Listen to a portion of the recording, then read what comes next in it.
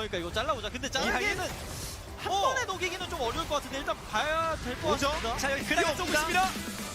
자 여기서 라칸 안에서 올라오는 중 왕왕 돌아갑니다. 근데 베이가가 좀 멀긴 해요. 베이가가 좀 멀긴 해요. 라칸이 라칸이 갔어. 라칸이 뒤에 오고 쳐다봤는데요? 스매시 그래도 스매시 살았네요. 스매시가 이러니까 대처의 폭발 궁극기 그러면 거대 운석이 날아갔습니다. 사실 되게 귀여운 인형이긴 한데 아니 딜 없어요. 딜 없어. 와 이게 폭발이죠. 와 진짜 정말 이따만한 운석이 날아갔어요. 그렇습니다. 자 와. 막 2렙 차이 벌어져 있고 물론 이제 연거배 지팡이 그리고 레넥톤의 필살기인 정지명령 제리가 벽을 넘어서 딜할수 자 1바직 전멸은 우리도 있습니다. 뒤에 이러면 약간 싸먹히는 구도 자 아니에요? 오히려 약간 싸먹히는 구도 그리고 라칸이 아니에요? 멋지게 띄우고 그라가스 들어가고 오고 멀고 옆에서 아니 떨어지기 무섭게 박수를 쫙 쳐가지고 그렇죠. 상대팀을 제대로 쫙 네. 소리 나게.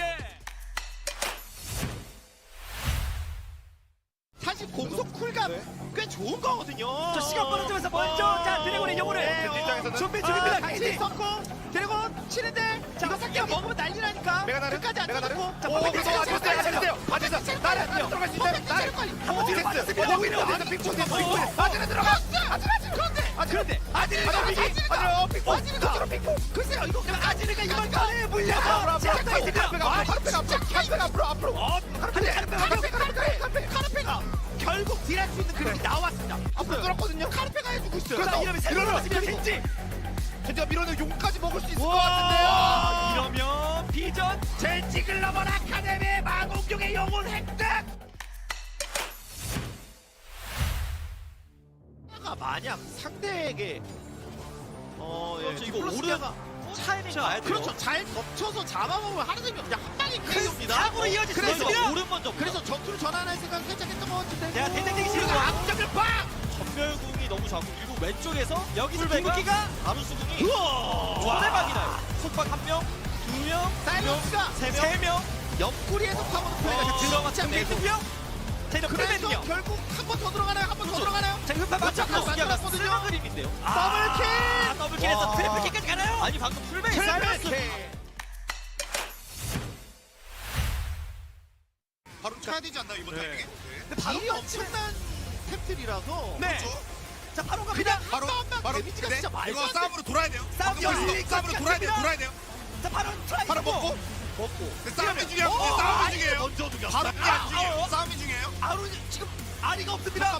이러면 근데 야당이요. 나중 끝까지 봐야 되거든요. 드리블이 살아있기 때문에 자 드레이브 자 불선수. 드리블이 딜각이 나오냐 그게 제일 중요합니다. 앞으로 들어가요. 앞으로 들어가요. 그래서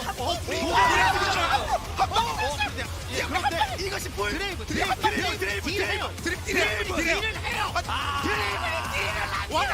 터뜨려버립니다. 드레이브는 불 같은 딜. 이것이 바로 또 불용까지 덮쳐있잖아요. 불 같은 딜.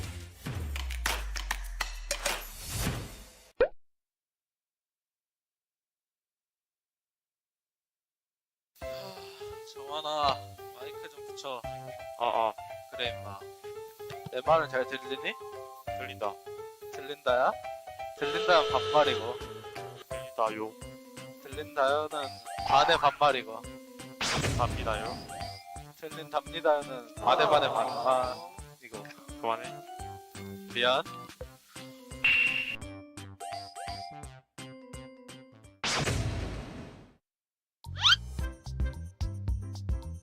거기 좀 머리 감아 해야 되나 개웃기네. 뭐라고? 머리 깐 거 개웃기다. 아니 없나? 대회장에서 머리 안 까졌는데? 아니 저 좋아. 나 원래 머리 안 까거든. 근데 YSKM 대회에서 머리 까고 개빡겜 하는 거 보고 아 알바 없구나 그런 거. 이미지 같은 거 알바 없다. YSKM 잘생겼어. 아 씨 누구냐? YSKM 잘생겼다는 거. YSKM은 잘생겼다는 거. 오동규. 개실망이네 오동. 그럼 좀 호리호리하잖아. 난 뭐야 돼지라는 거야? 도시가 잘생겼지. 너무 씨. 저게 더 실망이잖아. 아 어떻게 인간들 뭐야? 잠깐만 이런 거 근데 나가는 거 알아? 뭐? 지금 대화한 거? 오프더 레코드로?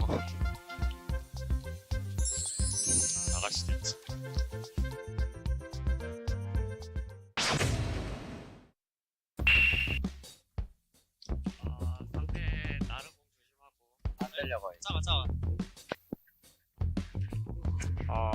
됐어? 작아. 됐다. 상대 실폭 있다. 실폭 조심해. 오케이. 셀피 나오네. 정글, 이거 먹고 상대 정글 들어갈기. 조금 작은데? 난 괜찮. 정글 이거 먹고 상대 정글 들어갈기. 오케이. 이번에 미드 턴 좀 길게 남는다. 또 다이브 어때? 잘 들려. 짱민아 거기 들어가면 안 되는데. 가비. 네. 잘 들립니다. 상대 서폿만 턴 남는다. 미드 조심해. 죽지마. 죽었다. 윤찬이 자 다음 거 생각해.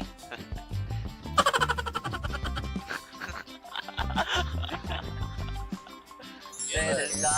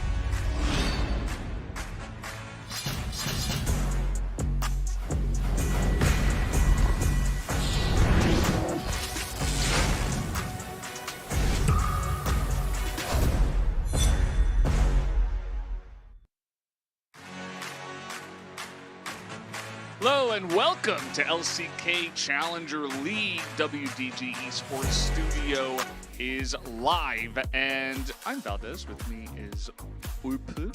That's right. Thanks for saying it to me in Korean. It makes me feel like we're really in tune with each other. Valdez. I really appreciate it. Today we have some good matches. We got 2 best of 3s coming at you. It's a 2-game Tuesday. Could be 2 one-sided games today. That's the expectation, but it could also be 3 games back-to-back for each series, because I think both of these teams, the weaker teams, could upset, at least in 1 game. That's kind of been the MO for Breon as well. Well, take a game off a stronger team but can't win the series kind of moniker that they've lived and died by here in Challengers. Hello, everybody. I see a lot of you are typing in chat. Good morning. It is 5 p.m. here, but good morning from where you are at, I hope. And yeah, as Wolf mentioned, should be a lot of fun. Our first series in particular is going to be actually very fun. Very high-level challengers play, you could say, because KT versus Hama Life Esports. KT currently in first, Hama Life Esports on the come-up and looking for as many wins as possible before playoffs. Indeed. So let's take a look at the standings here. You can see that KT, DK, and DRX, all 3 tied at 13 wins. So a win would be really huge for KT Rolster tonight to put them 1 step ahead, as they have 1 additional game to play. The loss for DK and DRX, putting them at 13 and 4, means that they're going to be massively ahead in terms of that game score if they're able to take that win tonight. Yeah, absolutely. It's something to look at as Quantum Freaks versus Bro for our second matchup as well. This feels like it's, you know, you were telling me before, I think it's going to be 5 games, but I don't know. To me, it's like either it's 4 games or it's 6 games. Yeah, I can kind of see what you mean. because either we're going to have one of these days where everybody's kind of like feeling the pressure, everybody wants to play really well, so the team that loses the first game is like, all right, guys, we got to focus real hard, we got to take this next one, and then they tie it up, and the other team is caught, you know, not playing as hard perhaps in the second match, especially for that second one, because Quantum Freaks, you know, they only have 4 wins compared to Bros 1. They are in 7th compared to 10th, but like, you know, is the difference really that large, Wolf? I'm not so sure. We'll find out, right? And like the LCK, we have a clear top 6 and a clear bottom 4. The difference between 6th place and 7th place is 6 wins at the moment. Yes. So it's pretty significant, the difference in level of play we're going to see between our first series and the second one. So if you're here right now, you're at least here for the good one, because this is going to be a big matchup. KT Rolster against Hanwha Life Esports. DRX going on a big streak here in round 2, so they actually moved up to top 3 and passed Hanwha Life Esports. But up until DRX had that incredible streak, it looked like Hanwha Life Esports were our 3rd best team. They might still be, but they have had a bit of a shakier round 2 than DRX has. Yeah, it's absolutely true. And this is really, you know, it's coming down to the wire. And DRX are really the team that's showing off that, hey, we can deal with the pressure the best. Whereas other teams, you know, back and forth, back and forth. Obviously, our top teams are still winning a decent amount, but some falters here and there. As you can see, the stats here for KT Rolster are quite high. Yeah, you can see that they generally slightly prefer Dragons to Heralds, especially second Herald. So yeah, we're seeing a lot more early Drake control for them, giving that second Herald up. Not too much else to read into in those stats. See a pretty high first blood rate. This team has been very dominant, so it shouldn't come as any surprise that that is occurring. As over here on the side of HLE, I think we have a very clear focal point, right? Rooster has great hair, but the top side of the map hasn't really been what this team's about. Like Ian Romer, you know, they've played fine, but it's really been about Lure and Guwon in the jungle. Like these are the 2 players that have given Hanwha the most success, and I think why in round 1, where the meta was much more about bottom lane, it's still about bot lane a lot, but it was only about bot lane in round 1, they found so much success back then compared to in round 2. Yeah, it's very important to note, as you'll note here as well, their HLE is higher than the side of KT Rolster, so perhaps we will have more Heralds per game on the side of Hanwha Life Esports. But definitely one of their toughest opponents, one of their toughest matches that they have to go into, and it's very late in the season, as this is the last week. Key position is going to be the bot lane, which I think Wolf is exactly where it needs to be. Yeah. With the Zeri win rate here at 9-5 for Hype, it's his most played. Notice that the diversity here drops down pretty hard after the Varus, but we have seen Hype pick up the Xayah, as she has become the 2nd most popular AD carrier right now in Korea, so actually lossless on that pick right now. As you see on the side of Lure, he's played a lot more Aphelios, and his Varus isn't as strong. But we are looking at number 1 right now versus number 4 in terms of AD carries. Somebody asked me about the Monty Wolf show this week. It was canceled, actually, because Monty lost power in his house when we were supposed to record, so we weren't able to do it. So sorry about that. Unlucky. Unlucky. Maybe next week. You can see the DPM is a bit higher here for Lure. We don't quite have... Oh, wait, we did have damage per gold. It was higher for Lure as well. And so you might say, like, hey, maybe Lure is a better AD carry. I wouldn't necessarily say that. I think that Hype is one of the best, if not the best. So don't read into the stats too much, guys, as it will depend on the execution in the game. These 2 AD carries are both very strong. As here we go, we are into pick ban. Yeah, and it's 13.5, as was discussed yesterday. I didn't watch all of the Challengers games yesterday, but you guys know the ones I watched because I was in the chat talking with you guys. Jarvan. That's right. Did not like the Jarvan support that much in the T1 series. I hope we see a little bit less of it today. It does feel like some of these teams are trying to emulate what they're seeing in the LCK, but the Jarvan support execution burden is quite high, as we will see, interestingly, a Heimerdinger ban rather than a Varus ban. I think this indicates that KT could be fishing for, like their sister team in the LCK, potentially some Karma Prio. Yeah, Sejuani gets banned as well, so they don't want to leave open, you know, like a Varus Sejuani or like even a Jin Sejuani, even though Jin is very much fallen out of the meta. I think they're making it pretty clear what they do want to pick up here first. As let's see if Hamalife Esports react. It is Hype who hasn't prioritized the Caitlyn that much this season, so I think that's a pick a lot of people are thinking about right now, but they will ban it anyways. And it makes it really easy to just lock in Karma here if you want to play towards the standard lanes, but they'll take away the Varus. Interestingly, with no Caitlyn on the other side and no Heimerdinger, they might just get Karma anyways, but this at least prevents Lure from playing on-hit Varus because he's been very good at that. Lee Sin just going to be blinded again here. Yeah, I think every jungler in the Korean region of both LCK and LCK Challengers and LCK Academy. And Academy and even solo queue rejoiced when Lee Sin became meta again, even though it was always meta in solo queue. But it's, yeah, teams are willing to pick it up. It's just, it has such a huge impact on the early game and even the mid game. I mean, our Lee Sins here in Korea are insane. I would love to see a Thresh pick away. I don't think they'll do it, because I think it's actually still pretty strong here, but will not happen. Going to be Wukong locked in here. Saw that yesterday, actually, in the LEC, the Thresh pick away from the Aphelios.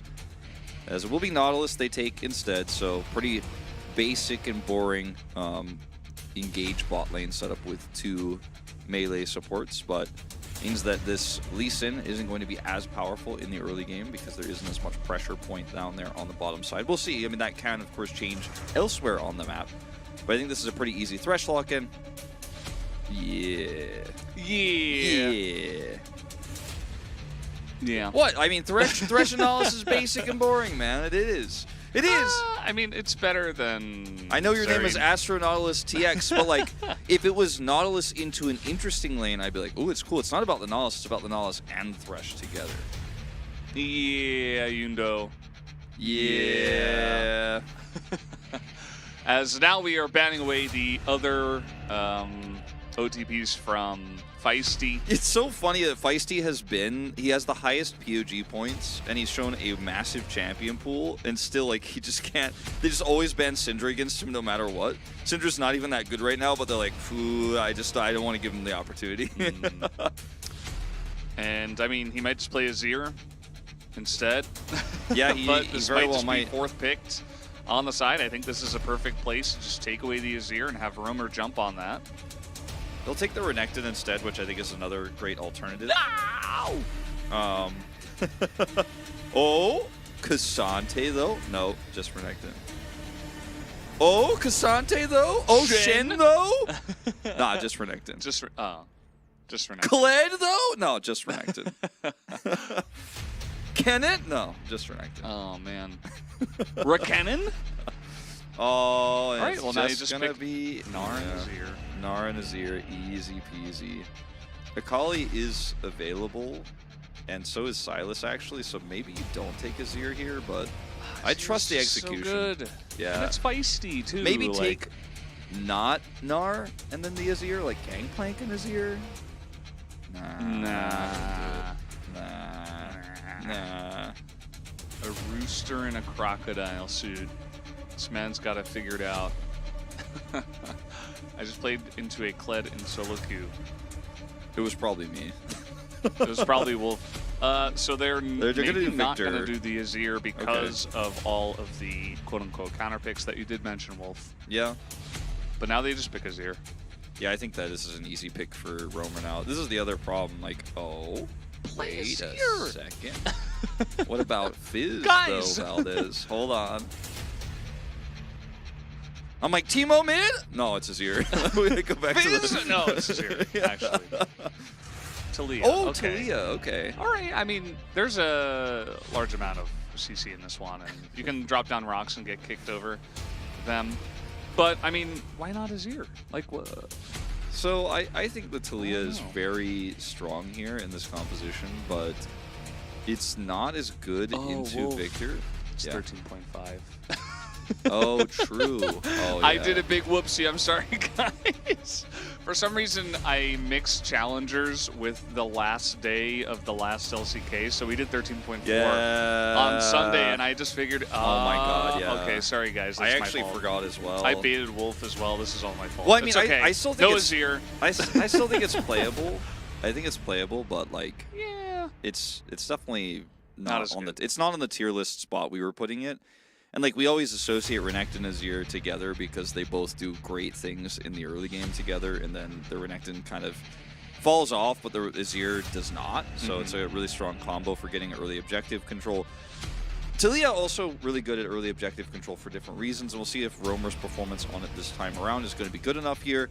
As KT have a draft that is very difficult to execute here, I think. They have the Gnar engages, which are going to be based on the Gnar bar. You have a weak potential top lane angle. Like, there's an angle for Guon to attack this Gnar into the Renekton matchup, whereas bottom lane might be pretty self-explanatory. I think HLE have a lot more agency in the early game because of those Weaver's walls, because of the Lee Sin that's better pre-6 than the Wukong is.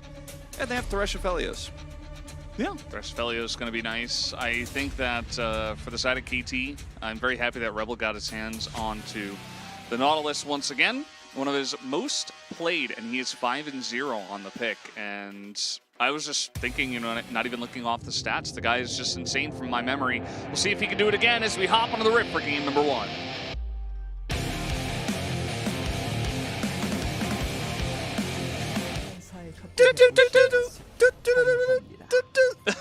What? You tried to cover it up by like doing an extra doo-doo-doo song.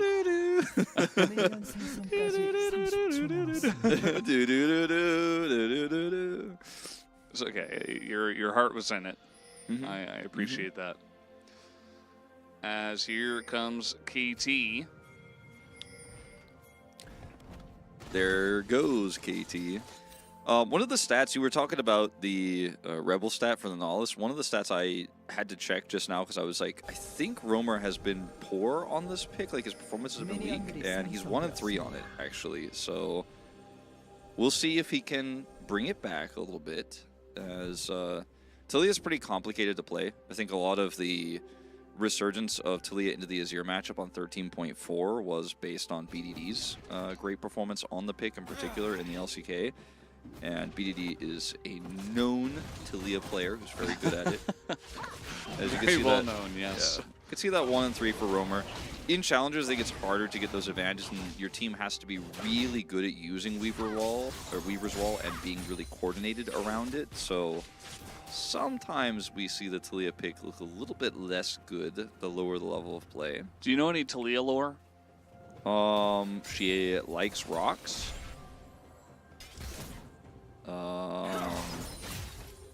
No. Okay, that was the answer I was looking for. She's from Shurima, Okay. just like Azir. Okay. I was just wondering because, yeah, Yasuo trained her. I knew about that. She meets Sivir at one point at a Okay. cafe, or like. Probably at a cafe, yeah. Ooh, level 2 spike here. Duro is going to eat the hook. And a nice little start here for KT's bottom lane. She's in love with Malphite? I don't... That can't be... Okay, you're joking. That's Likes the rock. The Okay, rock. yeah, that was very clever. Nearly got me there. I was just wondering, because the name of her ult is Weaver's Wall, right? And I'm like, is she a weaver of some sort? Does she weave in rock she has throwing, been and that's known why to it's make- called Weaver's Wall? I think it's because she's known to make baskets. It is known. I mean, that's what I heard. But Okay. my information may be incorrect about this. She's called the Stone Weaver, but she doesn't make baskets out of stone. Yeah, I would imagine that's pretty difficult. Yeah. You would need a very high temperature to bend stone. I don't even know if that's possible. Guan's Maybe if just you're a gonna volcano. steal this. Oh, he sees Hambak, who Well. couldn't quite get over the wall, but either way, yeah, just gonna smite it away. Guan just kind of being annoying. Might be able to like force double scuttle from here with his aggression, but he did go for the 3 camp level 3 invade. Well, this is really amazing for the side of KT because they have a ton of bot push right now, and that hook trade went so well for Hype and Rebel that they can continue to put this much aggression on, and because Guon is trying to harass Hambak here, and Hambak is just following him around, like the top matchup is also not going to be. It's like really easy for Hambak to just shadow. He's going to take this ward out here. So no advantages right now for HLE, and they're even going to get the scuttle. Like, nice try. They but we're will gonna take secure the scuttle. Yeah. Absolutely. It is theirs. No double scuttle for you. Yeah. One did take the blue buff. So that is one thing. But as you're mentioning, I think KT pretty fine with the shenanigans early on here. It's not really going to make that big of a deal. Are you going to give it over too? Nice. Nice. Always Do you let your think that jungle have it. Wukong's stick that he holds is like relatively heavy and he's really strong? Or is it light? Like it feels and sounds like. You know what I mean? I think it's somewhere in the middle, actually, I feel. Okay.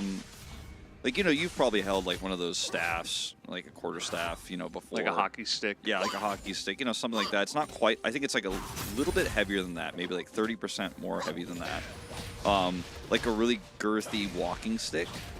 Okay. Yeah, you know, like one that like, It's not the adjective I would have used, but sure. like if you grabbed it, like maybe your middle finger and your thumb like just barely touch. Kind of Whoa. like, Okay. All right. like that sort of like heaviness to, I don't know, I don't know how to explain this, but I think it's heavy enough to where it's like, I mean, you asked me, I don't know. It's just not the word I would have used. Like, I don't know. Someone said it's supposedly from Chinese mythology. It's a really big pillar that was shrunk down, and so it should be really heavy. Yeah, well, that makes sense. I believe it's all like the same Chinese myth, right? Like Wukong is a pretty. It's like in every game, right? Like it's Monkey just- King. Yeah, exactly. So it's probably pretty heavy I think and so. potentially girthy. I mean, I wouldn't know. I mean, I'm just basing it on what it looks like when I see Okay. him smack people with it. Like the reason I asked is because it just looks and sounds so light to me. Like when he's using it on the Rift Scuttler, I'm like, does that thing even do damage? I feel like it sounds like, yeah, let's take a look. Yeah, see, it's like nothing. Only if he If he Qs, Qs, obviously. yeah, if he Qs, it gets pretty It's a loud. different story. We got an engage here. Lure in a little bit of trouble, has to flash away. End cleanse his Okay, castle. Roamer's here. No hop. Could have like Weavers and maybe forced to flash, but nope, not going to amount to too much. If he commits to that, he's probably going to lose a plate, and if he loses a plate and doesn't get the kill, then it's going to feel really bad. He won't have ult either for a potential Drake fight, so I understand the reasoning, but this is the kind of execution I'm talking about where everyone has to be really coordinated to use this Talia, and you could see the ideas there, but they're just not willing to pull the trigger. So nothing happens there. Mid prio comes over, bot prio remains, and KT, just by the nature of the power of their early game here and how much bottom side control they've had, they're just going to get an early Drake. And Talia does nothing. Yeah. Not yet. Not yet. Infernal Drake next. The singular Mountain Drake isn't going to be amazing, considering, you know, Wukong builds a lot of health. Like, yeah, you'll get some resistances on Castle and maybe even Rebel, but it's not that kind of like really tanky composition where you'll get a lot of value out of the singular one, but most important for the soul that will eventually happen. As here in Challengers, we generally have more action, waiting for that action. No flash here on Lure, but they're not going to get baited in as Guwon is nearby. Good position there from Lure as well, just staying behind the wave. Not going to force anything here. They want to get this ward out of the brush if they can, but I don't think they'll be so lucky. Especially with Hype having level 6 here. Still a little bit away themselves. As Hambak with that wave, trying to sneak in here. He might have been seen. Doesn't look like it. All right, well, they're just going to get on top of Lure. He just has nothing. He's just dead. First blood and second blood as well. So that action you were looking for, eh? Yeah. Well, very sneaky gank, very nicely set up by KT. Gonna potentially give over this Herald, but you know, I'd say that this is absolutely worth it for the amount of resources committed. Like basically just a Wukong pressing R. Didn't even have to flash for this to get 2 kills and a plate to the Varus. Yeah. You're happy to give it over. Lure doesn't have any summoners. They don't have vision of this brush. Yeah. So it's Varus Nautilus Wolf. Like they could have just walked in him. Yep. I don't even think they needed the Wukong, but made it look cooler, I guess. Make sure you get the double. I guess maybe they would have otherwise gotten like a flash at a Duro and he escapes. But with the Wukong there, you're going to get both kills. And yeah, arguably maybe he just doesn't need to be there and he goes topside and delays the Herald and they end up getting a kill and a plate bottom side and the Herald, but I like the play from Hambuk. Look at the pet that we did see on the vision toggle there, probably not actually visible to the players because he was in the brush when that happened, but it was very close to him getting seen. HLE bot aggressive when Gen.G have Herald. You mean Herald? Yeah, I mean, regardless of the message, I think he's also right? Like, you don't have your jungler around, Guwon's doing Rift Herald. Gotta play it safer when your AD carry does not have any summoners. And now Hype, who is going for on hit. He's just going to be in a really good spot, Wolf. He's just going to be like feeling amazing. He's one of our best AD carries in this entire league. Yep. And there's just not much Guwon has been able to accomplish this game. Like, he tried to put the pressure on early and actually cost them some control. And speaking of Guwon, how loud are the cues? They're decently loud, you know. No red buff, unfortunately, so Guwon is going to be able to get away. Fortunately for Guwon. Unfortunately for Hambuk. Valda's favorite board game, Spirit Island. And that's the one we all play. I mean, that's his second favorite. What is my first favorite? Well, Candyland, obviously. No, it's not. What are you talking about? Valda it's not plays Candyland. Candyland all the time. I absolutely do not. And he also plays with the rainbow enabled. Like, he allows you to actually roll rainbow and win the game. That is not true. It's really not that fun playing Candyland with Valdez. He plays with the rainbows enabled. Rainbows not how I enabled. play. Definitely have never even heard of that. You have to disable the rainbow bridges, otherwise, like, someone can basically win the game instantly. That but sounds you like don't a disable nightmare them for some reason. Because he hates RNG with dice.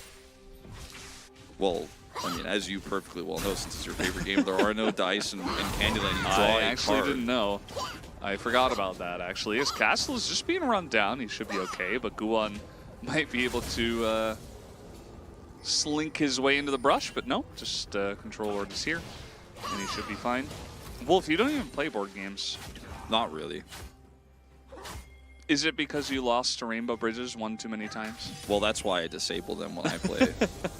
Which is why I don't play Candyland with you, because you keep them enabled. I'd actually be down for like a night where we play like old, super simple board games. Yeah. Get some Uno in there. Yeah. Some, well, not Monopoly. Monopoly doesn't count, but it's not a board game. Monopoly. Usually you want to play games that are fun. You know, like Sorry. Yeah. Monopoly's not that fun. You know, like Sorry. You ever play Sorry? Yeah, I've played Sorry before. How about Trouble? Trouble? Oh, Trouble's a good shout. Yeah. You get to press the little popper thing in the what middle. What about Boggle? Boggle. I feel like I've played it before, but I don't know. I don't remember what it is. So you have like a tic-tac-toe type grid with a bunch of letters that are all dies, and so you shake it, and then the letters all appear, and you try to connect letters together, almost like Scrabble, and write down it's as like many as you easy can. Scrabble? Yeah. Oh, it sounds fun, actually. It's pretty fun. It's kind of like a race in professional Boggle. Professional Boggle. I mean, look, I watched the King of the Hill episode once. Okay. And they had Boggle Me too, tournaments. I have seen that. Yeah, and they had Boggle tournaments there, and Peggy Hill played in the Boggle tournament. Okay. So I think that Boggle tournaments are a thing, or maybe they're only a thing in the King of the Hill universe, but... Okay. Have you ever played Yahtzee? I played Yahtzee when I was a kid, and I did not enjoy it. I actually liked it. Castle maybe doesn't have Hop here, as Rooster trying to put on the pressure, but again, just going to kite it back. Spacing pretty decent here from Castle. And Rooster just getting very aggressive, not too much to see. Have you ever played Yu-Gi-Oh? Wolf has. Yeah. I have not. I was recently talking about Yu-Gi-Oh! And how it was a good game in my middle school days. I haven't played it in a long time. I know there are some very good Yu-Gi-Oh video games, and some of the Korean commentators would play the new Yu-Gi-Oh games like on their Switch last year. One of my best friends I played Yu-Gi-Oh with growing up plays. Is that like it an still. online game? Yeah, I think it's online. I don't know if it's like you have to buy the cards, you know, like Hearthstone or whatever, but I really don't know. But some of my old Yu-Gi-Oh friends still play. It's still popular. I don't play it anymore though. Yeah. I was still just waiting for the holograms to come out. I was getting into Magic the Gathering with LS like 2-3 years ago. It was pretty fun, just it's very expensive. I saw he played and won a tournament recently. Yeah, he won the tournament. Yeah. He actually invited me to that, and I'm like, he's like, "Oh, are you free on Sunday?" I'm like, "LS." I'm not free on any day No. unless it's Monday and, well, not and, Monday or Tuesday, depending on the week. So yeah, he just went there and won. So that was pretty cool. Won Yeah. like a PS5. Saw that. This game nothing has happened since that double kill, except KT has gotten a lot of control over the map. They've put the Varus mid. It's a very slight gold lead now in the grand scheme of things for the Varus. Like, those 2 kills early accelerated him to a shield bow, so it's not like he has taken this lead and is running with it, because now Gale Force is picked up here for Lure. So it's still a fairly close game, but HLE needed to use this Talia to win fights early or to try to secure early objectives. Same with the Renekton. Renekton bought a Cull. Yeah. It is going to finish soon, but like... Feels like they're playing it very safe and slow. Yeah.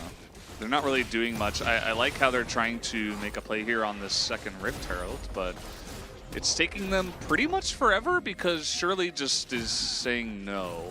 He's not taking any damage, just running away. Okay, well, HLE Esports are now like, well, this is awkward. What should we do? All 5 of us are here. Maybe we should K-Ram? Yeah, that's what it looks like. Is Hambach does have Nice. flash ult, so this really needs to be respected by HLE. They're going to try to pick him off first. Not the choice I'd look for, especially if he runs into that choke point. They've actually just given KT Rolster a ton of space here. Uh-oh. Look at Hambach's angle. You were just Yeah. talking about this. He's got the blast plans as well. Oh my god, here it comes! No! He's just in the back line, and yeah, he might die here. He does go down, okay, but that is a 2-for-1 trade in favor of KT. So the setup perfect here for KT, and as you mentioned, HLE, they kind of just stumbled into that one. Yeah, they tunneled on the Wukong, and then KT were like, oh cool, we got position now, and the Victor actually gets in range. Look at how much damage Feisty did in that team fight with the Cyclone setup. It's insane with his ultimate and just one Death Ray. He's cresting 2,500. As, look at that, Death Ray comes through, they grab the Sin, and there's no follow-up here, because this fight isn't really, like, the reason why Hambach dies is because he goes into 3 by himself, but the front line dies while he backs up, or takes out the back line, so the back line can't follow through when that hook comes through from the Nautilus, when the follow-up ult comes through from Rebel. And so that's a 3rd kill for the Varus now. And things are looking pretty dire here for HLE, especially considering there is no realistic way that they can contest this Drake right now at Soul Point. They may have a Talia, but she's not here. She will need to rush down as soon as possible. And because Castle is up on the top side of the map, they will have a man advantage. Castle does not have TP yet, but if you lose the fight here, like actually losing the Drake is better than losing the fight, but if you lose the fight and the Drake, it is not going to be a good situation. That's going to be pretty rough. KT Rolster potentially letting them have this one as Hambach just playing it well with his clone. As Castle. Free value up here. Going to trade it for the Drake. I'm not sure if you kind of had to let this one go as KT, but you are you're also delaying an Elder Drake Wolf. I guess So if you want to stop Elder Flips from happening, just let him have one. And then you take the next 2. I definitely think they should have contested. Renekton's relatively tanky, but there is just massive amounts of CC on the side. Uh-oh, Chains of Corruption. Able to chain over onto Roamer. That's going to be another kill here onto the Aphelios, who was in the front. Lure not using his flash. As, yeah, just the massive amount of CC Castle's not even here. on the side of KT is just going to outdo HLE Esports, and they say, yeah, sure, take one Drake. We don't give a damn. Yeah, so this is what I like to call the Valdez theory of relativity. The Renekton is relatively tanky. Yes. One stack left on his Cull too, and now he's in the Death Chamber, so he's like, let's see, he is sitting at 191 gold, so can't buy something necessarily that he would have had if he actually finishes the Cull. Needs one more minion. So the hilarious part about all of this is that HLE got away with the Drake without fighting, and then they were like, you know what? And KT like wanted a fight. Like they were like, oh yeah, we actually are way ahead right now. We should definitely fight if we can. KT decided not to fight for the Drake, and then HLE were like, no, but your comp is so strong right here. Let's just engage into it with all the CC that's set up, and they did. And they gave KT the fight that KT should have won but didn't want, and so now KT lose the Drake but win the fight. That's good. Now bounties are up. Oh, no, not again. Well, at least he saved his flash from the last fight. And this time, kind of going to bait KT into this one. Yes, lure does go down as another hook going to hit, but able to clone away.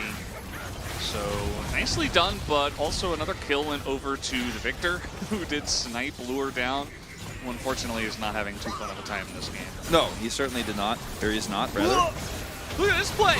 He's showing off their CC. Okay, Humalife Esports. Okay. You never know what's going to happen in a game of challengers. And all of a sudden, a big team fight win, an ace to Humalife Esports. All right, well, an ace picked up early. They cannot do Baron, but maybe they can pick up some bounty gold here on this mid turret. Some objective bounty gold, because they picked up some bounty gold on these players. As Lure gets caught, quote unquote, but then the follow-up here is actually pretty insane. The kick is great. The follow-up damage here from Rooster also, and Rebel is just way out in no man's land, but the follow-up hits onto Hambak with the death sentence. And you have so much additional poke here with the Talia. Castle gets pulled in one more time. And then Guan decides doesn't want any further chase and just flash out of there. He moved up to Q the minion because he's trying to clear the wave and keep the turret alive, and that led to his eventual death. Just trying to save it. He will fail, and HLE will pick up the objective bounty. Objective bounties falling now as a result of this fight where they pulled back up. Only 2,000 gold behind now. You know, all in a day's team fight. Now the Talia has a Seraph's complete. Yeah. And that did take a slight hit on 13.5. That's true. But it's still a good item. I think it's very strong into the amount of burst damage that's on the side of KT. It's very nice, even so. As Castle, he has gotten 3 free turrets so far in this game, Wolf. Yeah, it's crazy. Okay, we're trying to force into a lantern. And by we, I mean KT Rolster. By KT Rolster, you mean KT Rolster Challengers team. Yeah. By KT Rolster Challengers team, I mean this particular variant of it with Castle playing instead of Perfect. Okay. And Rebel instead of Way. And Rebel instead of Way. Okay. And not, of course, previous rosters with Noah, etc. Noah.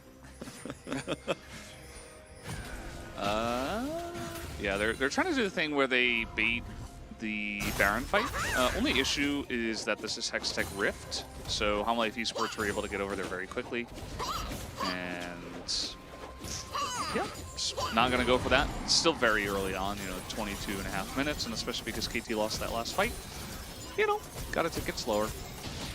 I do think that, thinking about Seraphs and the nerfs, like I think it's still just gonna be played exactly like it was the entire time on 13, because it's just the only item of its type that exists.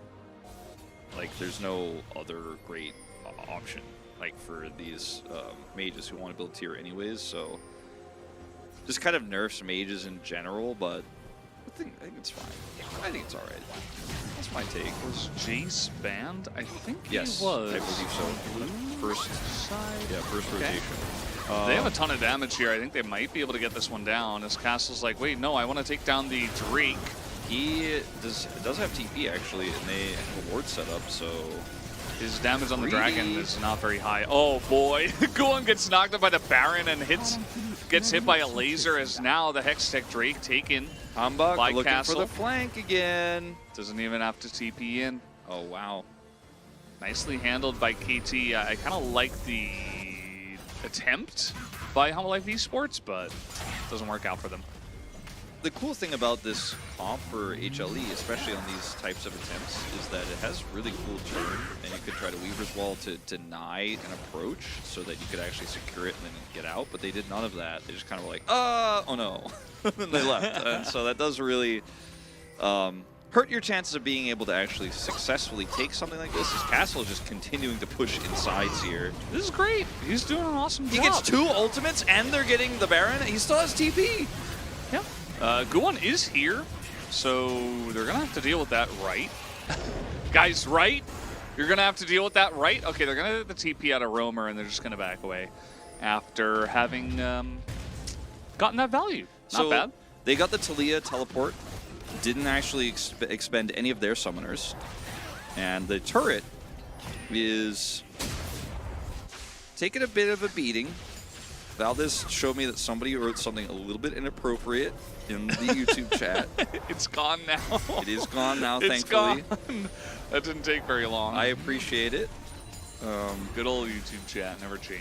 YouTube chat always, whenever I feel like I'm ready to trust, Yeah. always letting me down, YouTube chat. It's okay. It's okay. I'm sure all of our Vietnamese chatters are doing the right thing. I wouldn't know, but I bet you guys are great. I trust you. Absolutely. The rest of you, But get it together. came from YouTube chat. He's glad he made the move. Yeah.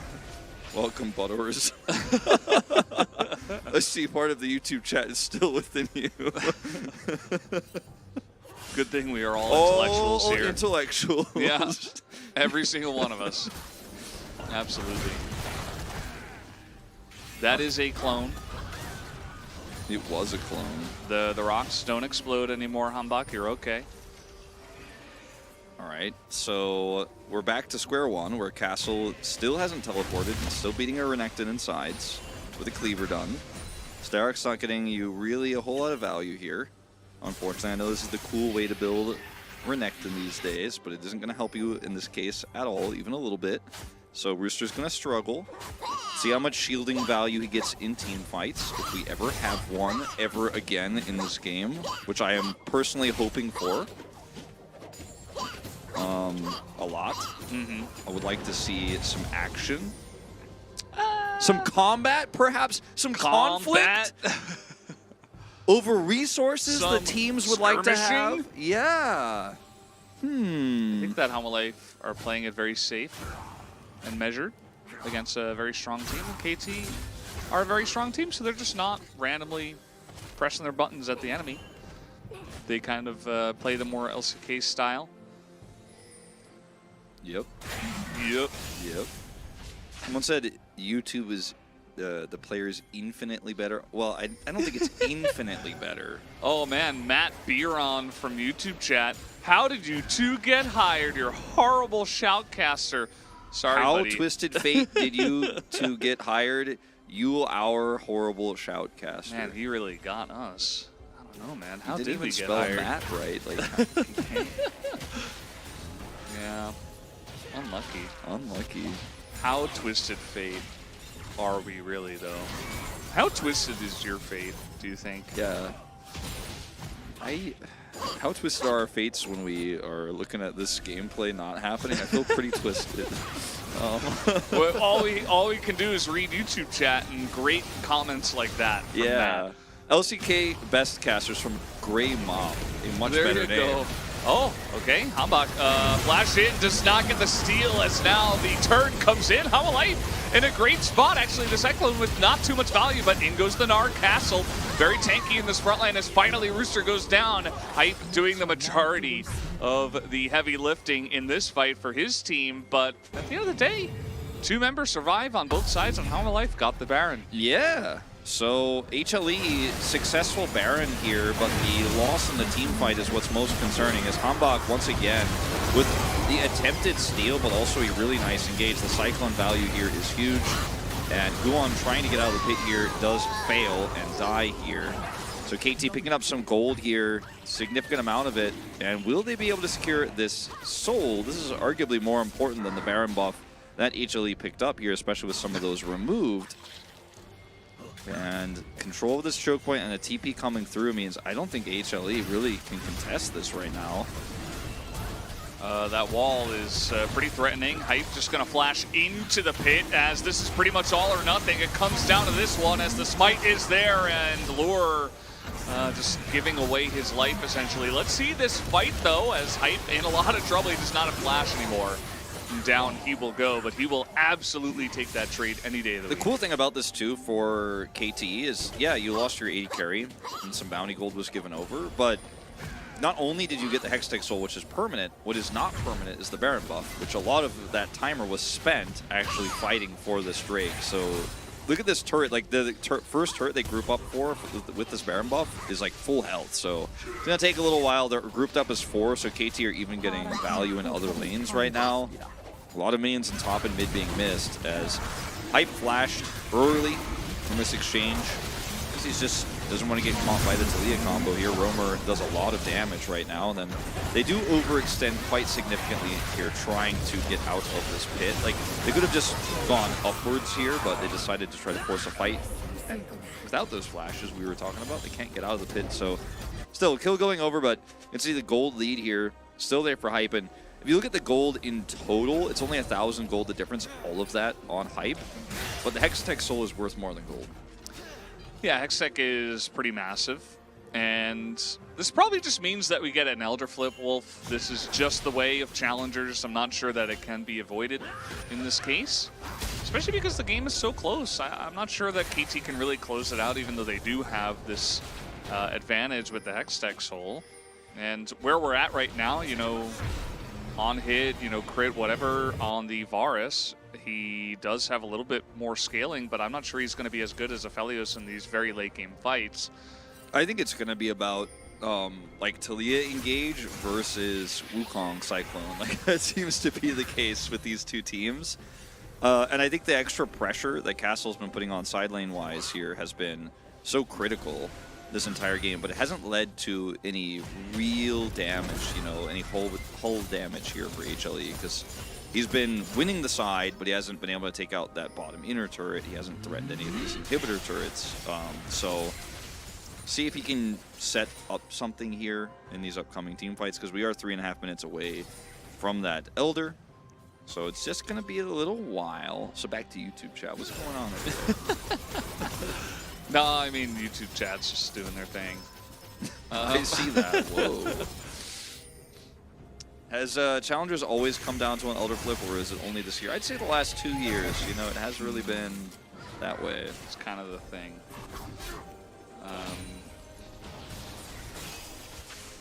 Yeah. The signature challengers movement. Yeah. So on the map, there it is. Thank you, observers. This is what is happening for now. Yes. It is a Victor and a Gnar for KT who have control of the map. So there's not much where we're. Caster's favorite pizza topping, pepperoni. Anchovies. Pepperoni That's close not second. true. Yes, it is. That's not true. It is true. I've never had a pizza with you where you Because put you anchovies don't like on it. anchovies. Or do you secretly like anchovies? And you No, never I told me? don't. Okay, well, that's why you've never shared a pizza with me with anchovies, because I'm not rude. I'm not going to make somebody eat anchovies if they don't like it. I don't know. You just have never mentioned it until this moment. I eat anchovies on my pizza at home every time. That's I not actually true. have. Yes, I do. I have a jar of anchovies. You in have a my jar of refrigerator. anchovies. I don't believe that for a Yes. second. Yes, I do. I get them at Costco. It's true. I don't think they even sell a jar of anchovies at Costco. It's a jar. I mean. Uh-oh, here we Bye-bye. go. The CC chain, but it's into the tank. Doesn't matter. The answer is no. The tank is not that tanky. But most importantly, the Varus is now dead. As it looks like KT are like, well, we don't have our Varus anymore, so... That was some scary Gore Drinker value from Guon, but it didn't matter in the end. Yeah, well, they spent a lot of their time killing the front line of Homolite Esports while their AD carry died. Yeah, that is problematic.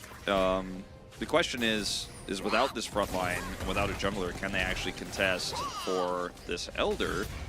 It will respawn, but like they want to get vision set up here. They want to have some element of control. And right now, they do not have any of that. In fact, neither of these teams have really any Elder vision. Careful, careful, Duro. Careful, careful. You see that Feisty is still doing an insane amount of damage and has the range advantage. The Victor oftentimes picked into the Aphelios for this reason. Even as the game goes along, can match scaling and will have a range advantage against certain guns. As here comes a wall, just locking them in, I guess.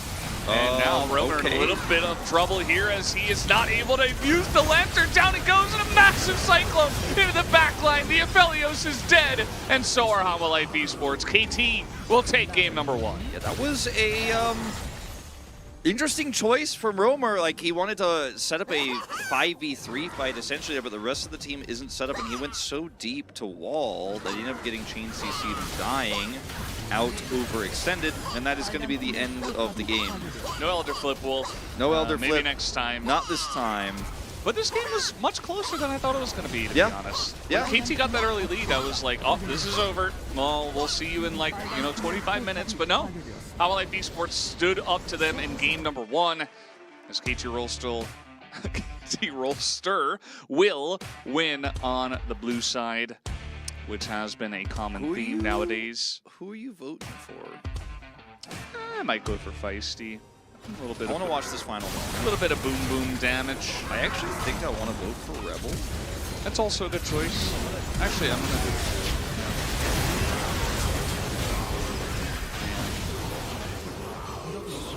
Well, Because he also, I mean, he had this moment, but he also had so many good team fights in the mid game. I think Feisty also played well. Castle also has some great moments. I was initially leaning towards Hambach actually, but it's like one of those games where it's decided by who makes the snap decision faster. I think Rebel made the decisions quickest every time. so do Perfect and Wei come in for game 2? No. What do you think? No. I don't think so. I think it's too important to try to get first place right now. I think KT are I going would to stick agree. with this roster. Yeah.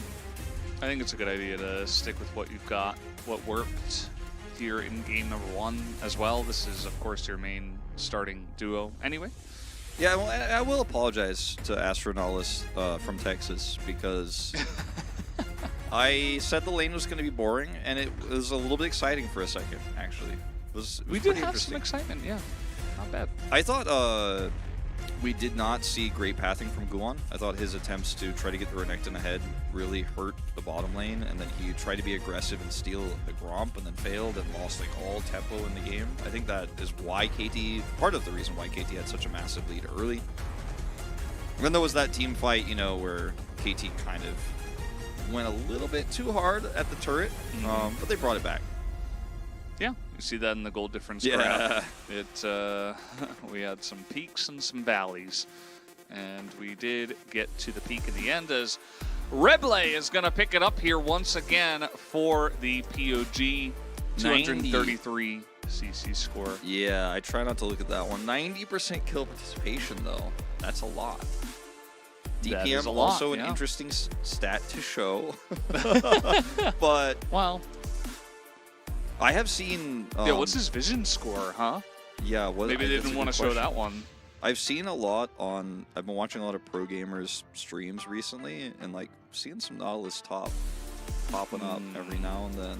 I do wonder if he could make You know, a comeback. it does have a lot of CC, and if you don't want to play it in the bot lane, that's one way to get a Nautilus on your team. True. I like it. Just get Nautilus top, Gragas mid, Wukong jungle, or Sejuani jungle. Bottom lane is Varus and, I don't know, Cho'Gath or something. Vision score is a big liar. Vision score called out as a big liar. Jarvan MF bot does sound fun. Maybe we'll get that in game 2. Yeah, might happen. But guys, we are going to take a little break and be back for game number 2.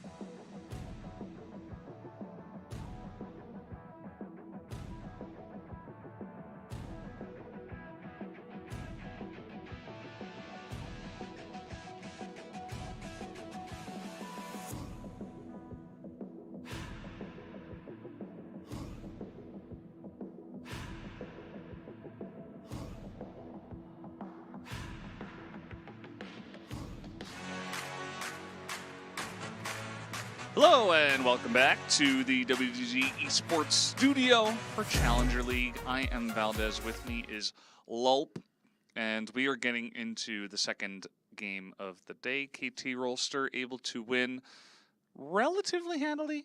You know, going by the Valdez theory of relativity, of course. Relatively tanky Renekton. But at the end of the day, you know, Hololive put up a good fight, and I wouldn't be surprised if they clap back, you know. It could happen. It could happen. I think a lot of it's going to come down to the draft. I think they tried to do something that was too complex for their level of shot calling. What do you mean it's a green screen? Wait, what?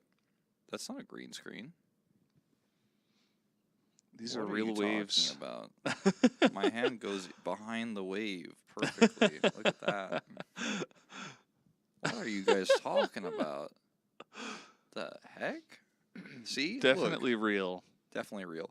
This is Yeah. a desk. Watch me grab this. See? Hold on. Totally real.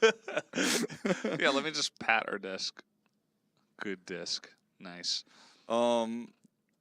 So Wolf's arms are so long. They're fairly long. Mm-hmm. We did get the update that HLE have selected blue side. Yeah, we also got another update, Wolf. We did. Remember how we were talking about this KT Rolster roster in particular, the Academy roster and not the main roster, and then also Challenger us. Challengers roster.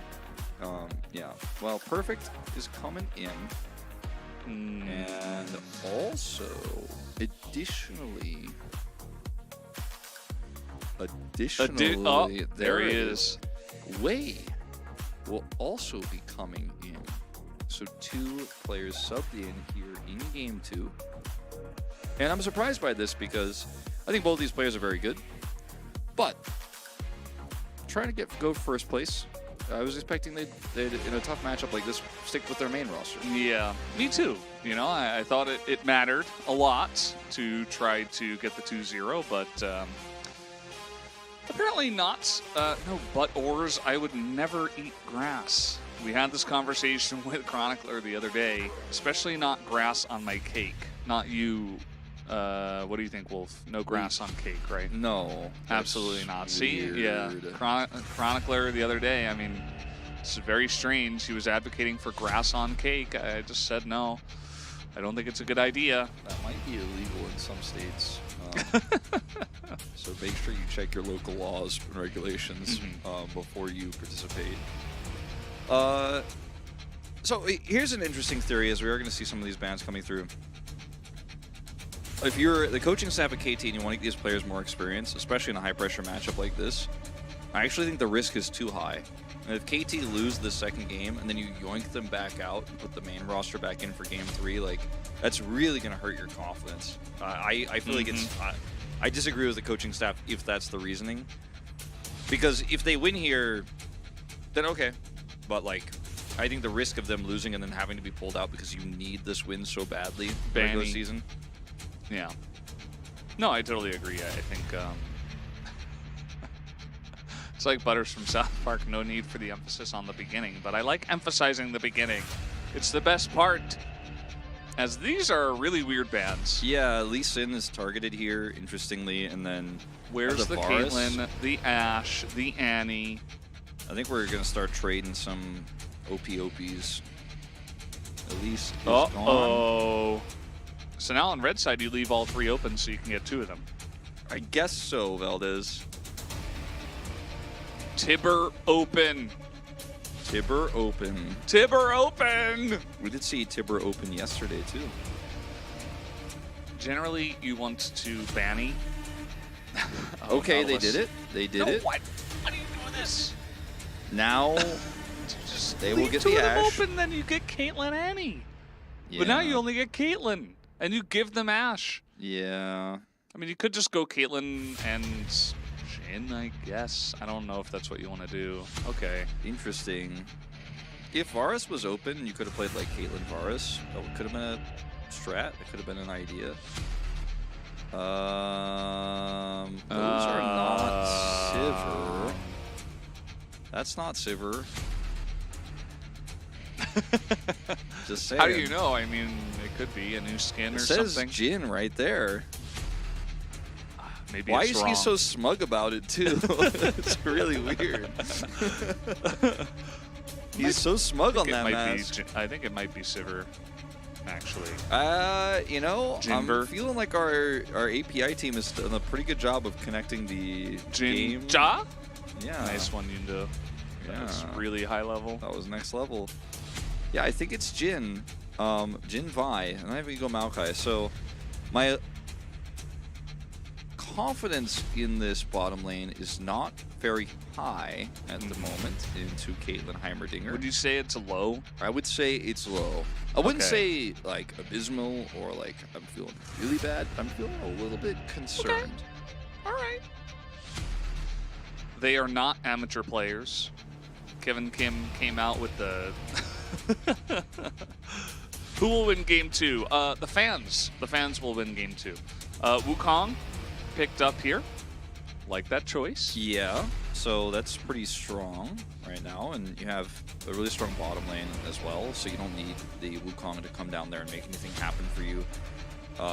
So the power spike, or the rather power drop 3-6 for Wukong going to feel less bad.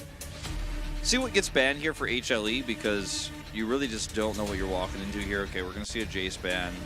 That makes sense. We might see a Renekton ban again. JC. Yeah, I'm calling Jace JC from now on. Okay. Yeah. I do believe Jin will be the AD carry. Yes, that seems likely. That seems likely. If it is not the case, I think I like this lane even less. Might be downgraded to, you know, from bad to worse tier, actually. Talia's banned this time around, so Roamer won't have that opportunity. Victor? I don't think so. I think they want something that has a little bit more engage opportunity, but it is 13.5, so Azir's off the table. Cassante going to be picked here blind. Pretty safe pick. I think that's fine. We've seen that Cassante, rather, has gone up in priority bit by bit, even after his nerfs. If they take Gnar into this, I think it's really easy to just put Feisty on Silas, and this comp works really well. All right, Roamer's going to play Syndra. Blind. Cho'Gath. Kled? No, it's just Gnar. Someone showed us our Twitch. Someone showed us our Twitch clip from last time where we were like, "Oh, it's not Gnar," and then it was Gnar.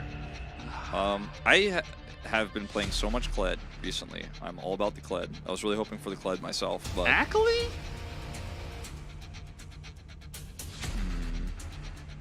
Well, I mean, I think it should have been Fizz. This is actually the Fizz game. Yeah. I would have loved a Fizz here. So bottom lane, you've got some power with this Vi. Like if you can come down there and push this Caitlyn back, and you know, stop the Heimerdinger push, then you can win topside pretty comfortably Gnar into the Cassante in the early game.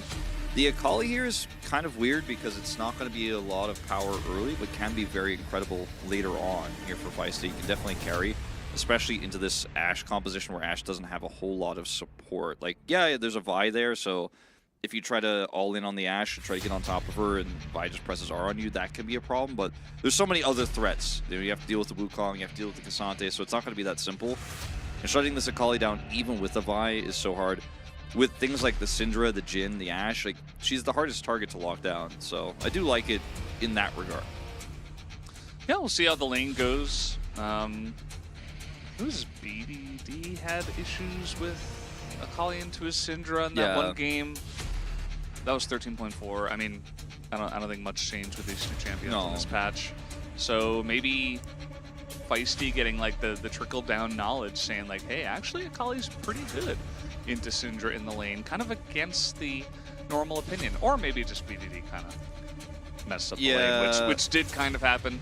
But yeah, I trust Feisty here. I think he's got some kind of angle. I think he's going to be really powerful in mid to late game team fights because it's so difficult to actually play Gnar into this comp. There's so many different ways for Gnar to get blocked out from using his Gnar bar. Like he's like, I have this one window, I'm trying to hop in and actually set up a fight. There's an Akali locking him out. There's a Caitlyn doing damage. There's Heimerdinger turrets. It's going to be an unfun time for Rooster this time around. Yep. Let's see how it goes, guys. Both these teams are ready. Let's hop onto the Rift for game number 2.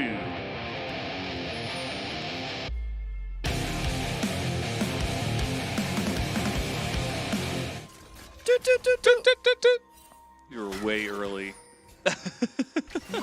I even did the head bop to like get the beat going. I don't know, man. And then you go on the downbeat. I was so ready. I'm gonna say something that is gonna make everybody hate me. Okay. And, you know, I think it's time to say it because it's the last week of regular season here. I know exactly what you're going to say, too. It's a very Wolf thing to say. It is. So I just know what's going to happen. Yep, it's a very Wolf thing to say. All right, let's get it over with. I think it might be time to retire the do start. I think it might be. I think we've done it enough. You know, I feel like it was cool. It's very fun. It's very classic. And I think we need to. I think it's ready. We're ready to find a new cool thing to do at the beginning of the game. Even YouTube chat's getting in against you.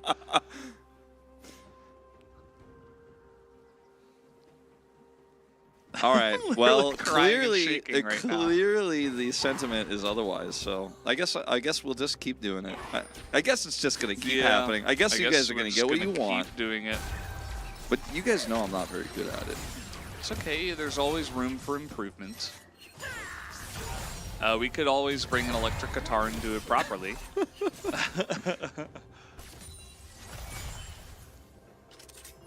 The effort is what we appreciate, even if it's not perfect. Yeah. I can always be better. That's true. So, Jin with Ghost. In current year. Yeah. I mean, he's getting some work done here at level 1. Now they have level 2 as Roamer is reminding everyone that this is not a fun time for the Akali in the early levels.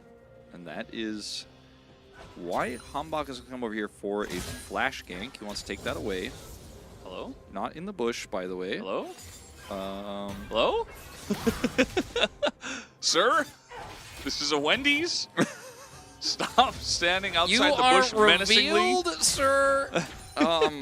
You must be in the bush for you not to be seen. That was pretty bizarre. He's just standing there menacingly.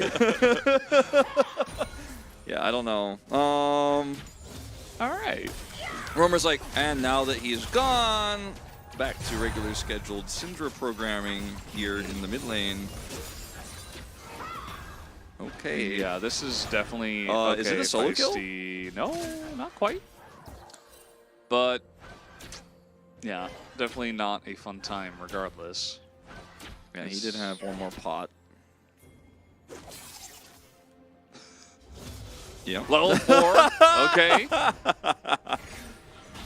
He's fine. He'll be okay because he's going to be way more relevant later on. An 8 CS difference now, you won't even remember when we get to the late game. I'll remember it. No, I don't think you'll remember it, actually. I know you were talking on Twitch chat, but I will remember it, Wolf. I was talking to Twitch chat, but, like, I'm not sure if you'll remember it. I think there's going to be a lot of other things to focus on. He bought a refillable potion now, so that's going to help. Does feel bad to buy, but, you know. That's fine. You just buy it, and you just accept that it's a tax that you have to pay. Yeah. There's always a Syndra tax, whether it's a Hex Drinker, fillable pot, 10 CS deficit. You know, these are the things that... I think he should have played Corki in this game. He could have, but I don't think he should have. I'm going to have to disagree. I think it would have been the better choice. The matchup here is definitely terrible for Akali early, as many matchups in the Syndra are, but they don't need mid-prio to play this comp. It is going to affect how the Caitlyn and the Heimerdinger works, as we talked about before, because Caitlyn and Heimerdinger should be feeling very good into the Jhin and Ashe, and so far they just kind of sat under turret safely, because Hambak can't do that much to help them. Vi exists. Mm-hmm. And Caitlyn doesn't have to get like a plate at 5 minutes every time. It happens usually in the LCK, but it doesn't have to happen. Yeah, I mean, got the Ashe down there. Again, they could have had Annie, or they could have had Caitlyn Ashe. Yeah. They had that power. They They had that could have power. done it. They And then could've- they just elected Yeah. not to do it. I don't That remember happened in the draft. like why they I'm still trying to figure out why they banned Annie. They like think that is better than the alternatives, which I disagree. I agree with you. It's just very bizarre. Like I thought about it for a while. Like, is there a Yeah. reason? Maybe they just were like, oh, Annie is so broken, we messed this draft up. Like, better not give that. I think that's very possible. In fact, likely, I would almost even say. But we're gonna contest this Drake pre-6 with no prio. I don't know about this one, KT. Let's see those skills. Show me your skills. Show me your moves. Duro. Get out of there, KT. He literally just walks away as, yeah, Wei is going to be locked up here, getting a bunch of this aggro, and that will be first blood as they are just hounding KT down. As really not sure why they even went in there to try to play for this when you have an Akali mid Yeah. and you're getting pushed in bot. Yeah. And also they have a Vi, and you're Yeah. Wukong at level 4. And they have position on the Cryo. Drake. Yeah. Yeah. Also early game Ashe. Just challengers things, I guess. Also this flash to like try to stun Duro, and he just literally walked away. It's like, Yeah. okay, well, Look at how much, like how many resources they have to use, including that flash attempt to get turrets into position. If the turrets are there first, or you're there first for the Drake setup, like it's basically impossible for HLE to play it. Like you're like, oh, well now we can't contest, and this is 100% a Caitlyn Heimer Drake. But when you're there first, as HLE, you're like, I've got the anchor set. There's no way they're breaking through. So not only do they give over the Drake here, but also an additional kill to the Jhin. well, you know, KT, they just said, we want to get some extra practice. We want to give all the fans and the casters a 3-game series. So they They did it for the fans. very generous. So we should all thank KT for, you know, what they're doing here. Yeah, I was definitely a little bit tilted by that decision. Yeah, it definitely didn't spark joy for me. Another grenade gonna miss. But we're trying out here. All right, that is a level 6 Wukong. The Cyclone is coming up. I feel like a meteorologist right now. The Cyclone is here as well. You're just going to get all outed under the turret as perfect. Oh no, he's okay. He's okay for now, but that is a Vi who will just ult him and hit him once. A nice trade back as with the red buff, Hanbok will chase him down the lane, but won't amount to too much as this bottom lane is just going very much in favor of Homolife Esports. Wei can just kind of sit against the wall. Well, he could have, and instead, Lure is just going to snipe him. I am a little bit speechless about this one, Valdez.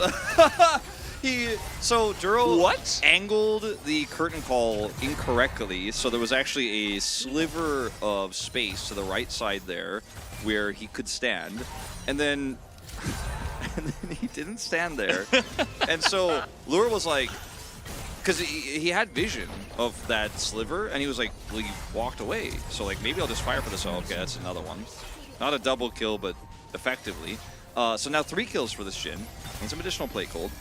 So you know what? Like, let's rewind back to when I was like, I don't know about this Jhin. You guys remember Ashe. game 1?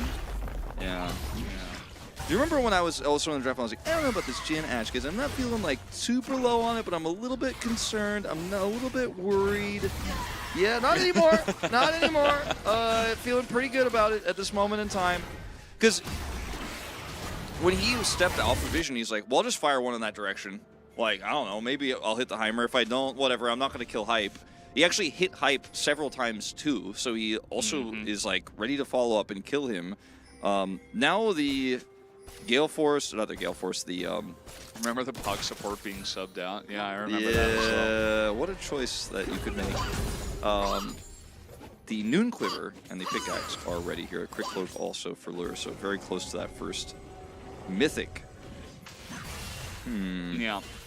Any tilted casters in chat? Yeah, that's me. Yeah. It's just, you know, I know it's challengers and You know, not everything's going to be perfect. The level is not going to be the same as LCK. I just Only the top expected- laner. I expected a little bit more from our #1 challengers team. And this is not it, guys. Well, yeah, here's the This is thing. not it. Well, I mean, there are many things, and you've actually laid quite a few of them out, but one of the things that I am currently focusing on is that KT is in first place, but they're subbing out these players to give other players... Oh. That actually That's gonna hit. Yeah, he's dead. Bye-bye. And that's going to be the end of Feisty. Nice arrow there from Duro. I'm changing it up. I don't always do hoo-hoos now. Sometimes I go, ooh, or Me oh. too, yeah. But, yeah, like, this isn't a great look going into playoffs. I mean, now, like I said, our way and Perfect gonna feel good about this when they get subbed out immediately after. Well, Perfect might not, but I have a feeling about Way. They keep getting chances to come in, so maybe they won't.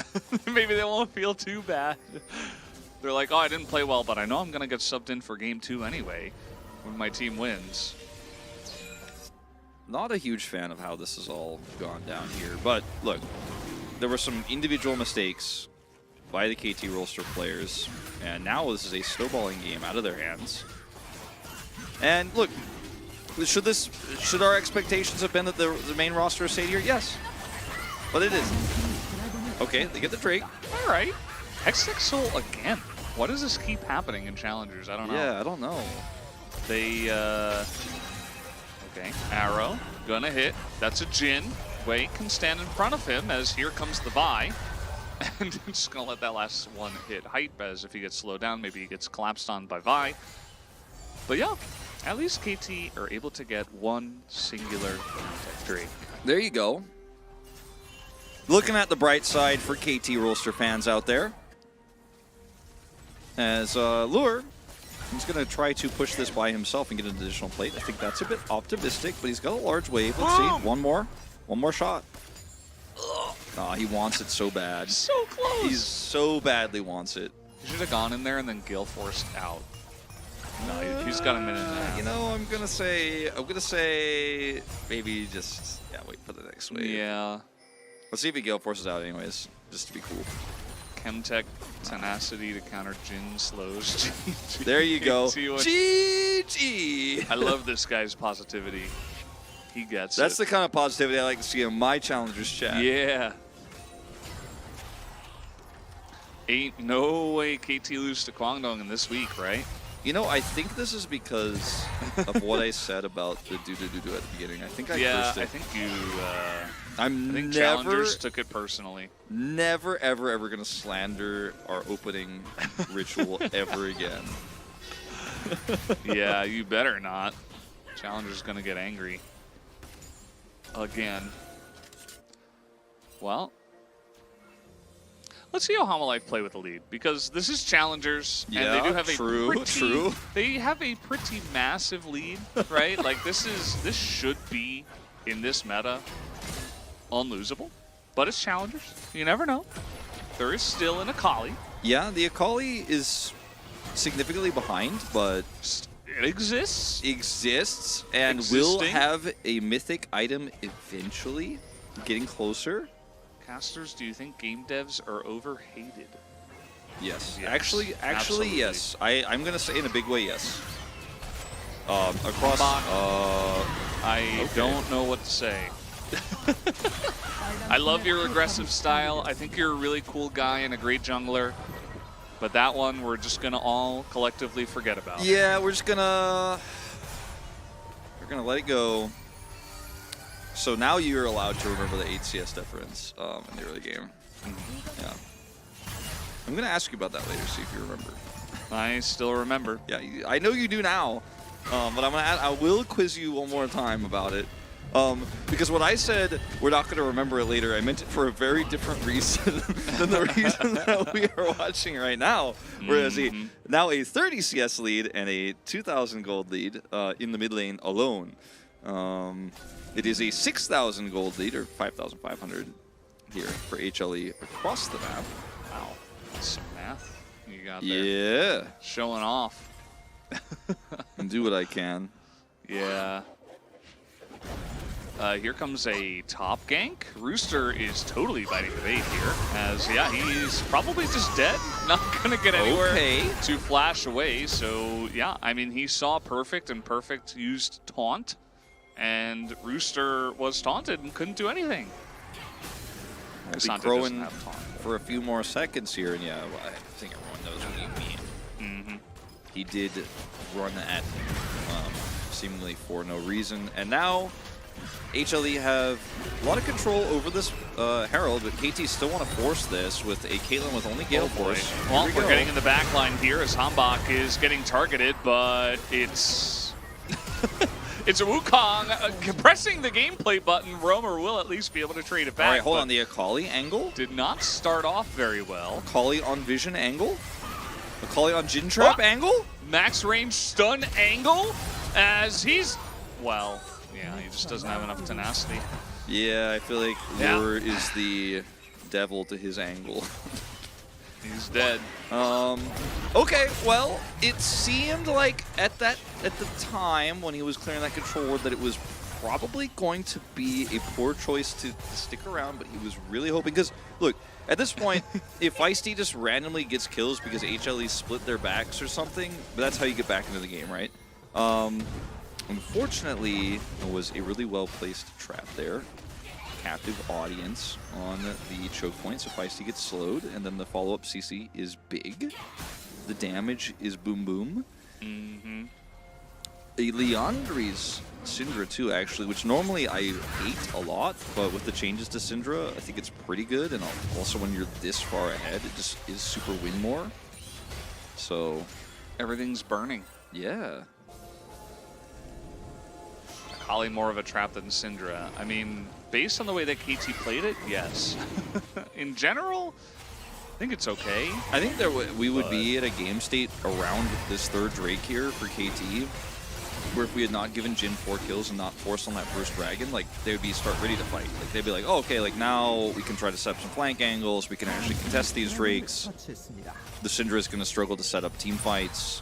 But she's just so far ahead, she just presses R on anybody, and that's the end of that.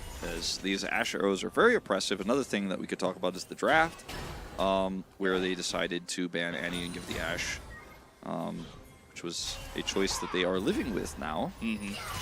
Not enjoying it, I don't expect. You know what's going to happen, though, is they're going to say, well, maybe we shouldn't have subbed in Perfect and Wei for Game 2 for like the 4th time in a row. Let's sub them out and make them feel bad. And draft better on blue side. I do think that sometimes teams get into a bit of a rut in thinking, and they're like, okay, well, this is, you know, we've seen this before even publicly, where it's like, blue side's just too strong. Like, we tried, and we went for like a crazy risk in the draft, and it didn't pay off for us. But we got blue side in Game 3, so we won. But like, actually, there were ways to play around this. Well, in before they lose Game 3, Valdez. Yeah, I mean, that's...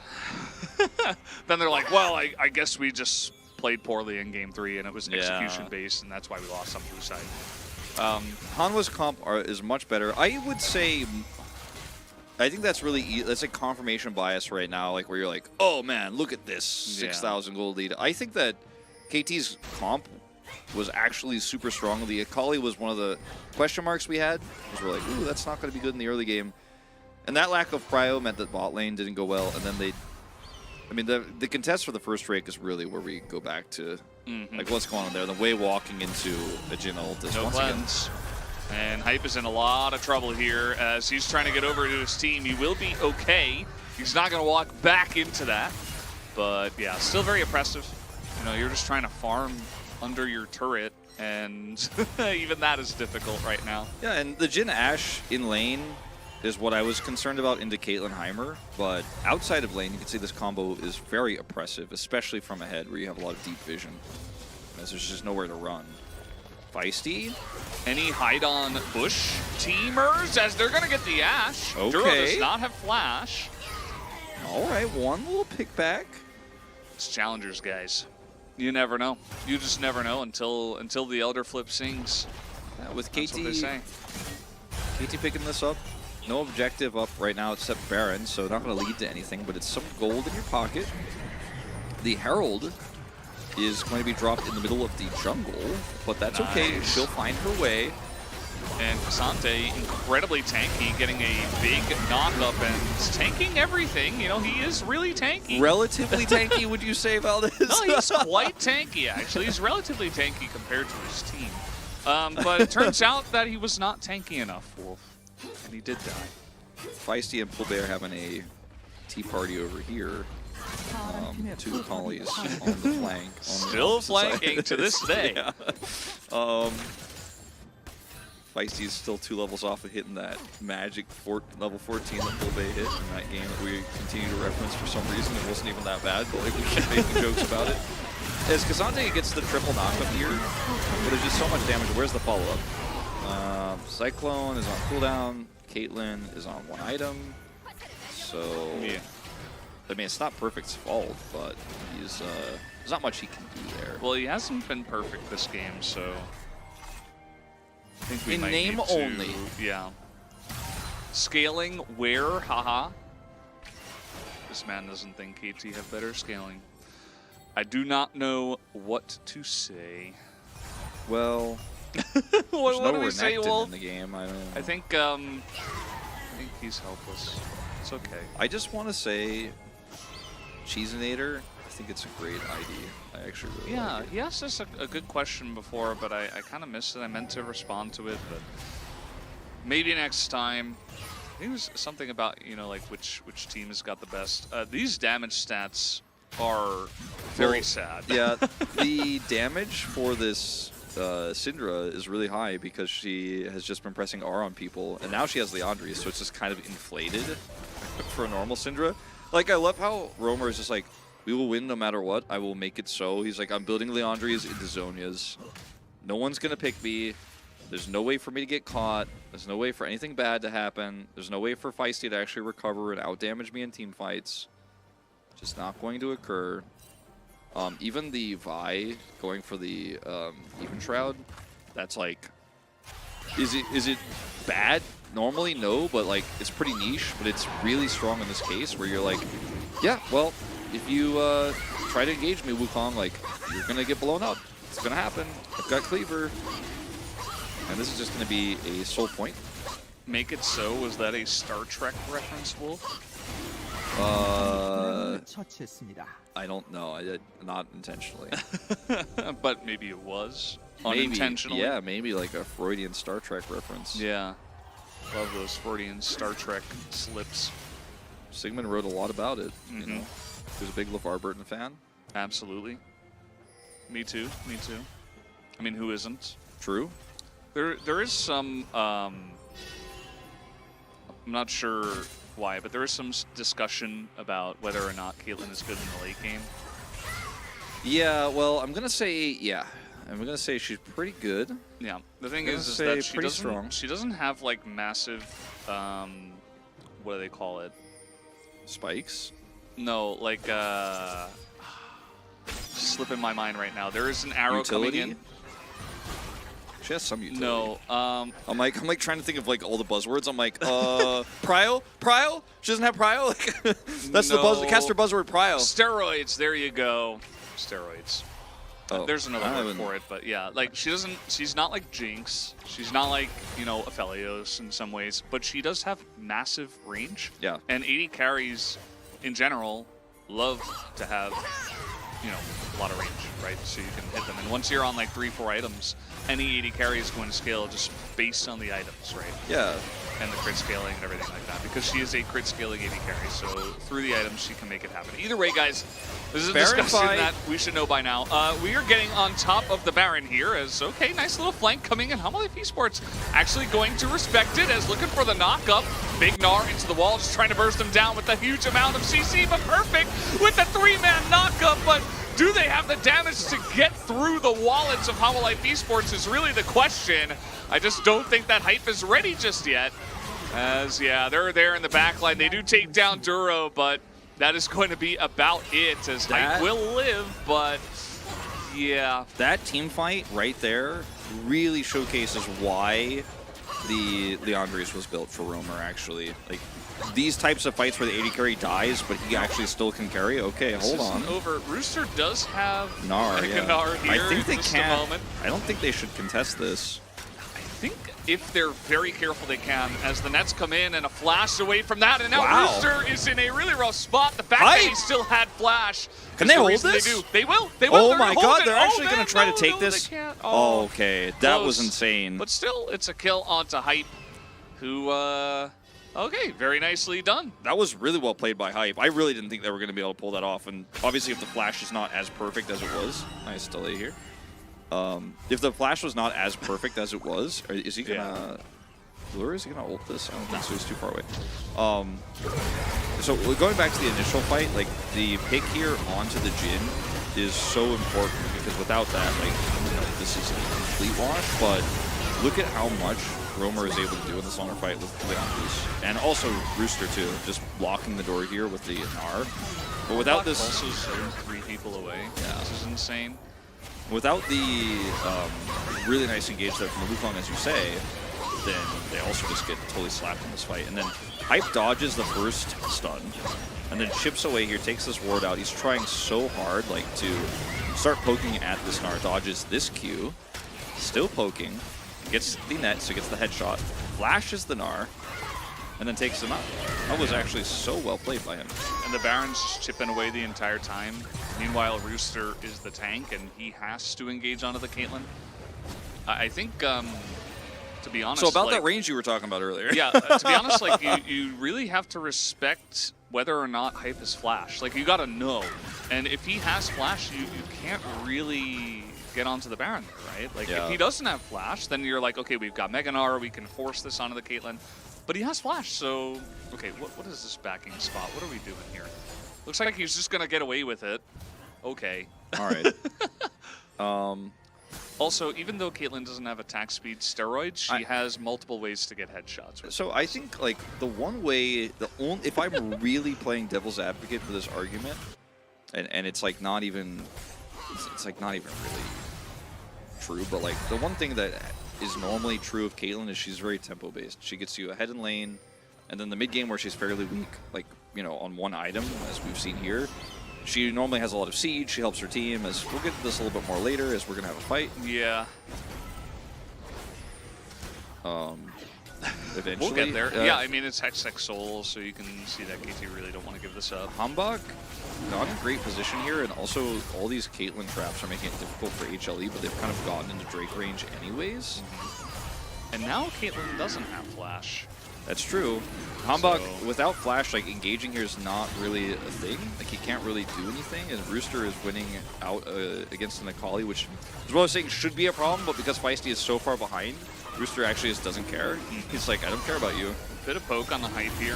Some burn damage from the Leandris. This is just going to be a straight up flip as the arrow comes through, and it will go to the chin as the 4th shot, probably enough for Smite. A very nice scout of the week onto the backline of KT. They will just have to give Feisty away as the R button is hit onto him, and Hextech Soul is collected by Hama Life Esports. Ooh, went Zonia's second in this game. Not something I even realized before this fight. He just has no damage whatsoever. I mean, not no damage, but I mean, it's way lower than what you'd normally ideally like to have. Second item, Shadow Flame Spike. As they're going to try to contest here. Hambak now does have his Flash, so maybe a crazy steal could happen. But Rooster says no. Yeah, there's a massive Mega Gnar right in front as Hype is just going to kill the Ashe. What? Okay, we got some challengers going on. The Flash is late as they're trying to take the fight, but Hype, again, he doesn't have Flash in this one. He's just trying to chip away at them. As we know, Hype is an insane AD carry He's player, dodging but everything. Like, it's actually crazy. it's still Baron to the side of Hama Life Esports, and a lost Flash here for Hambak, who tried to go for the contest. So now KT have a Hextech Soul, and, or rather, sorry, HLE have Hextech Soul. So HLE have Hextech Soul, they have a Baron buff. This is not looking great. The chances are not feeling good. But going back to what I was going to say about the Caitlyn scaling, like, she kind of has to follow the rail. Like, she has to be on rails, basically. She has to be like, okay, I got some advantages from my lane early, and nice snipe here from Hype. They can't get into the pit, so they're secured here once again by Lure. And then they're kind of stuck here. Hype is no flash, so has to get out. If she doesn't get advantages early, then she can't siege in mid. If her team is behind, then she can't farm well. She's actually very vulnerable in that mid game. And if she's given some like weird scrappy fights in the late game here, like her range is going to be amazing even on 1.5 items. Now she's on 3. So maybe with some space bought here by the Akali, when she gets a 3rd item, could see it. If she gets a 3rd item, Wolf. Yeah, that's the question. If she ever gets to play this game. Because, I mean, with Hextech Soul, the siege here is amazing for HLE. And, I mean, this should be at least an inhibitor going down. Looks pretty likely. Also, Rooster doing a good job of syncing up the waves in mid. There's the poke. Insane. The siege. Insane. From the side of Homelife Esports. That will be the first inhibitor that does go down. They're moving on over to mid. Yep, and Lure here. Okay, every single scatter does so much damage at this point. He's got his splinters up. You know, he's had that for a while. It's 31 minutes into the game. And he's got Leandri's just chipping away. Void Staff's done too. It's just poke Syndra here. It's kind of crazy. And it allows you to do stuff like this. Press all your buttons onto the Caitlyn, and down goes Hype. Not able to react in time to this. This game is over, as no one is available now to stop the push. Homelife Esports able to break open the front door. You can see the damage number difference as Spicy's like, please, I just want to play the game. He's not really going to be able to as he just dies. And that will do it, guys. Game number 2. Homelife, as we are nearly dying to fountain lasers, really trying to make the most of their KDA at this point in time, and Perfect will be taken out, and down will go the Nexus. We are all tied up. KT defeated here with their subs again in game 2. It's kind of been a pattern, and even HLE looking, we won't know until we hear the comms for sure, but almost looking like they were a little bit annoyed, like finishing the game there. Like, what a one-sided game, what a freebie. Because game 1 was interesting, right? You know, it was a little bit of back and forth. There was certainly some struggles for HLE, but this one, not even really officially a game. I don't even know who to vote for, to be honest. I think I'm actually gonna vote for Bot. I thought Lure had a great game. His follow-ups to the Ash arrows were really good. The damage here for Roamer is insanely high because he was so ahead and had Leandri's, but I think Lure was more key here in this game, personally. To be honest, to be entirely honest, I think KT's decision-making from draft into play in the game Not befitting of a first-place team. Was the biggest reason why we had a game this one-sided. It could have been different. Homelife Esports, they're a great team as well, but that was not the best performance, Wolf, and I am ready to call them out. I think KT are a better team than what they showed here in game number 2. Oh, absolutely. I hope that game number 3 is very different to what we just witnessed. Yeah, I mean, just... You don't have to play this on hard mode. Like, first Wolf's seed is so important. I'm tilted. Wolf's just disappointed. I don't like it when teams don't show their best. For any reason. In this game, there were many reasons, as Roamer will pick up POG. Roamer. Just... Jesus.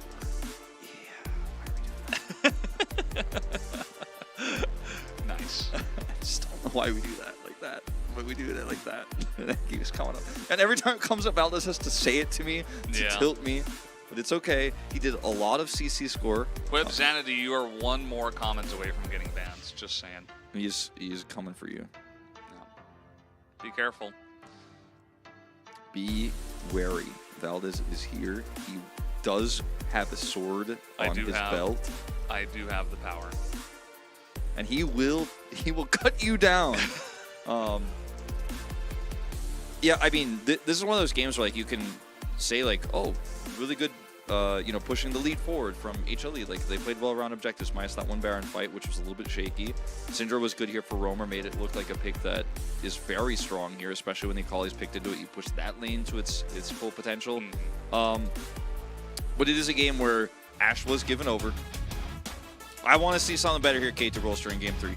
Well, Wolf, they'll have blue side, no doubt. So we'll see what they can do from that side. As guys, we'll take a break if you're a bet.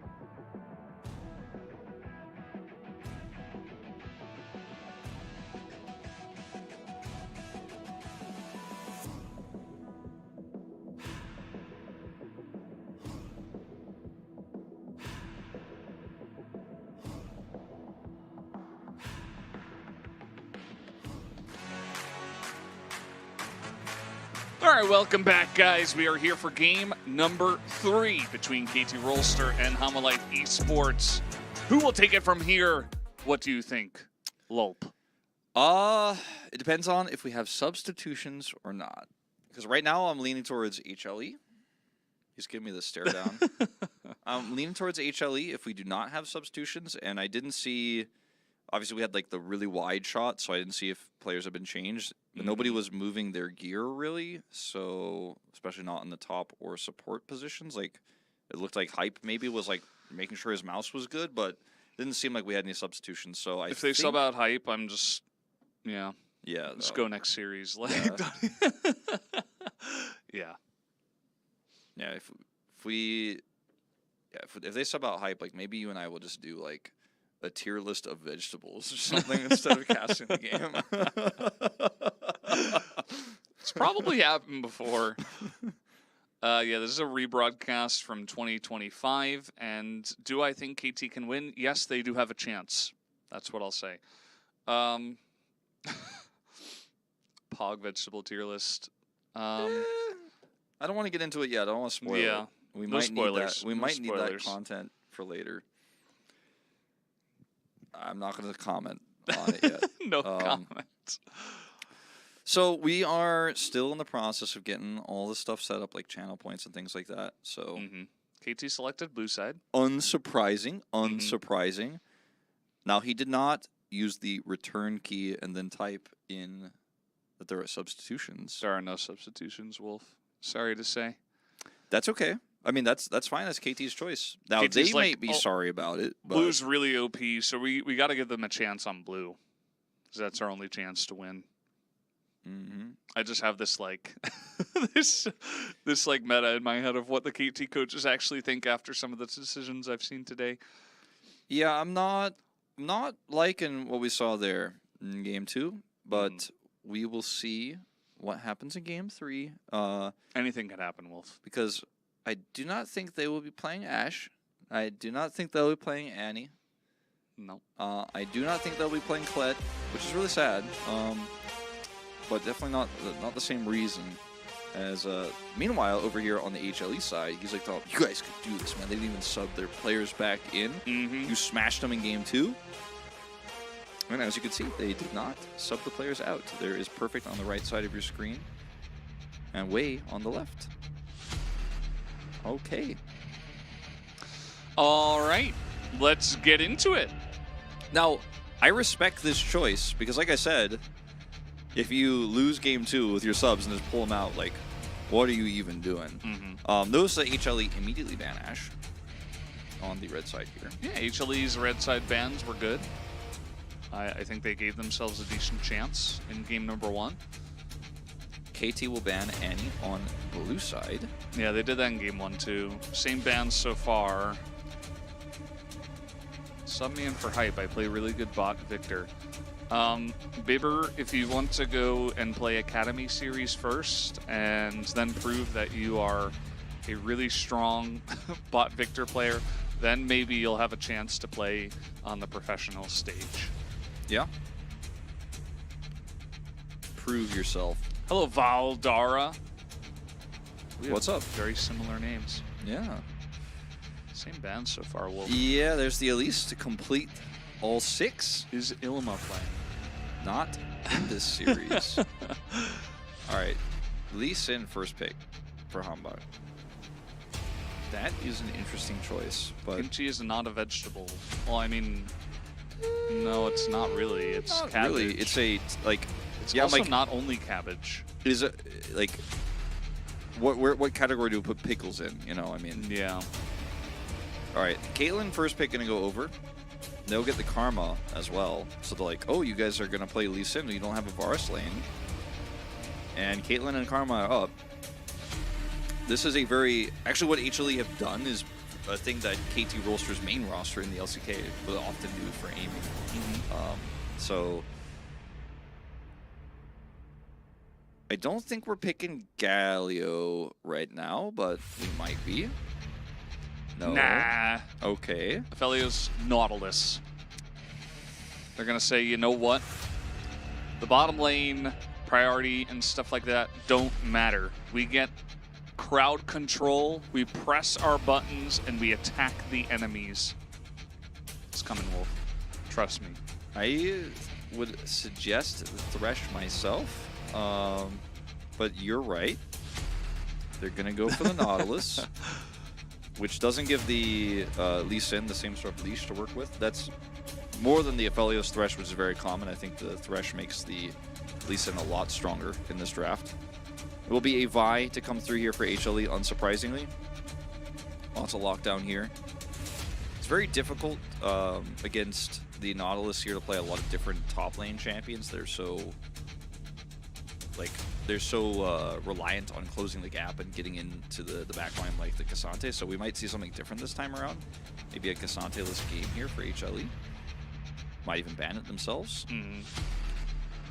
In challengers, yeah, in the LCK, you know, we have kind of dubbed this second part of the draft the most important part, even though bottom lane and jungle always gets picked in the first part, and those are more important in the current meta.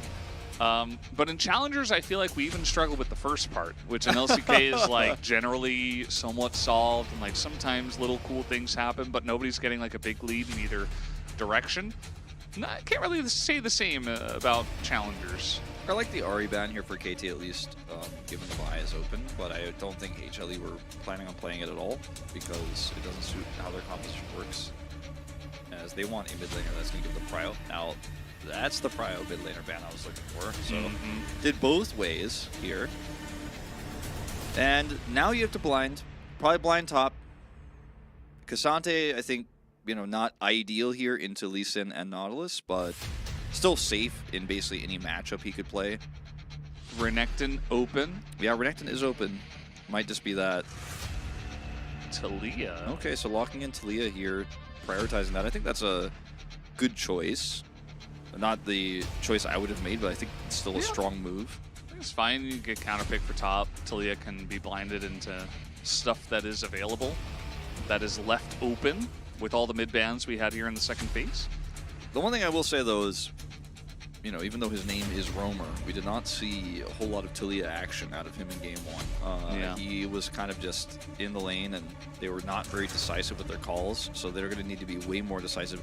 And for the first time, Jace is actually available, and KT are going to snatch it up here. JC. Could just go Jace Gragas, although Gragas feels a little bit weaker on this patch. They don't have that much CC if they go for this. Yeah, like only Nautilus Lee Sin. Aphelios has like Gravitum. I feel like now you can go comfortably for the Cassante if you'd like to. Yeah, maybe Though, something. like, no CC, better get the champion that disables CC. Yeah, I don't think Olaf is it, but Very common in LEC still. Cassante, Ornn, Sion, I think those are all Kled. good choices. No. No Teemo either. All right, it's going to be Sion. I think Sion is way better than the Olaf here. I think Cassante would have been very good too, but they're going to opt into this. And HLE, the draft that has a lot of early game power. Really reminiscent of game one, actually, this draft here, where you're like, okay, will they do it, though, is the question. This comp is so bad by KT. I despise being a KT fan. Yeah, KT fans generally have it a little bit rough with the roller coaster nature of both their LCK team and their Challenger League team. It's not looking great. It does a lot of damage, but how does it work together? Scientists are still trying to figure that out to this day. Yeah, I think if you get engaged on, you're pretty much done for. Like, Hype has some room, a little bit of room, but not really that much. I think that Home Life have a lot of ways to play around it, actually, with the higher range of Caitlyn and even Talia rocks, and then you have hard engage with Vi and Sion, who can pretty much just ignore the 200 years of Aphelios. Now, if Sion just walks at them, though, and HLE aren't decisive, like if they're really slow on objective setup like they were in game one, the KT just destroys them. Like, they actually have to be decisive. They have to be clean with their fights, and they cannot be passive. And after game two, maybe you're feeling a lot more confident than you were in game one to be more aggressive this time around. Because you got it. Otherwise, KT just scale, and they'll be like, oh, you guys are kind of like happy feet and walking towards us. Victor keeps hitting death lasers, or death rays, rather. death lasers, whatever. Yeah, same thing. I think it works. Yeah. Shock blast coming through, and then eventually you just lose if you don't actually make the call to go in. So if both these teams were perfect, I'd be like, oh, well, HLE wins every time. But they're not, so I think this could go either way. Agree. I think, you know, it's a 50-50. Either KT wins or Hamalife Esports wins. Those are the only two options, so of course that makes it a 50-50. Well, I mean, I wouldn't say exactly right down the middle. that way. Yeah. I'd say there's about like a 0.05% chance that the game is postponed, and neither of them win actually today. Sure. That's a thing. So just putting it out there. Well, yeah. The music is really hyping up that the possibility of game being canceled. Yeah, you didn't think about that. Much. The edge of the coin. Yeah, the edge of the coin. You never know. Maybe it's just going to land on the edge. It is, you know, it is possible. You ever flip a coin that lands in a crack in your hardwood floor, and then you have to flip it again? It's happened to me before. No, actually, no. Never? Yeah, I wasn't flipping that many coins back when we had hardwood floors. Okay, well, in how did America. you settle disputes? Like, how did you settle disputes? Like, all right, we... Rock, paper, scissors, I guess? Okay, but, all right, before we go into this real quick, are you a shoot guy or no shoot? Rock, shoot. paper, scissors, shoot, right? All right, cool, just checking. Actually, I'm a says shoot kind of guy. It's a little bit okay, that's rare. weird. It is pretty weird. Either way, guys, we have game number 3 right now.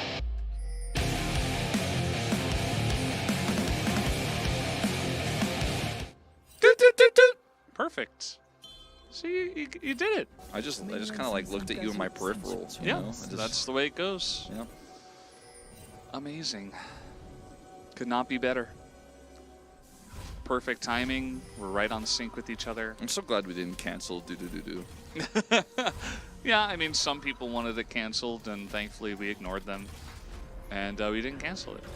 Yeah, I thought like maybe other do enthusiasts would have to like make a Kickstarter to bring it back, and like 5 years from now, someone would be like, oh yeah, like they're bringing it back. It's do again, the reunion tour. Yeah, Ezekiel, you got to be careful. Nightbot is, he's very sensitive. Nightbot is extremely sensitive. Yeah, do be cautious. Now, going back to this Talia pick, 1-4 now. He's 1-3 previously. Has not been successful. So, bit of a question mark for me. Will Roamer have a better performance this time around? I don't like this Nautilus skin. I think the hook is weird. Yeah, I think it's really large and strangely angled. I don't like it either. I'm gonna have to give it a 2 out of 10. I mean, that's a bit low. I'd say like maybe like 5 for me. Still 5 is still low. Average. No, 5's not average. 7 is average. You know, in the modern way. You ever see a IGN review that's lower than like 7? Yeah, but they're wrong. I know, but I mean, they did that Heroes of the Storm thing that one time, and then it was like, gotta be careful. Yeah, this is interesting. Not really. Yeah, 5 is average. Not 7. I will not accept that. Well, I mean, mathematically speaking, yes. Yeah. But with today's gaming journalism. With the state of today's gaming journalism. When you see a 7 out of 10 review for a game, does it make you think, oh, definitely want to buy that? Not definitely, but it makes me think, oh, this game is above average, and, you know, I might have fun if I give it a try. Roamer should be fine. Q is going to land, though, and actually, you know what? Might have to flash this one. Does pretty late, but gets out of there. Yeah, good shove, too. Get some extra damage done. That was dicey for a second, but he will recover. Down here on the bottom side of things, the Aphelios Nautilus, well, they get land a hook, so caster nice blessing, I guess. Got him. Was going to say, struggling as you do, but if you hit a hook, which is not supposed to happen, and it can be problematic for the Karma. Yeah. Temporarily, as he's back to full health. Well, he has flash, double flash, even lure flash that one. Not sure if that was entirely necessary, but with Hambak coming over, I suppose he wanted to play it as safe as possible. Yeah, no heal used, so they want to The continue to be voice aggressive. is live. I think the voice, that TV show, is pre-recorded. Pretty sure they don't do that one live, Wolf. I don't think so, yeah. Yeah, No. the voice is not live. Well, Hook sails wide. Hambach runs onto a trap. And we're 3v3 in the bottom lane. Yep, the tri lane is real. You're not going to get this route, so I think that should be the end of it, actually. And momentarily, Hype and Wei will get back control of this lane. Just for a moment, just for a little while, not for very long. For a wee bit of time. Just a wee bit, Mhm. just a teensy weensy bit of time. Just the itsy bitsy spider. Yeah, Amount of time. Yeah, Yeah. just a fraction of the time in this game. Okay. Small All fraction. right. Yeah. Yeah. Okay. Mm-hmm. They have now backed, so that time has now passed. Where's Faker? Yeah, age-old question. Yeah. We'll never know. Where's See, look at this Chronicler Nautilus. and Atlas, man? They didn't stop by today. Yeah. You know what I was doing yesterday? I slept until 9 p.m. That's what I did. We should cast like this when casting bottom LCK teams. Nah, it's a little different. It's a little different. Mm-hmm. I'm just trying to hold in my angry dad feelings from. Now, I am not the father of the KT Rollsters Challengers team, but Mm-hmm.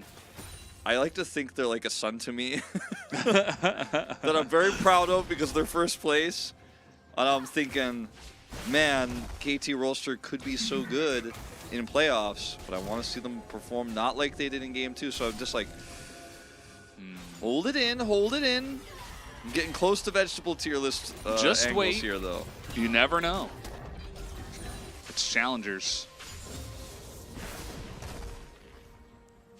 You know? Yep. Well, this game doesn't have a lot of action so far. Nobody has gone for the Hextech Drake yet. Yeah, it's not going to be a Hextech Soul, though. So that's a change. It's pretty hype. And not the KT bottom laner, as here we go. Roamer, he doesn't have flash, and he ran in a straight line. Hambach, a little bit wide on that one. It's okay. Predictive Q, you could say. Uh-huh. Predictive. Predictive. That's okay. Roamer's still falling behind in CS here. Doesn't have any agency in this lane. Went for an early tier and boots. That's how you know you're not having a good time. Now Hambach is trying to hit level 6 here. I don't think he's going to get it off these Krugs, but if he had it, could maybe look for a play here. Just going to sit around this bottom lane. He knows Guan potentially coming down. And nothing's going to happen except Caitlyn Prio. Hey, I mean, it's a tri lane, you know, generally. Unless you get a big a hook. Drake start? No. Yeah. Well, Big pull it out, cryo pull in it the out. bottom lane. Yeah, pull it out. Hambach's got this blast plant and Set a up your ward. traps. Set up. Okay, Lee Sin's in the pit. Uh-oh. How Life Esports looks like they don't want to take the chance. They don't have flashes on their bottom If only lane, Talia so- had level 6 and an ultimate. Wait. Wait! Using the Talia power spike at 6? All right, into the trap goes Wei, and down into the death chamber goes Wei. As everybody on the side of Life Esports is kind of grouped up here. A little bit scary, but it is a 4v3 after the pick onto the Nautilus, so Life will feel pretty good about their chances. Yeah, I'd say with the Karma, Caitlyn pushed the bot lane instantly and then go straight to the Drake. I mean, there's no reason why this should go over. It should not be a contest anymore.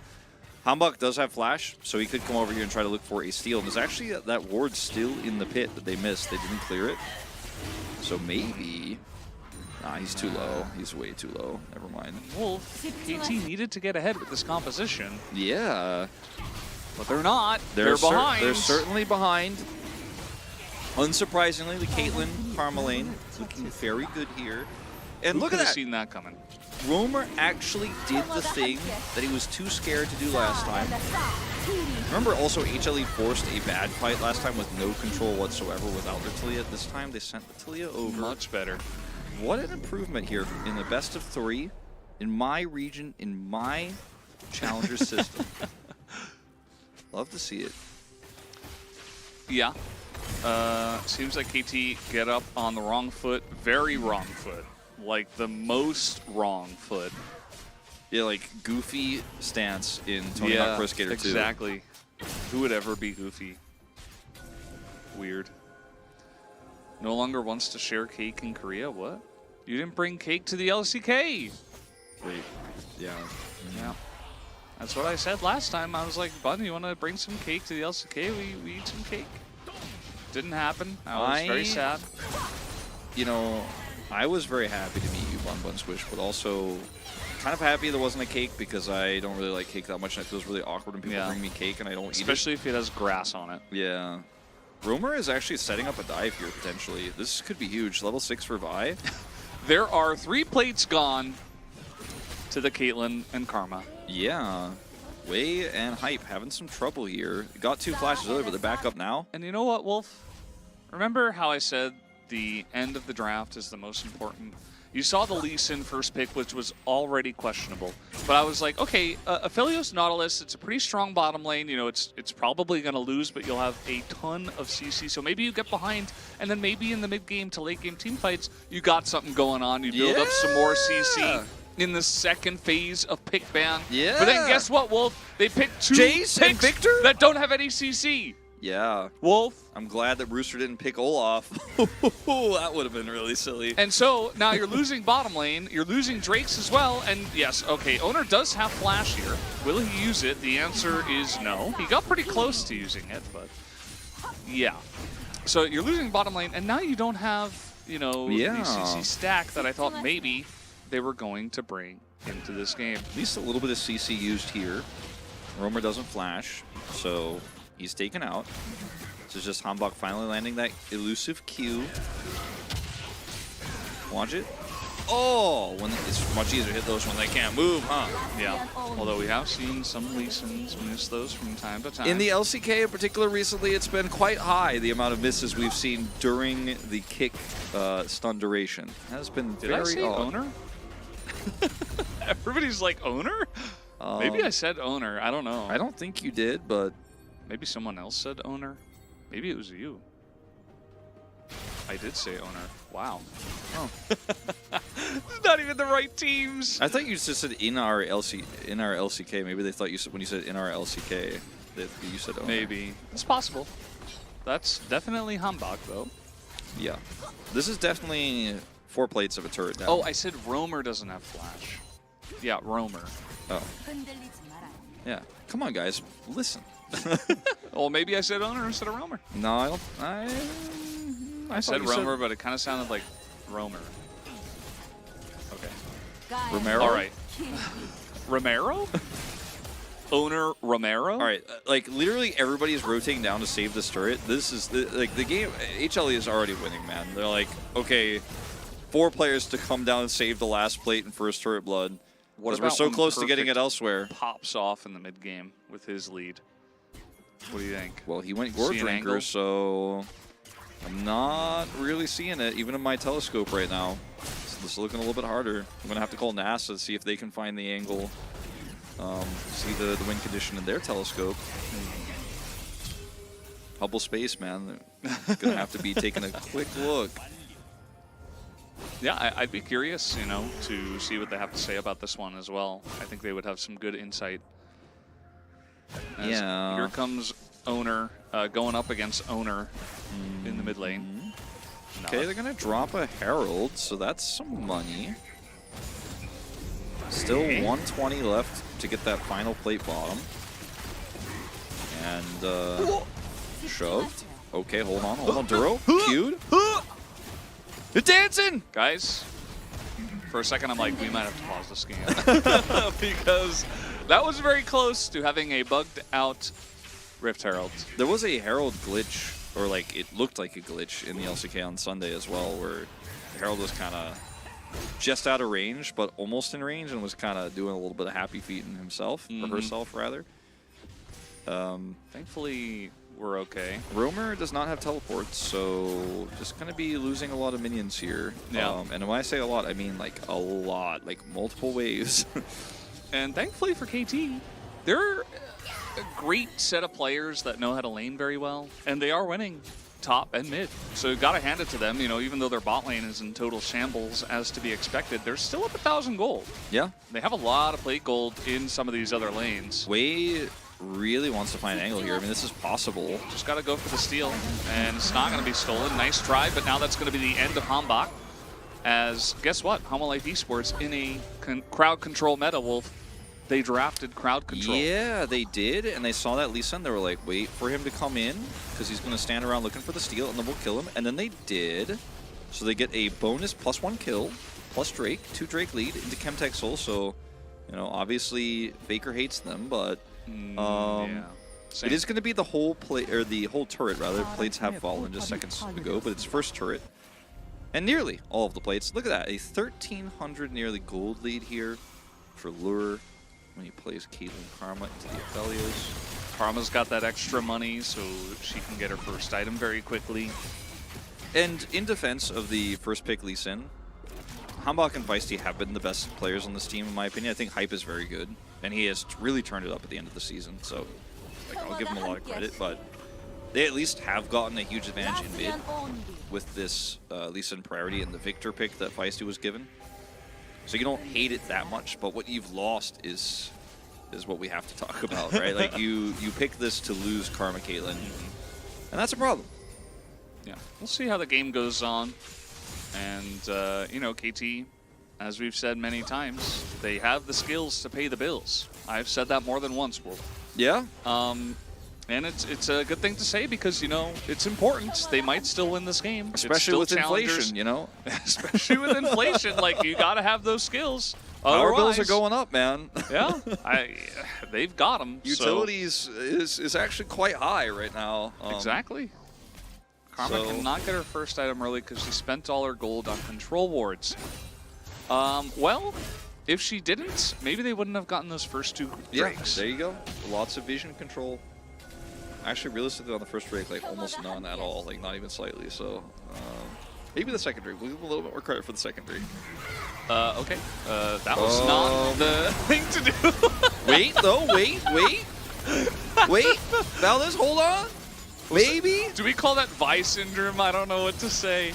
Yeah, definitely a bit of an oopsie here from the side of Guwon. So that is going to be the Rift Herald. The second hold on, one the also follow-up going is to still KT. coming. Hold on, wait. The team's going to follow up No, on I'm this. done waiting, Wolf. Wait, hold on. done waiting. Scryers.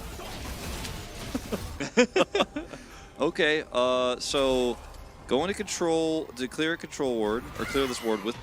Oh, he thought it was Victor only. Well, it wasn't. Where did he think the rest of them were? We won't know the answer to that question until episode 2. Vi stands for violence. Okay. Nico, I'm watching you. chest. You better be careful. It's not your first time. You're not a first-time offender, okay? Watch, I got my eyes on you. Why It's is it okay. the ones with the obscure long number at the end of the username?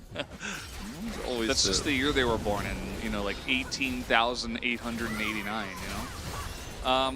Nice little wall here to get this turret, or at least to get it. Except they didn't get it. Well, they're trying, you know, they're trying their best. Wait, hold on. Can they get it? No.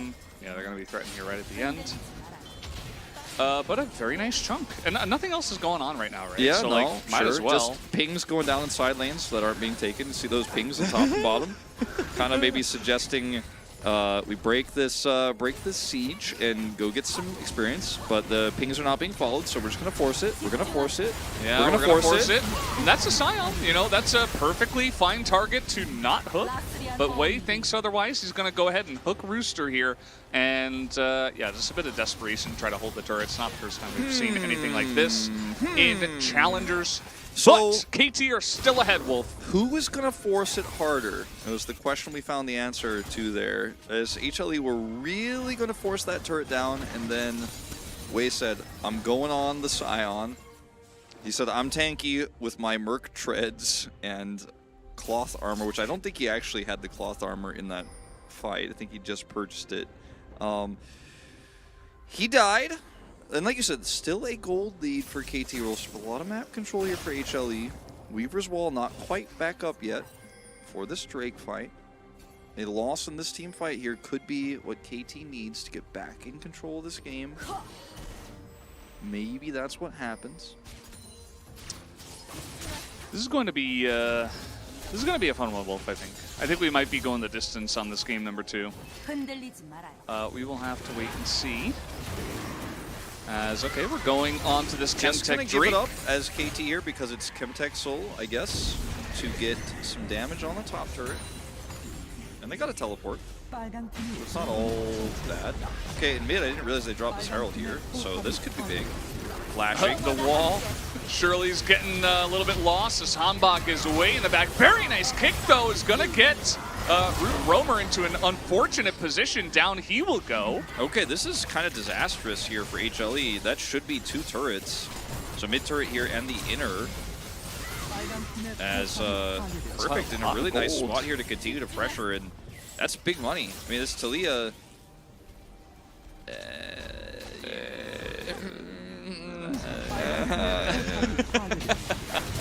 Good Weaver's Wall here. Yeah, like Hanbok, it looks like he went too deep originally, but this kick is so insane. Oh my god. He missed the Q, it doesn't matter. Yeah, it doesn't matter. Did his job. The follow-up is here, and the rest of HLE is all split. You know the Scion just teleported top. Actually, a good response to Drake take. Yeah, that was actually clean. Yeah, legit. Snagged. Snugged. Snaged. SN aged. Snagged? Snake D. Snake D. I don't know how to man, say I his love it. name, but I will say he's got a good take in the chat. Yeah, absolutely. Snake D. And, you know, like we said, the draft, we were big fans of Hanwha Life Esports, but KT, if they get a lead, if they get some footing in this game, and they use their huge amount of damage and scaling to maybe, just maybe, get to a point in this game where they can take it. It's challengers after all. It is challengers after all. Perhaps. Mayhap. They can do it. Could happen. Perfect gonna get a turret. He's got his 2 items online here. It's not the Eclipse, so he's going to be ready to get up in the thick of things, do a little bit more brawling with this Jace, which I think is good considering the Scion on the other side. We're not always a big fan of this build, but in this case we're, I'd say, slight fans, like casual fans of it, you know. Not hardcore I do fans, enjoy, just like, I do occasionally enjoy Gore Drinker Jace, you know. watching from time to time, From but time to not, time. not watching every game of Gore Drinker Jace. No, no. Not every game, just kind of, I'll cast it if it's in front of me on the TV when it's my day to cast League of Legends. Sure. I will. Yeah. I'll give my opinion on it. And I have, so that's that. There you go. Yeah. He is 30 CS up. Kate 2-0-2, no bounty. Karma also 2-0-2, no bounty. What did Riot mean by this? Bounty gold system. It's because it's overall gold in the pockets. Something like that. We do not have a Bloodthirster for Aphelios. What did he mean by that, Wolf? What did he Hype mean by this build? I think he means he wants to kill the Scion, and he's not that worried about getting blown up. Okay, that makes sense. With, you know, the CC that is against him. But if his positioning is good, he's got a Lee Sin who's just going to kick the bad guys away, which has kind of been the MO here for KT so far. It might not matter. It might be okay. So we're in a bit of a lull state here. 90 seconds till this next Drake, which I like to call the Elder Spawner. The Elder Spawner. This is a Drake that Hanwha Life should not take. I'm not even joking. Yeah, I legit think they probably should just try to force KT in an awkward spot and trade for Baron or something like that. Yeah. You sit on the Baron, and if they don't fight you, take Baron. If they do fight you, turn. And you've got a great team fighting comp at this point in the game, you know? Like, the only issue for Hanwha Life Esports is they don't have a ton of damage. They really do rely on, like, hitting one person and blowing them up. But if they can't really do that, with only 2 items on Caitlyn and Talia, they're not really going to be having like huge amounts of sustained damage comparatively to the side of KT. Definitely not. TP committed, and they're just going to do the exact opposite of what we suggest, and they're going to hard force this fight on this Soul. 40 seconds early. So yeah, I had a good question in the chat. Wolf, do you like moon pies? Yeah, I do. But only if they're like the standard normal flavor. I don't like strawberry moon pies. Or So any you of don't that. like cake, but you do like moon pies. Yeah, as long as they're stock standard, you know, basic. Okay. Oh yes is also good. Here Okay, we we're go. ulting on perfect. Kind of messed that one up, but still might be able to do it. This is what I was talking about. Just burst down one guy. You have the burst Feisty damage. is on the wrong side of the rift, man. And now it's a 5v4. Duro just taking a massive amount of damage as Rooster getting chipped away bit by bit. Hambach tries to go in, a massive, huge ultimate comes in from the Aphelios and the Victor at the same time. And that is exactly what you need to do as KT to win these fights. Oh my god, I actually cannot believe what we just watched. Rooster's going to get taken out here, and that is going to be the first Drake here. But more than that, they can get Baron after this. In fact, they're just going to ignore the Drake entirely and just go straight to the Baron. Thank you very much. They don't need that Drake. No, they don't need that. Yeah, and if they take it, it's going to delay the Elder. They want HLE to take that a little bit faster. Exactly. And this catch onto perfect, again, not super clean, but they layer all the CC together. And then this hook actually from Wei is pretty huge. It buys enough time for Feisty to actually get over here and set up this gravity well. He then flashes the Q from Rooster. And then the Aphelios damage here from Hype, while they're all stacked up with Inferno, is just so disgusting. It is just nasty. And that's a combo that shouldn't have happened, but it did because basically Feisty had the taunt button. He was like, they're all coming for me. He flashed the Q. He played it really well. He got out, and then everyone was clumped on the retreat. So, POG angle for Hype. Now, HLE will spawn the Elder. It will be, about 6 minutes time when that comes up. But, The Elder spawner. Now Helma Life kind of need it, actually. For them, they're like, oh god, we need an Elder flip. yeah, it's kind of true. Because the Victor's insanely fed, the Aphelios is insanely fed, Jace is fine. Like, he got blown up in the last I don't fight, know but if what if he HLE doesn't get blown up? You I know? don't know if HLE even survive until it spawns, man. With this Baron buff, they might just end the game. Well, or they might also just not do anything and walk away. That's also an option. With that this they Baron have, buff, they might take a red buff. Got it. Secured. Yeah. Excellent, excellent. Does anyone know what we shouldn't forget? I forgot it. Oh, I know what it is. It's the CS difference. From How much game one. CS was it though? Do you remember? It was 8? Yep. Good job. You did remember it. Nice. Well played. Awesome, awesome. Well, Do you remember the champion that had the 8 CS lead over the Akali? Syndra. Okay, there you go. All right. Yeah. There's nothing else to ask. I was paying attention. There's nothing else to ask. Can we get an update on the CC score? It's probably above 100. As here we go. Okay, They're Hype trying is to find way Hype, out but he here. doesn't have flash. Down he goes. What did I say, Wolf? They can blow up one target really well. Yeah, and that the they one did. target that needs to not be by himself way up a side lane. I like this from KT. Little chip damage on mid turret and back. Can they get out? Well, if Rooster gets caught by this gravity, well, I guess so. So a little bit of chip damage, and they should back out, but that's the end of this Baron, essentially. It's not going to be getting that much more. Perfect, you are insane, and I guess you're going to get away with it. They know Weaver's wall is down. But if It's there like are any Baron wards recall behind too, him, Well, I'm sure. If there are any wards behind him, and he doesn't realize, he could get gotten flanked. Could have been bad. But you're right, he does have the Empowered Recall. And he gets out, gets some extra push. Yeah. Nice. Nice. Deece. We all right.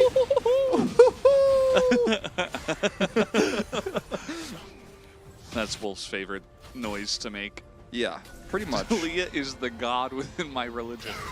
Yeah, I mean, I'm a fan of Talia as well.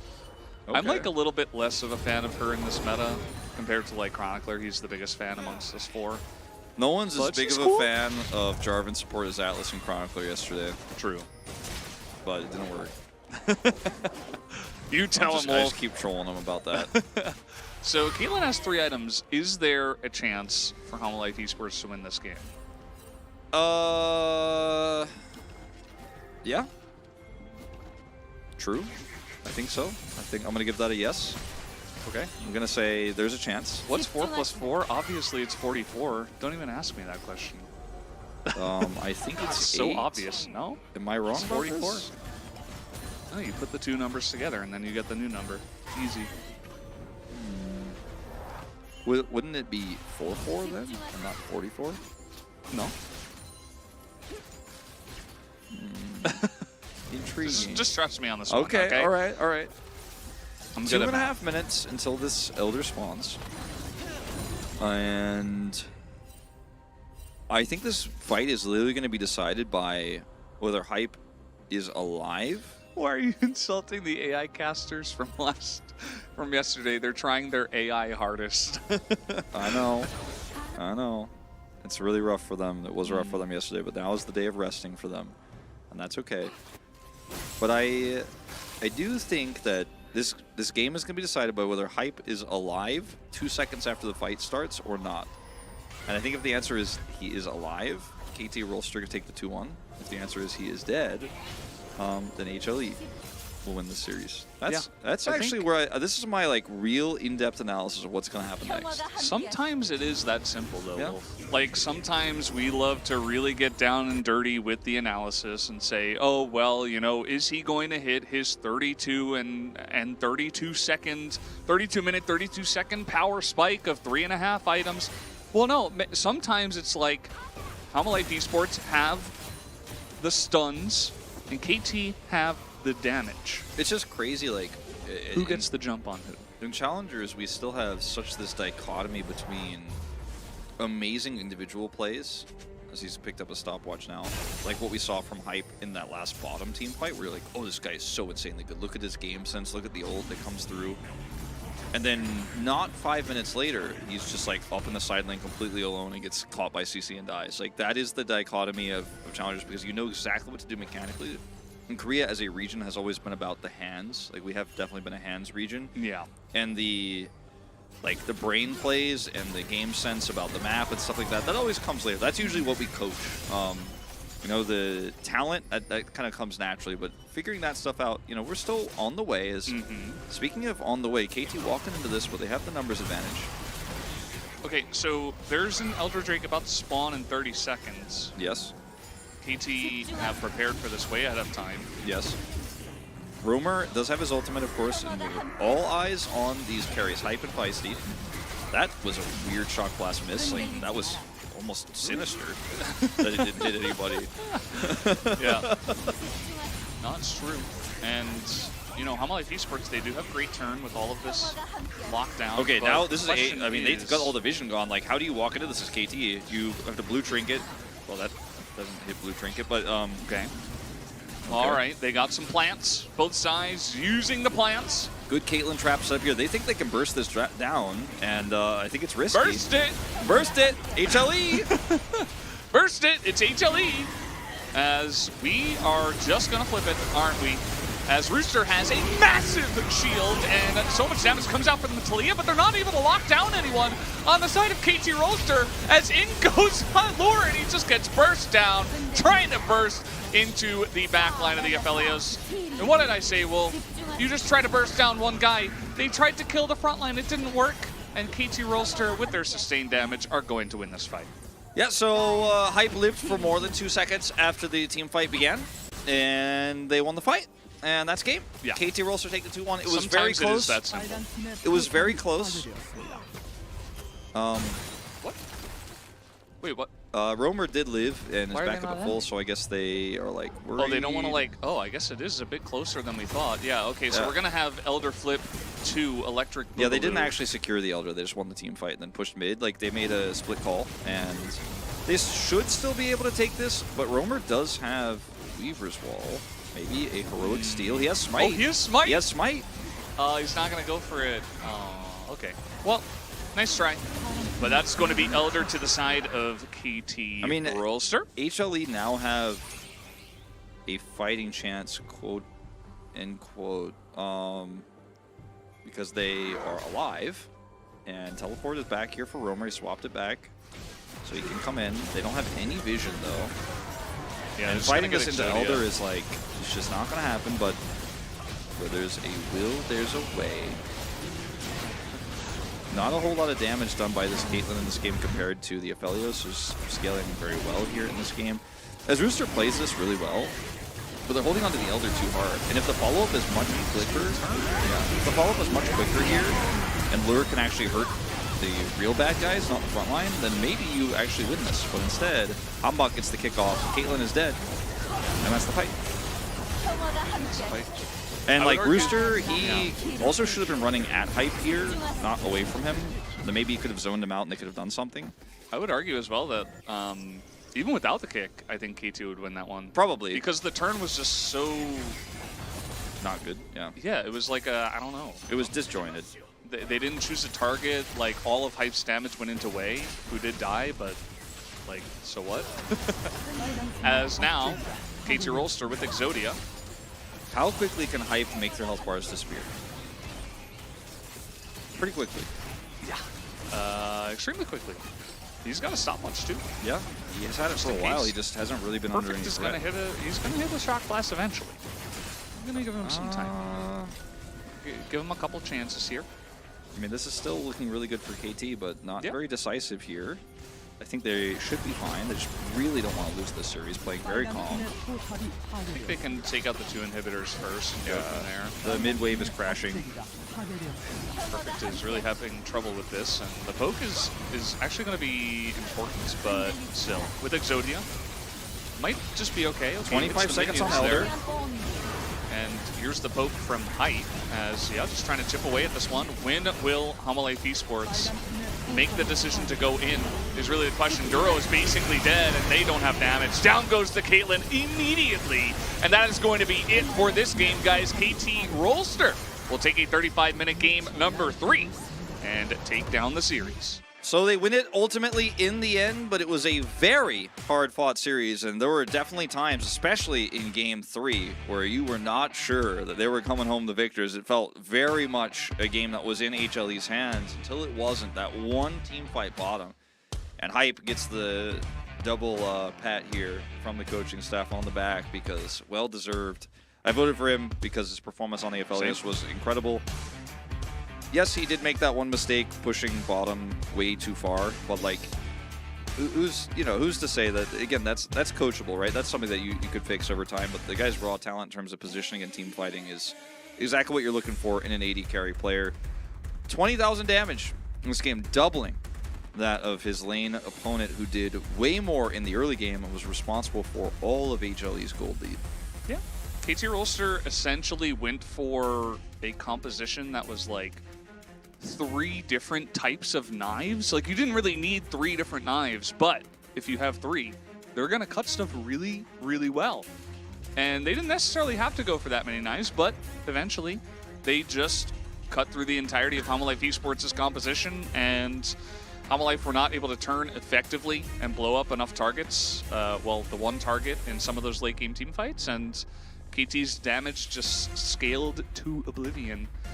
I really thought that HLE could have played the mid game a lot more aggressively and a lot more confidently, but just like in game 1 with their previous Talia comp, it didn't really seem very decisive.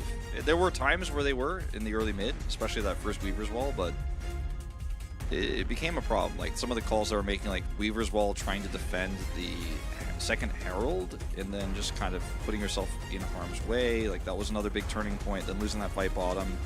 If Lee doesn't get Pog, I'll riot. Yeah, he had some insane kicks. He did. I'm a big-time Hambach enjoyer myself, but unfortunately Wolf and I just went for the AD carry boom boom. Yeah, I mean, I thought his plays were what won them the game overall, so I had to do it. But I thought the Lisa kicks Sorry, were great. Mr. Sheikah. I think there's a chance Lisa might gets still get it. Yeah, he might still get it. There's like 11 to 15 voters on challengers. Yeah, there So might be at least like we have a 37 voters relatively. actually. We actually don't know the exact number, but we know it's a sizable number. So It could actually, be somewhere Wolf and I, between 1 and about 142 people. I think you're right. So Wolf and I don't have that much power. Is what I'm trying to say. Yeah. Maybe even less than what we have there. But yeah, still, Hype will be picking it up here. We even have a CC score in there as an 80 carry. Wow, 259.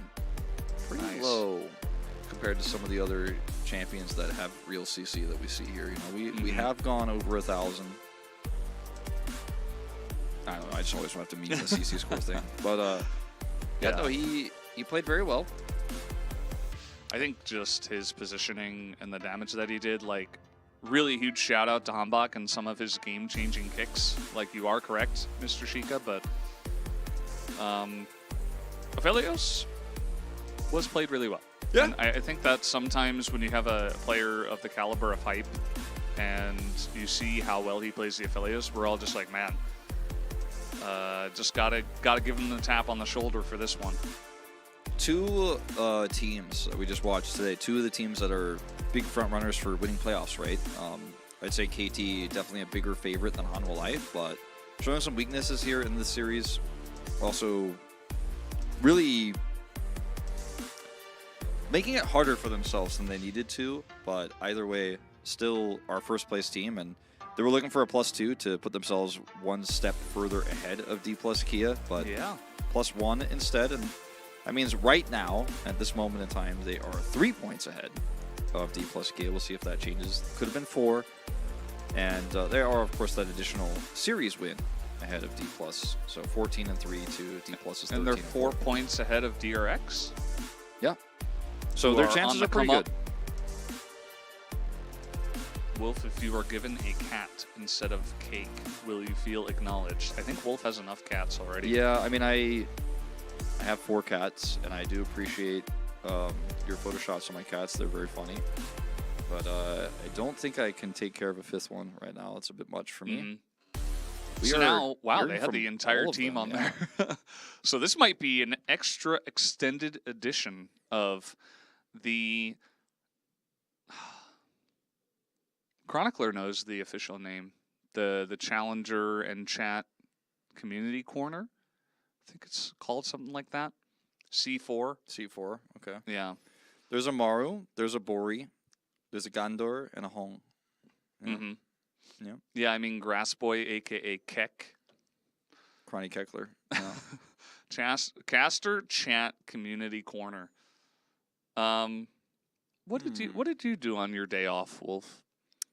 I don't know. It kind of flew by. What did I do? I played a lot of That was Kled. yesterday. Yeah, I played a lot of Kled. Okay. Kled mid. That's my new thing that I'm trying to play a lot. And Nice. surprisingly very easy and very strong. And I just kept winning. And the more I was winning, the more I was like, I want to keep playing Kled mid. Then I was like, all right. So I was rolling mid and support as my roles because I was like, well, I've been playing support mostly recently. Then after I won like 3 games in a row, I was like, all right, mid and top, and then I just kept getting mid, and then like on like the 8th game, it gave me top, and I played Kled top and just absolutely smashed an Aurelia top, and I was like, all right, I guess it's just broken. I don't know, like it's just you can't lose, like it's crazy. So I was just elo farming, and then I ate samgyeopsal for dinner. I went out, Oh, as I nice. told chat yesterday. I went out for some KBBQ. It's been a while since I've gone out to dinner, so I did that. Which cast LCK tilts easiest in league? Easily Chronicler. Easily Chronicler. It might be me actually. You're a close second. When I played with Chronicler, I was the one tilting more than him. So might be me. Might be me. So yeah, I'm mid these days. That's Ever good. since I picked up Join Kled. us. Valdez is also a mid player. Yeah. Atlas has played Play some mostly jungle. bot when I have played with him, and Chronicler is jungle. Yeah. That's Yeah. that's my assessment. I haven't played with Chronicler in a little bit, so he might be doing something different. But Valdez was tilting on stream, but he was also carrying harder. So you win some, you lose some. It's very difficult. How's dating in Korea? It's a pretty well, large topic. Yeah. Well, I will tell you, it's just like dating anywhere. Sometimes you win, sometimes you lose. Sometimes you win, You sometimes mostly you lose. lose. It's You mostly mostly lose. terrible. I'd say that the expectations on both sides of the relationship, if you can call it that, it depends on what you're doing when you're dating, are very high. The expectations are very high. So basically be perfect and you'll be good. You'll be good. Yeah, just basically be. Actually, I'm not sure perfect is good enough, to be honest. Like, you might have to be a little bit better. If you are like a K-drama star, if you are like the person in a K-drama, that's what I meant to say. Like, if you are that person, and maybe even like more handsome or pretty, then probably you're set. Otherwise, probably not. Oh, I didn't realize you were talking about like appearances. For me, I was talking about like expectations. Well, People just showing up also- on time. Okay, also. let's talk about this for a second. Like people showing up on time or showing up at all. Yeah, I'll be there in 5 minutes. Still waiting, you know. Everyone's had a few of those. Everyone's had a few of those. I was suddenly in a car accident. Okay, Yeah, 2 times in a row. I guess like just tell me, two you know. times in a row. Maybe just use a different excuse the next time. This is like a meme in Korea about like the car accident thing. Like if she says she was in a car accident 5 minutes before your date, it means she is not coming. Yeah. And she is not coming the next time either. Do they know my famous? I don't know. Ooh, Raboki is a great choice. But don't chew the pepper. Yeah, don't do that. That's Yeah. tough. Thanks for the insights, bros. Are any LCK pros in a relationship? Yes. I would say guaranteed Yes. at least one. Yes, Yes. absolutely. We do not have one. Well, some of us do. I do not have a famous person signature. I do not either. Glad to see you got better after literally dying, though.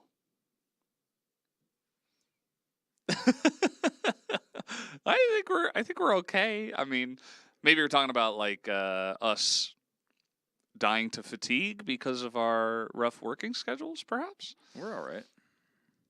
Oh, I see. Okay, in response to Bun Bun, Oh, okay.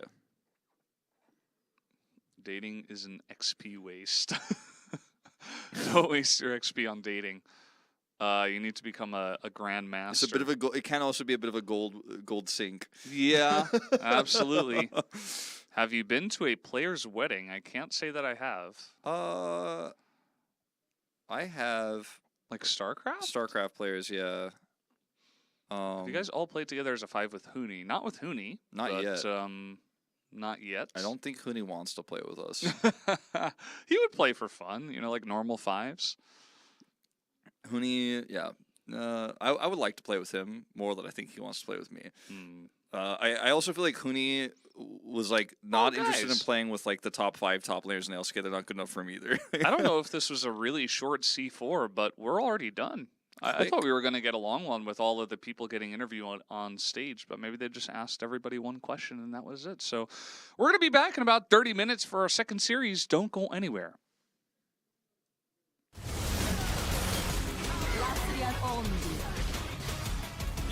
흔들리지 말아요. 빨간 팀이 드래곤을 처치했습니다.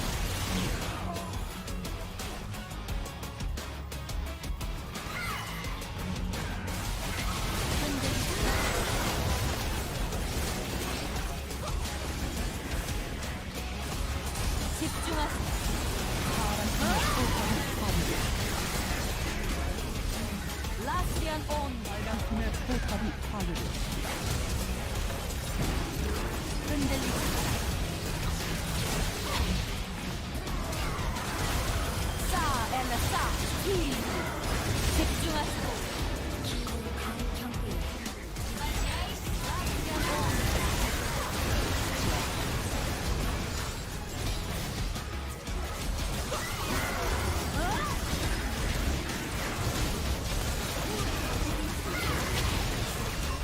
라스리안 팀.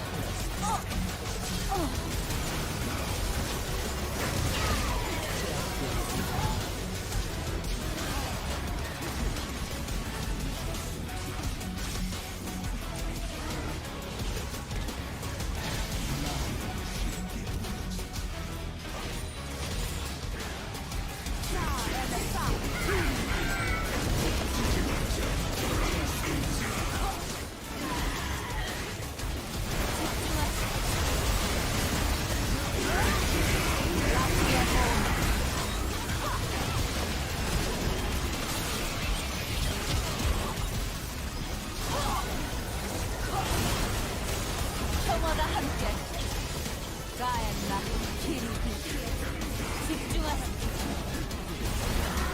집중하세요.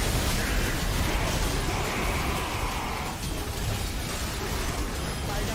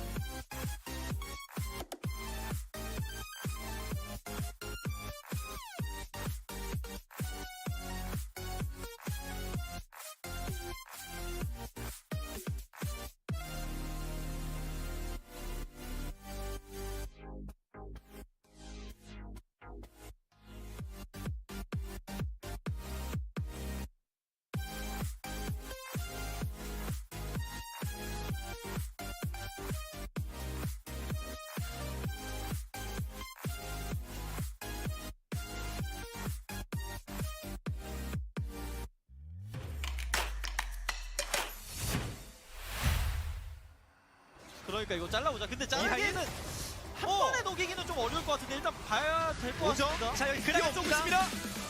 자 일단 라칸까지 올라오는 중. 왕왕 돌아갑니다. 근데 베이가가 좀 멀긴 해요. 베이가가 좀 멀긴 해요. 라칸이 라칸 가서 라칸이 뒤에 빠져. 쳐다봤는데요? 스매시 백단격. 그래도 스매시 살았네. 스매시가 이겨. 이러니까 대처의 폭발. 그러면 거대 운석이 날아갔습니다. 사실 되게 귀여운 인형이긴 한데. 딜 없어요. 딜 없습니다. 와 이게 폭발이죠. 와. 진짜 정말 이따만한 운석이 날아갔어요. 그렇습니다. 자, 와. 막 2렙 차이 벌어져 있고 물론 이제 연거배 지팡이 그리고 레넥톤의 필살기 오. 정지명령 제리가 벽을 넘어서 기다릴 수 자 1바디 네. 전멸은 우리도 있습니다. 뒤에 이러면 약간 싸먹히는 구도 아닌가? 자, 오히려 약간 싸먹히는 구도 아닌가? 그리고 라칸이 멋지게 띄우고 그라가스 들어가고 오고 걸고 옆에서 아니 떨어지게 진짜. 무섭게 박수를 쫙 쳐가지고 그렇죠. 상대팀을 제대로 쫙 네. 소리 나게. 사실 공속 쿨감 꽤 좋은 거거든요. 자 시간 벌어지면서 먼저 자 드래곤의 영혼을 준비 중입니다. 같이 썼고 드래곤 치는데 이거 상대가 먹으면 난리 나니까 끝까지 안 들어갔고 자 봐주세요. 나를 들어갈 수 있나요? 나를 한번 뒤에 빠졌습니다. 오히려 아들 빅포트에서 아들은 들어가. 그런데 아들이가 빅포 글쎄요 이거 아들이가 이번 판에 물려서 카르페가 앞으로 카르페가 결국 딜할 수 있는 그림이 나왔습니다. 앞으로 들었거든요. 카르페가 해주고 있어요. 그러다 이러면 새로운 겐지. 진짜 밀어는 용까지 먹을 수 있을 것 같은데요. 이러면 비전 젠지 글로벌 아카데미 마공격의 영혼 획득.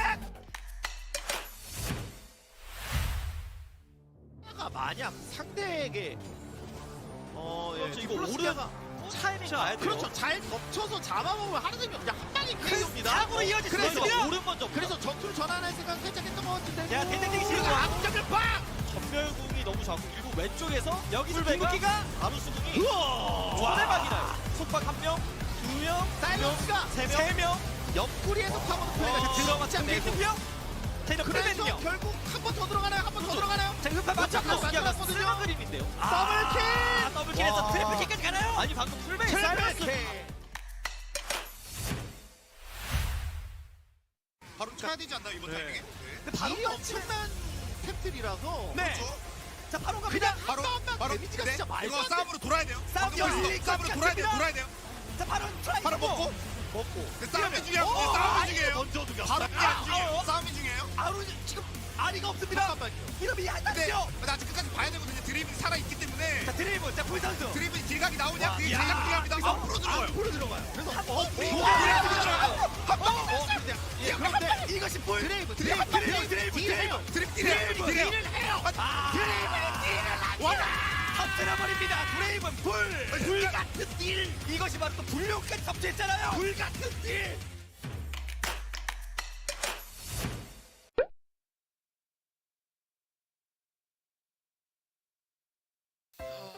정환아 마이크 좀 붙여. 그래 임마. 내 말은 잘 들리니? 들린다. 들린다야? 들린다는 반말이고 들린다요. 들린다요는 반의 반말이고 답니다요. 들린답니다요는 반의 반말이고. 그만해. 미안.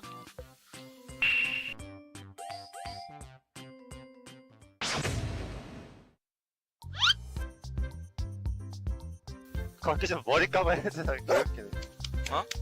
뭐라고? 머리 깐 거 개웃기다. 아니 대회장에서 머리 안 까잖아. 아니 저 좋아. 나 원래 머리 안 까거든? 근데 YSKM 대회에서 머리 까고 개빡겜 하는 거 보고 아 알바 없구나 그런 거. 이미지 같은 거 알바 없다. YSKM 잘생겼어. 아 씨 누구냐 YSKM 잘생겼다는 거. YSKM은 잘생겼다는 거. 오동규. 개실망이네 오동. 그럼 좀 호리호리하잖아. 난 뭐야 돼지라는 거야? 도시가 잘생겼지. 너무 저게 더 실망이잖아. 아 오토피 인간데 뭐야. 잠깐만 이런 거 근데 나가는 거 알아? 뭐? 지금 대화한 거? 오프 더 레코드로?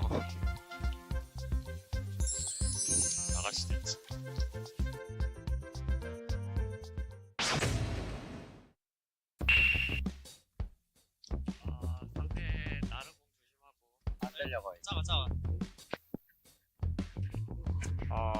됐어? 작아. 됐다. 상대 실곡 있다. 실곡 조심해. 오케이. 시간이 나오네? 정글, 이거 먹고 상대 정글 들어갈기. 조금 작은데? 난 괜춘. 잠깐만요. 정글 이거 먹고 상대 정글 들어갈기. 오케이. 이번에 미드 턴 좀 길게 남는다. 또 다이브 어때? 잘 들려. 짱민아, 거기 들어가면 안 되는데, 가비. 네. 잘 들립니다. 상대 서폿만 턴 남는다. 미드 조심해. 죽지마. 죽었다. 괜찮아. 다음 거 생각해.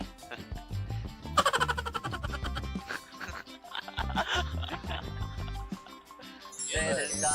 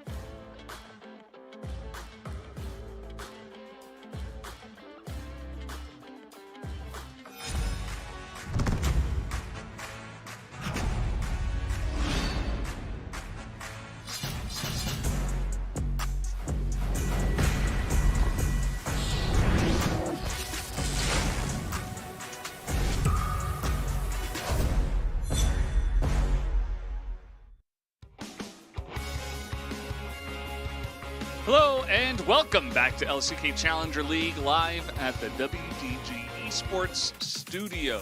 I am Vlades, with me is Lulp, and we are getting into the second series of the night. This is going to be Bro up against Kwangdong Freaks. Who do you think is going to take this one, Wolf? I'm gonna lean Kwangdong Freaks. I'm gonna tier list it a little bit. I'm gonna say I think 7th place is gonna be 10th place. But you know what? I think it's gonna be 3 games though. I think it's gonna be a little bit back and forth. I think blue side gonna be strong. I think it's gonna be 100% win rate for blue side tonight.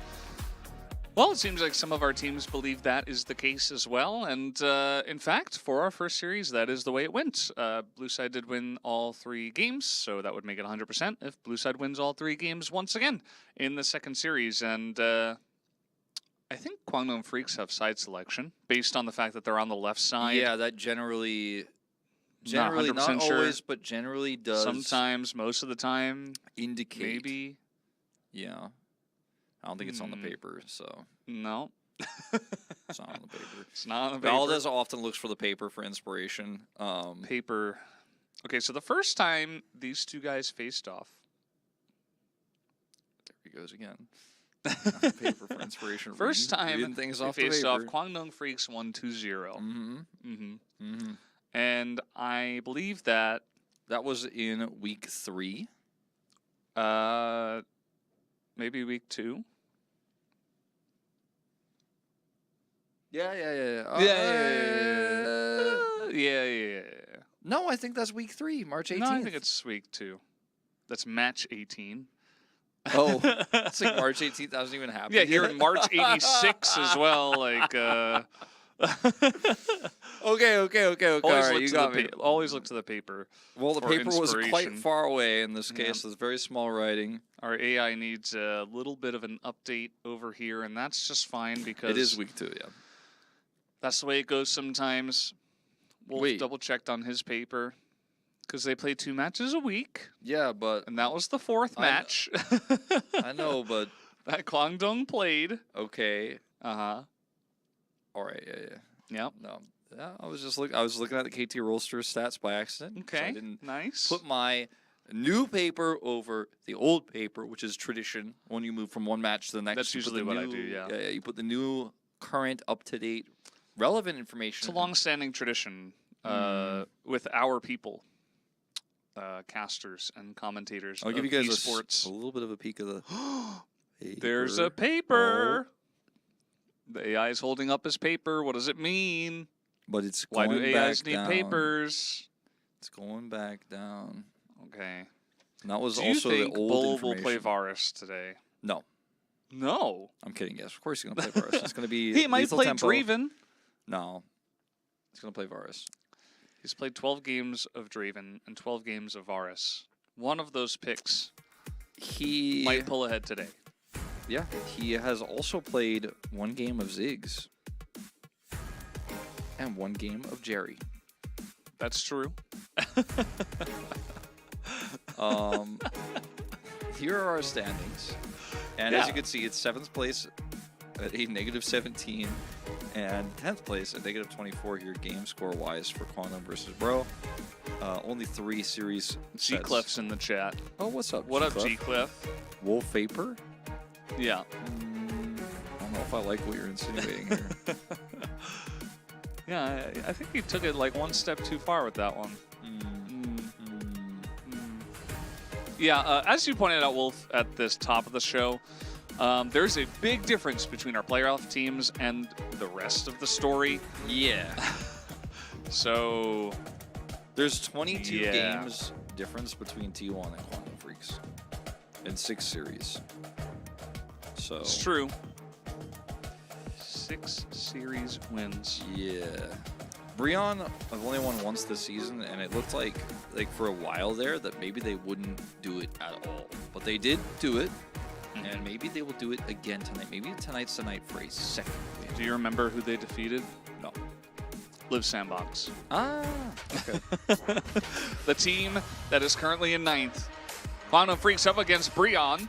Match 85. This is the last week of the regular season, guys. So what's going to happen is we're going to do these last couple, well, not couple, but there are a bunch of games. And then we get into playoffs next week. That's true. True. All right, so here are the stats here for Quantum Freaks. Notice they are stronger on blue side ever so slightly. They have a pretty high first blood percentage for their win rate. Notice their win rate with said first blood is not as high as most teams would be. But they're looking pretty happy going into this one, knowing their favorites for sure. Standard starting roster for this team today. Music's kind of slapping right now. Yeah, I'm just letting it ride. They are still using the "Bite It" slogan, Yeah. as you can see with the teeth here. What kind of animal do you think that was? Was that a human? It was a primate, probably, of some kind, Okay. just based on the teeth. It kind of looks like a worm. With teeth? Yeah. With like, Worms have teeth. like not like that. Well, maybe it was a big, very zoomed up picture of a worm. It was a hamburger with teeth. It really did All right, look like he figured it out. It was actually a hamburger. Okay. All right, so Brion have also brought Enosh again today, kind of being the mainstay for them at the end of the season. What did you say? They brought Enosh. Oh, okay. Yeah. Enosh Yeah, coming in. he's They have used a lot of players as subs, right? We've seen Enosh coming in with Palu, a couple of supporters, but then you've also got Doive in the jungle, who played before Raptor came back, Gamin for AD carry. That's a pretty extensive roster, honestly. You had 1 game from, oh, actually 3 games. 3 games from Gyosu, who played only Lulu.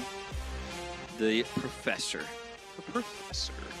Well, this is going to be the key position here, jungle. And for those who have watched my Challengers cast, and usually I'm with Valdez, so our Challengers cast, primarily know that Courage has been a player I've really liked for Quantum Freaks, even though he has, his team has not had great results. I dubbed him the player I thought like most likely to actually go to the LCK next year, just because of all the circumstances that we went into last time. Like, he's not playing behind an insanely high-level player. APG.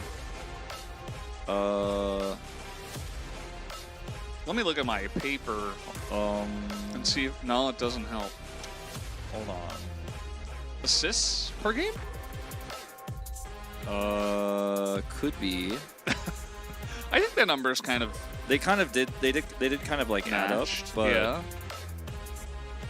weird way of saying kill participation. I think they also had kill participation as maybe Yeah. they didn't. They also had first blood participate, which, you know, I think that makes sense. Draven the first ban. Is Varus the second ban? Decent chance, I'd say. As Bull is like, these guys get me every time. How do they know what I play? Ashe. Okay, they're like, you don't play that because no one plays that, but you will not be playing Well. it in this game either. Unless KT decide to give Homolife Esports a chance and give them Ashe, which they did Yeah. in our first series of the game, and so Homolife Esports did take that chance. It and will won the not game. happen again, Valdez. As there's the Varus ban, so Caitlyn? could Karma? be.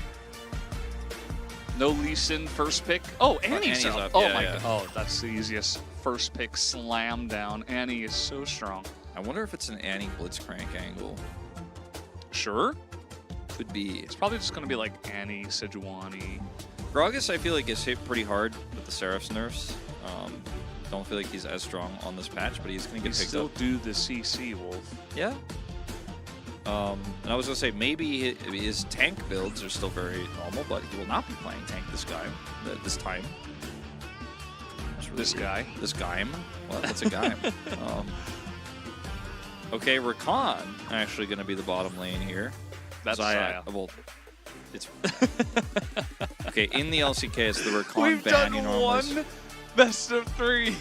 We can't hold it together for the second one. the portrait has Rakan in it, even though It does. he's not locked in, because does. it knows True. that like he will definitely be played. Because have you seen the meta? Like, she doesn't play with anybody else. Yes, that's true. Unless the Rakan gets stolen away, but it can't get stolen away. And if you pick them both Nope. in the same rotation, Nope. All right. So this is the oh my beginning god, of our draft. bro, have insane amounts of CC. Yeah. Those crowds are about to get controlled, Valdez. Yeah.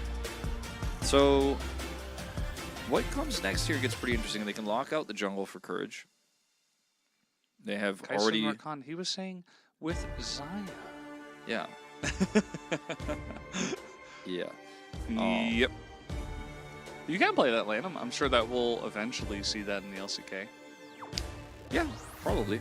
I want to see more Kaisa. As Jace is banned, so not going to target Courage at all. I mean, Lee Sin, Elise already banned. It's cool. You can tap your foot on my foot. It's not Yeah, that we weird. just had a We had a tapping moment. foot We had a moment. moment. It's okay. Courage is best champion in the eye test for me has been the Wukong. They'll take that away, so taking Jace too. As what's it going to be here on the bottom lane? Are we just going to go Felios Thresh? Probably. Because I hope so. Felios Nautilus? Like locks in Veigar. I'm like, no, not here, not this time. I mean, honestly. Oh. Kevin wills it into existence. It's not going to be the Kaisa Rakan, but this is going to be Kaisa at least. Kaisa and Leona, perhaps? Leona's pretty good into Rakan. Yeah, that actually makes sense. It's more CC. Mm-hmm. Okay. Speaking of which. Yeah. Sejuani somehow made it through this draft this far. Okay, well, it's Viego Sejuani. Spoilers, you're supposed to pick you're supposed to pick the Sejuani first and then go, well, it could be Sion. flexed. Hold on, that's not Sejuani. Pick Sejuani. This is the best part of our draft music. I love this trap beat. Okay, wait, he's gonna do Ornn. Emilio support, not yet. This is significantly less CC, Valdez, than what Breon had. Why? Rather than Leona, you wanted Leona here instead? Yeah, I mean, Renata's really good into Guangdong. It is really good. That lane is just kind of weird, though. Yeah, It's like not something you see every day. It's not going to be that strong in the laning phase, but with some help from Vi, can be pretty decent, right? And with the bailout, you know, Kaisa can go really deep. Not going to happen usually pre-6, but it can. But Breon have a mid lane that's not going to be under pressure by Annie. Just going to scale it up. A top lane where there's not going to be a lot of power, but they're going to be playing around bottom side. So if you think about it that way, kind of like the Renata here. In terms of engage, Kwangdong Freaks don't have as much hard CC, but they do have a lot of it, actually. Like, they have the Annie into Ornhorn, into Viego, Feather. I'm like, wait a minute, hold on. They only got, like, they actually have more CC. It's not as easy to set up, but the beginning part is. If you could chain it all together. Yeah. Palu's job is to not get caught and then press R. And then what you do is you bail out the guy that's getting CC'd to death. Yep. That's his job. Do not get caught. This Renata Glass has such a crucial role in this bro composition. Just don't die, Forehead. Yeah, just don't die, don't get caught, bail out the guy who does get caught, and then press your R button. And you basically just roll over Kwangdong if you can do all of those things. It's very difficult to catch this Xayah too with the Vi.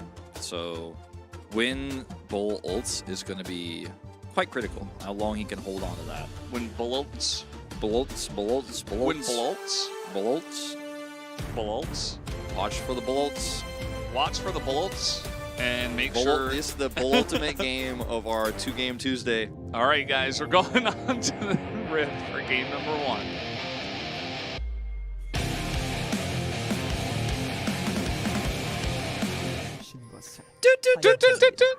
No, I think you were a little bit late that time. No, I wasn't. Nah. I was holding the beat. You have to go on the downbeat.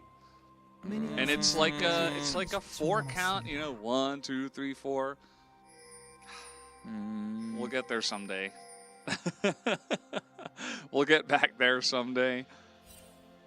They ended it earlier. Somebody asked about that makes it more difficult, yes. Why they wouldn't play Morgana. You have any strong feelings about that? I mean, Black Shield is really good in this meta. I wouldn't be surprised if we start seeing Morgana and Annie in the mid lane. I was thinking about, I mean, that's a really good call. But I was thinking about CC recently. Like, we've been talking about this a lot. I feel like it's already very old, even though it's been kind of a new concept where it's like, wow, it's just only CC all the time. I think Morgana, not only does she offer CC, but her anti-CC, like, I'm kind of shocked we haven't seen that tech come through. I think she's pretty weak right now, but just be a CC. Okay, hold on. A little bit of a fight. Well, if we're gonna... I don't know what to say. Well, everything missed. Every ability missed. Oh, man. Okay, well nice little trade at level 1. Ignites exchanged. Nice, nice. No flashes, no cleanses, no Healy. This is going to be advantage Kwangdong Freaks, as heal will be better in the early levels. Yeah. I just got home. Did Faker win? Yes, Faker wins every day. Hashtag winning. Hashtag winning. Hashtag things Faker does. Yep. Hashtag things Faker does _like _winning. Yeah. Well, you guys can watch Faker. I think he's playing soon in the LCK. Not today. No.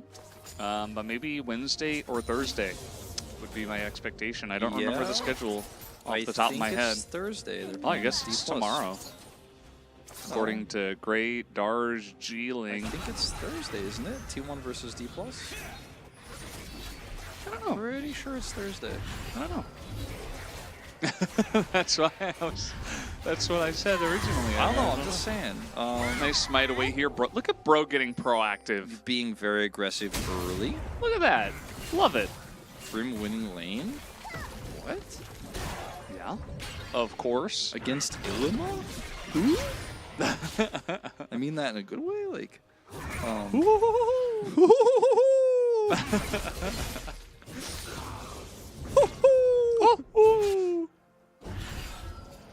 Courage spotted on 1 ward and then a spotted on 2 second ward. Yeah. Can we do 3? No. There's no Can we get a third 3? Any 3s? There's no 3rd ward in the area, unfortunately.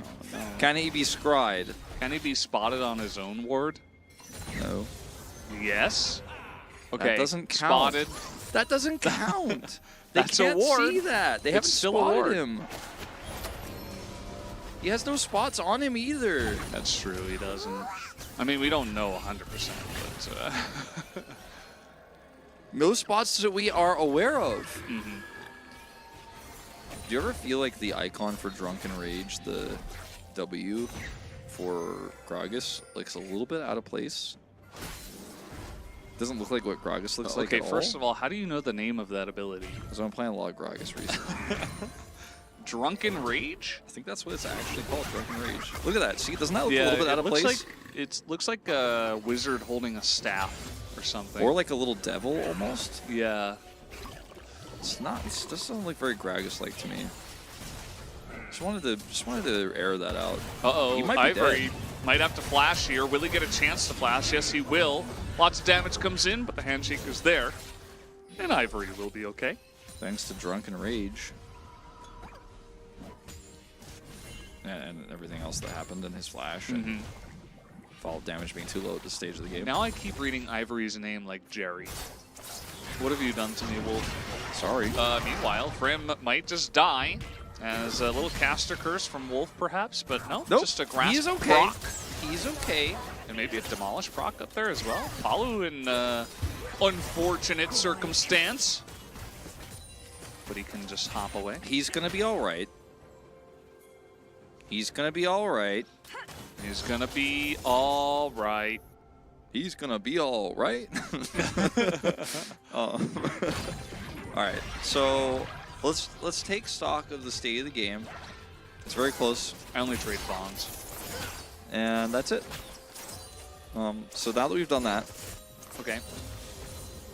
hold on, wait, maybe It's a another potential Hextech Drake take. Drake Yeah. first. Now there's What's a with all ward the here. Hextech? I'm not sure what's going on, Rito. Anything special you want to tell us about? Anything about the new Drake spawn percentages? Yeah. They're like, unfortunate bug on 13.5.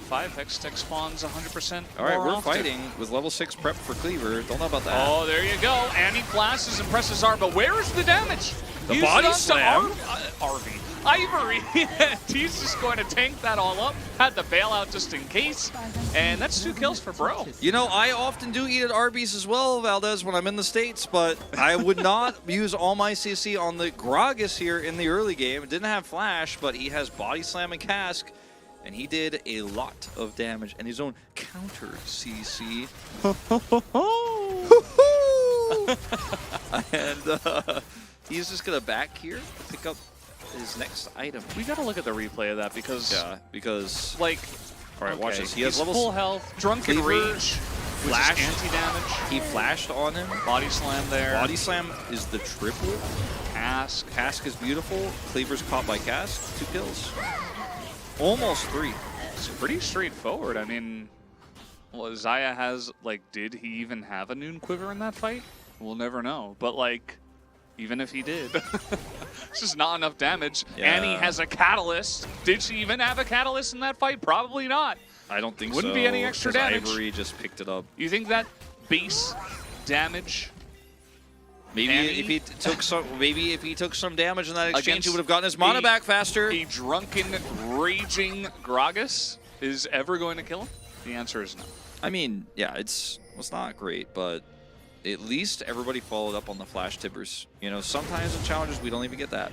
Sometimes the Flash Tibbers comes through and the Rakan is clearing a ward somewhere. But this time they all did it together. They did 3, 2, 1, and then threw the fight and gave Drake over to Bro. Yeah. Wait till late game Tibbers. Yeah. I mean, you're right. But Ivory, when you're forcing fights this early, don't expect it to do damage. Good morning, Jefferson. yeah. I think he just means everyone should be general manager, but that's okay. You can say good morning to him. Okay. I just wanted to say hello, you know. Also, everyone in this game, all 10 players are Grandmaster as well. Everyone, so. I mean, at least. At least. Grandmaster isn't the highest rank. Yeah. So they're at least I just mean Grandmaster, they have and a lot of them are obtained- probably Challenger. Well, they're on Challengers rosters. And they are also on Challenger roster. I mean, a lot of players actually, when they join teams, don't actually maintain Challengers on their main accounts because it's a lot of work and they got to scrim and do other stuff. But yeah. That's true. Um, I'm challenged her. Oh my god. okay. All right. That's one way to say. Somebody unplug the keyboard. Mom's gonna have to come unplug the keyboard. She's gonna take that USB dongle Mom away. would be very unhappy with you. What's the difference between Challengers and Academy? Challengers is like tier 2 and Academy is tier 3. That's right. We have explained this a few times, but it's always good to put it out there. Yeah. So Dongmu plays in Academy, probably the most notable Academy player right now. And she won both of the games that she played. That's right. On, what was it, Lulu and Rakan? Lulu and Alistair, I thought. Oh, no, it was Alistair, I think you're, or sorry, it was Rakan, not Alistair. Rakan. Yeah, my bad. Might be. NP. Cool. Janna viable win? I think she's viable now. Anyone remember Smite top Janna? No. No? No, it's gone from my brain. Oh, okay. Yeah, I pushed Weird it that out. you could remember the 8 CS lead for the Syndra versus the Akali in the early game, but don't remember Dun winning games of top Smite Janna. Weird how you have selective memory like that, Valdez. According to LS, Janna is one of the best supports in the game right now. Ooh. Funny we don't see her. I think it does have a lot of potential to be top level. I would imagine that pros aren't scrimming it a lot, and that's why we just don't see it. The reason why I think the amount of engage, it's like, wow. Yeah, it's free Feels follow-up nice. no matter what, because your knock-up is going to go through anything. So it's like that too. If you get any CC like at all, she can follow up through enemies. Doesn't matter. So I agree with LS. But sad that we don't see this cast. Okay. Good flash. Some, bro and brew for the boys here Yeah. in the mid lane. There were like 4 of them there. They all got a taste. That's very nice of you, Gragas. Just Sharon. Okay, now with no Sharon flash, is they're carrying. going to top or drop. Well, talking today is not gonna happen, I guess. Okay, well, we're using everything on the Cleaver, and he lives! Okay. Just trots his way out, and finally he goes down as, oh no, Courage. Tibbers! He's trying desperately to find somebody. Yeah, Tibbers is trying to get this kill, but Raptor looks like he should be able to get away or at least execute. He's even trying to back here. I don't think he'll be able to... Oh! Courage! No! Courage the cowardly Viego.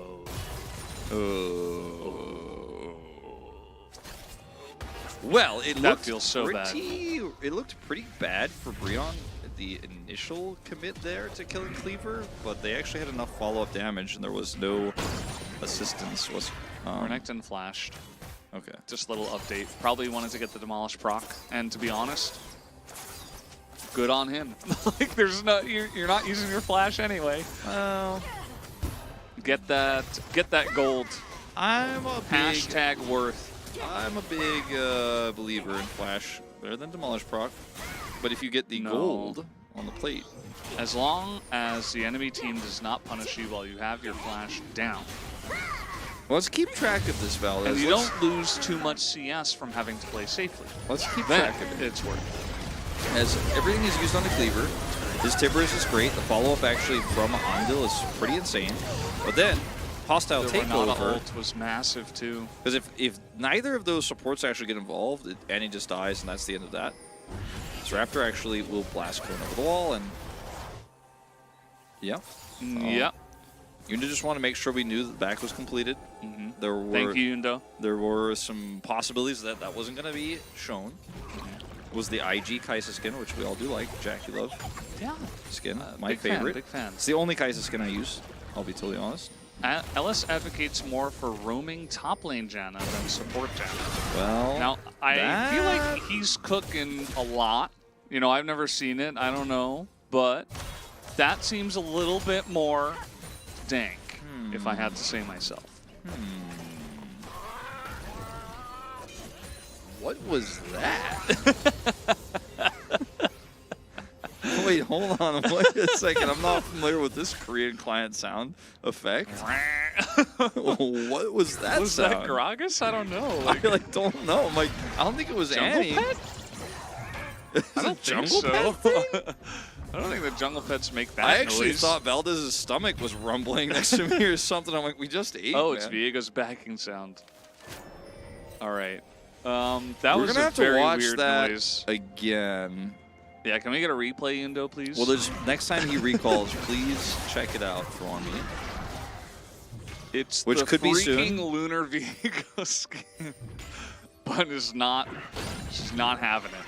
So look, they're trying to punish the flashless Frim.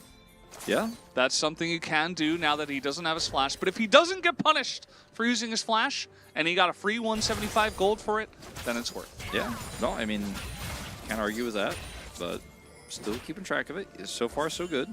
So far, hasn't been in any real mortal danger. Just supposed danger. Is Raptors going to start this up? YouTube chat is very confused about our talk about roaming top lane Janna. They are not in the know. Well, she used to take Smite in the top lane. That was nerfed. It's not good anymore. But now you can roam, apparently. As they're trying to take this one down, Yeah, Elma's like, oh, they're doing it. We don't have vision of it. Let's try to fight. Let's see how this goes. I mean, Frim is waiting with a full rage bar. Just ready to press his buttons. He's so mad. But he's going to keep mad, it. bro? He's going to hold it in. He's going to go straight back to top lane. That's actually a good way to handle your anger. Catching up in CS now, though, probably related. I think he caught up by like 5 CS. He's still down 10. But you're right, you know, that is something to take into account if he has to play safer because he doesn't have flash and he's losing CS This for it. conversation is like, he's going to get his flash back, and I think we can just say, like, you, in this case, were right. In this case, it was a good trade. I'm going to be honest, though, Valdez, I think that Breon are playing they like look clearly to be the much better team in this game so far. Yeah. And yeah, there was a close call there with the collapse on the cleaver and Ando coming through with the ult, but Drunken Rage. Okay, we get a stun in. Tibbers as well. Flash from the Viego as Cass comes in. Very defensive. Ivory just trying to survive. The damage is quite large, and the Ignite might do it. One auto as well, but the Drunken Rage again. And Ivory is going to live. it was actually just as passive. Which is called... Drunken Rage. No, it's called Happy Hour. Oh, there you go. Yeah. I'm just pulling a little bit of an atlas, randomly saying all the things. How do you know these things? Ivory or Survivory? That's what I'm saying. He got out. He got out. Some Happy Hour passives, a little bit of an escape action. It's not Escape Artist, though. No. That, yeah, no. As they are going to group, actually, even bringing Grim down here to take out this turret. I like this because it's going to lead into a Drake take, potentially. Very well timed, too. Yeah, like this team's just kind of all on the same page. Good macro.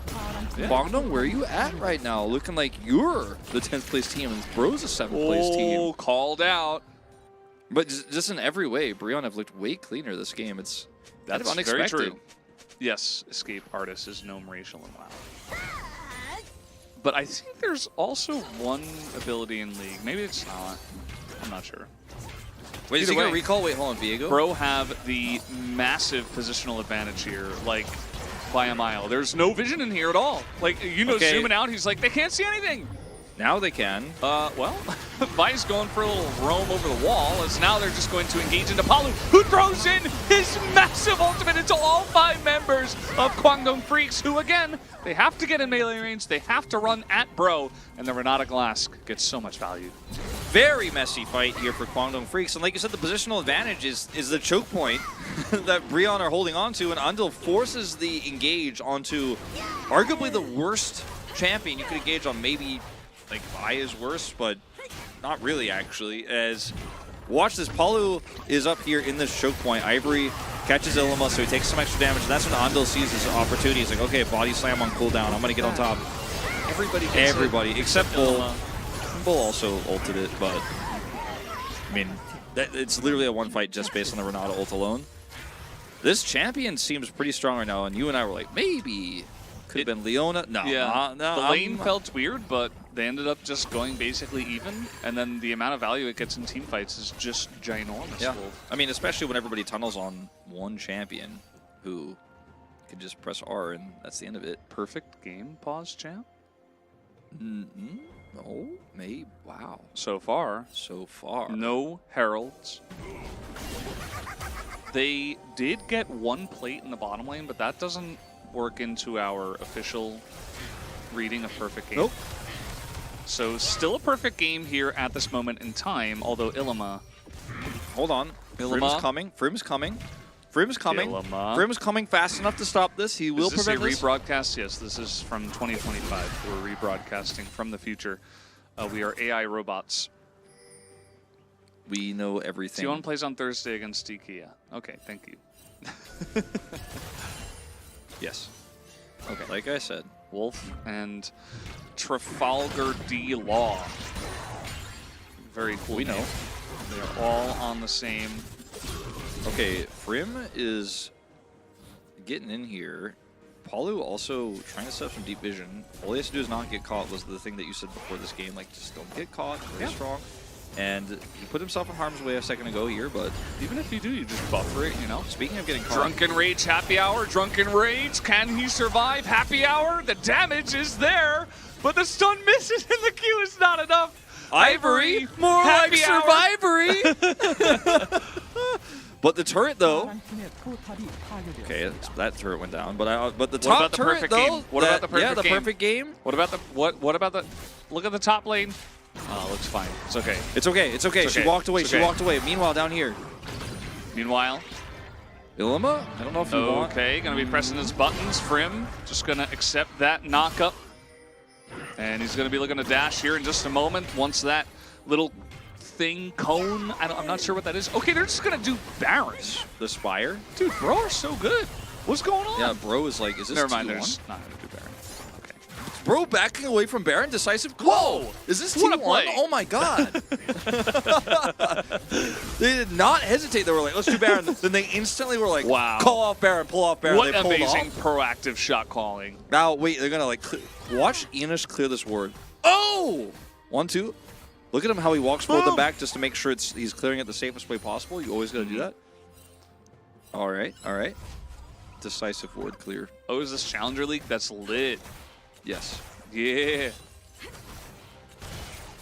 It's pretty lit. It's not always lit, but right now it's pretty lit. I'm gonna be real. It's pretty with you lit, guys. no cap. Yeah. Yeah. For real, for real.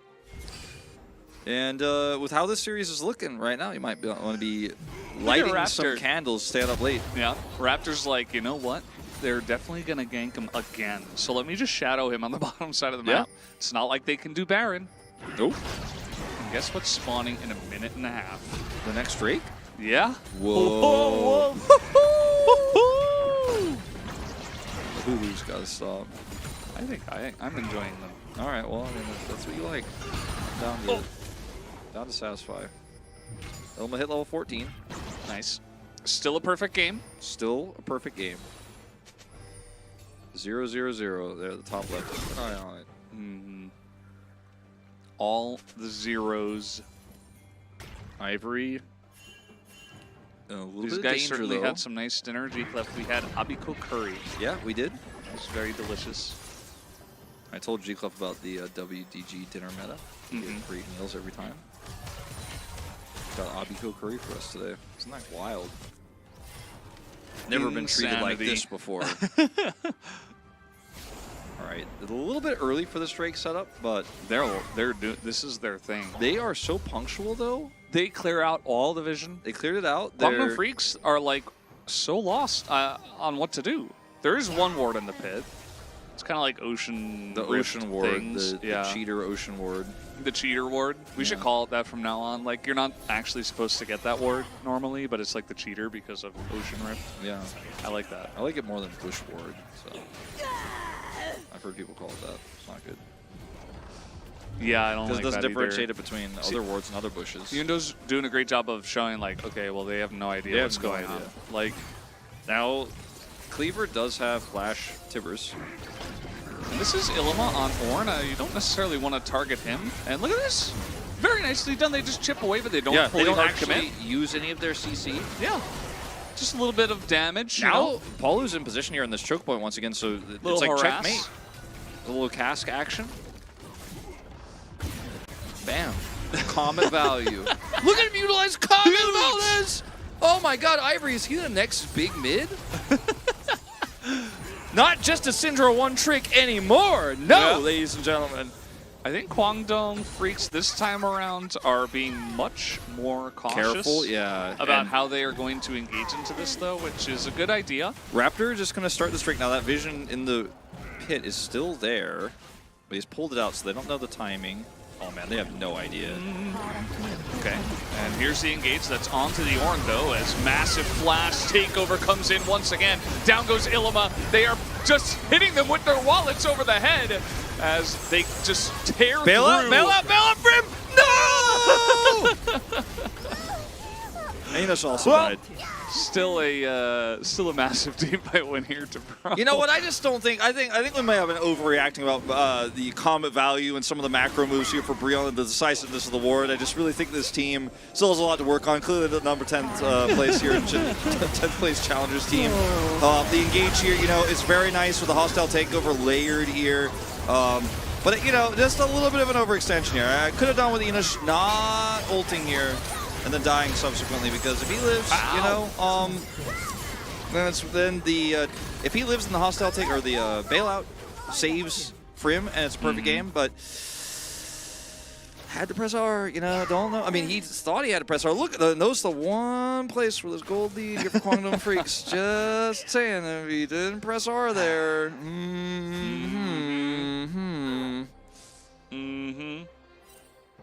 Well, we have reserved our Elder Flip.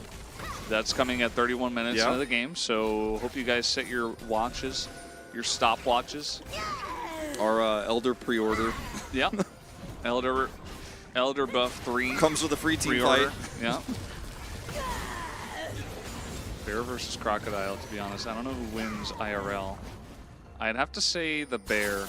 It is a weird matchup. It is a weird matchup. It's a really weird matchup. Actually, I think the more I think about it, I'm like, well, the Bear would win if the Crocodile didn't just like bite his legs off first. Yeah, I mean, that's true. It's a pretty weird matchup. Yeah, it's a Croc definitely wins. I don't know. Bear could like just jump on the Croc's back. Either way, guys, you're getting in there. And that is the value of Xayah, but pressing the R button afterwards, and down he goes. The Kaisa easily able to delete after the Vi gets in there, and that is it for this team fight. They take out 2, including the 80 carry. Get that Tibbers, though. They didn't get the Tibbers, but that's okay. They're going to go ahead and take the Baron. I don't know if it's not okay. They're going to take the Bibbers instead. I don't know if it's okay, Valdez. I think they paid the Baron. They're missing some of the gold that's available here on the map. I think Bram could have played this better. No, but seriously, great team fight for them, and they are going to grab this Baron. And just thinking about it, all right, hold on, watch one more time.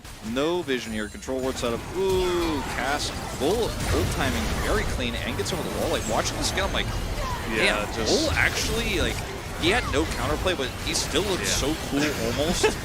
Maybe like having a 10% chance of living. Yeah, true. He's just doing his best to fight the fight against CC. It's like, yeah, he's fighting the good fight. I locked in Xayah. I will say no to CC. Yeah. Speaking of saying no, well, they're trying to kill Survivory. That's never going to work. That guy doesn't die. Unfortunately, you guys should choose a different target next time, as a random skirmish in the bottom lane is going to amount to 2 kills to Bro. And now they can just push bot. Quanda ready to go to game 2. So Quanda? I don't think, or yeah, that's what I'm saying. Quanda ready to go to game 2 because they're like. I thought you said Quanda. Quanda? Yeah. That's what I celebrate every year around winter time. Makes sense. Look, the Bear Crocodile matchup. I've been thinking about it a lot. Yeah. I've been thinking about it a lot. I just don't think the Bear plays it right, to be honest. I think the Crocodile is just naturally going to bite the Bear like around its ankles if it were like a human anatomy, you know what I mean, about where like a human's ankles would be. I think and the Bear's going to go down. Too. Yeah, but I mean, like, it's not quite the same kind of ankle. I'm talking about like, you know where I'm talking about, like just above the foot. Yeah, generally called the ankle. And I don't. Bull got a turret. Yeah. Huge. Another win condition of the perfect game to lead. Yeah. Well, that's their second turret at least. I just don't think the Bear plays it right. I don't think the Bear gets on top of the Croc and gets on top of its back. They require pre-planning. Little do the casters know the ankles are the Bear's weak spot. I mean, that's what I'm saying. Like that's what I'm saying. Like the Crocodile is just when gonna does the Bear default. hamstring end and the ankle begin? That's the real question. Look, it's not important whether it's the ankle or the hamstring or like whatever they call the bears call that. It's the Croc can't death twirl a bear. No, but he will bite him in like the ankle, Yeah, I'm sure basically. he can and bite win. him, but bears are really sturdy, and they're just gonna like sit on him. They'll probably just pick him up and ground pound him. And the crocodile will just bite the bear's paws. Yeah, so what? You think the bear cares? Yeah, I think a lot, actually. No, I don't think It's a bear so. versus crocodile, life or death battle. I think he's pretty interested in surviving it, but I don't think he can. Because once the legs and the hands go, the bear would crocodile die of has blood free loss? reign. Do you think the bear's just gonna sit there and be like, "Oh no, like I didn't think the croc was gonna bite me"? No, they're gonna be prepared. What, you for think the that. bear's gonna like juke the crocodile bite? No, he's don't gonna juke. like he's gonna like hop over the crocodile, do like a mid-air roll and get behind him and grab him by the tail. I don't think so, Valdez. That's not realistic to me, Valdez. Google says on average they're about the same weight. The croc could What does it say probably about do the win their rate, death though? twirl. What does it say about the Bro. matchup win rate? Does it have the stats over the last like 5 years or so? Ivory is looking for a cask angle. He's got a pretty good one, and you saw it last time. What happened last time when he hit bull? You I might think he's think just like, gonna oh, walk at them Zaya. now. It's done. It's done, Valdez. Okay, they're gonna engage though. They get into the back line, but guess what? Renata Glass exists and presses her button. Down goes the Kaisa though, and Bull's got an angle here with some feathers on the ground. Uh-oh. Can he make the dream work? Yes, he can. Down goes the Croc. Bear wins this time. Is you calling Zaya a bear? Well, Tibbers is on that team, so. Yeah, but I mean, like, Yeah, look, there he is. The bear Tibbers didn't won. get the kill, Tibbers though. won in the fight.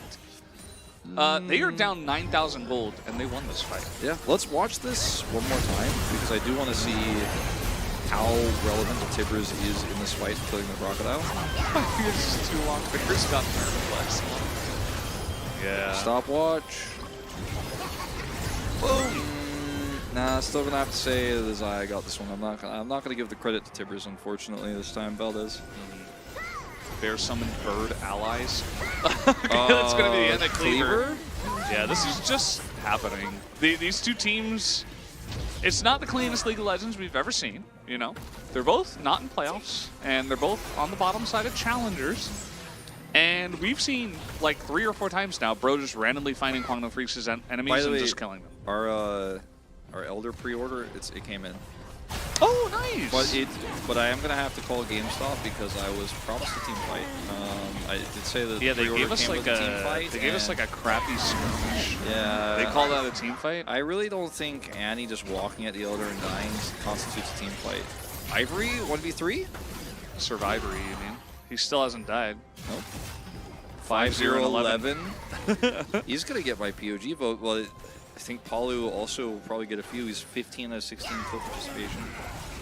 Wait, he's not 16 out Oh of my 16. god, yeah, he's actually 100% kill contribution Ivory. Yeah? What?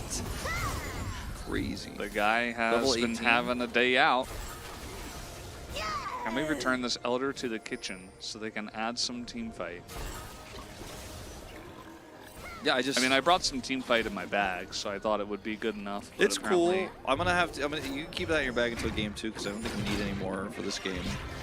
Realistically, Save it. Saltwater Croc beats Bear because of weight, but I think River Croc loses the matchup. Okay, I think that's good. Yeah, I mean, I think like if we're talking about like smaller freshwater crocodiles for sure, like they're pretty small. $1,095,000. Go somewhere else. The Elder damage is pretty huge, as they're gonna take Exodia. It's not really gonna line up too well. Yeah, it's not gonna be perfect, but they can just try to push mid where they have a setup of mini waves already going down there. Grim also has teleport. I don't think it will matter too much. 1 minute of Elder. And once again, we will see Croc versus Bear. I think All right, Million. Bear is stronger in the mid lane. You have it your way. In top lane.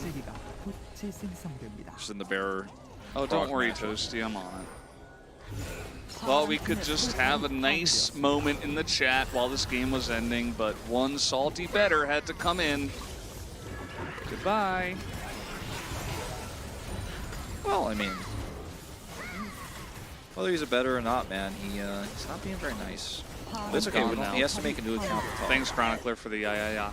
Yeah. It helps. Well, Exodia's doing a good job. That is an insane amount of damage onto that back line as Bull. He's going to press his button.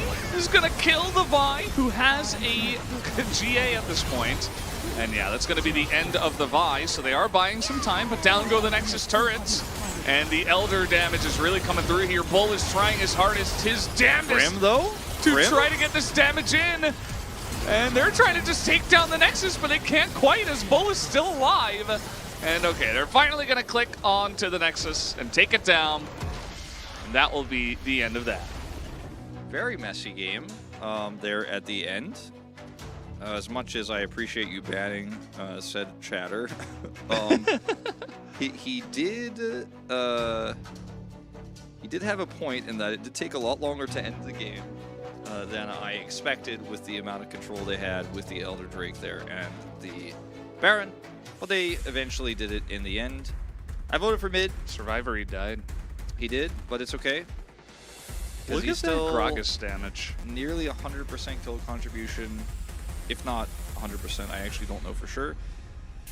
But yeah, Gragas damage was big. Set up a lot of the CC, and honestly, that first play where they decided to focus him on the Drake was where the lead began. Yeah. So, and he had a triple body slam into Cask in that moment. Very clean. More like kill Partis Ivory. There you go. That explains everything.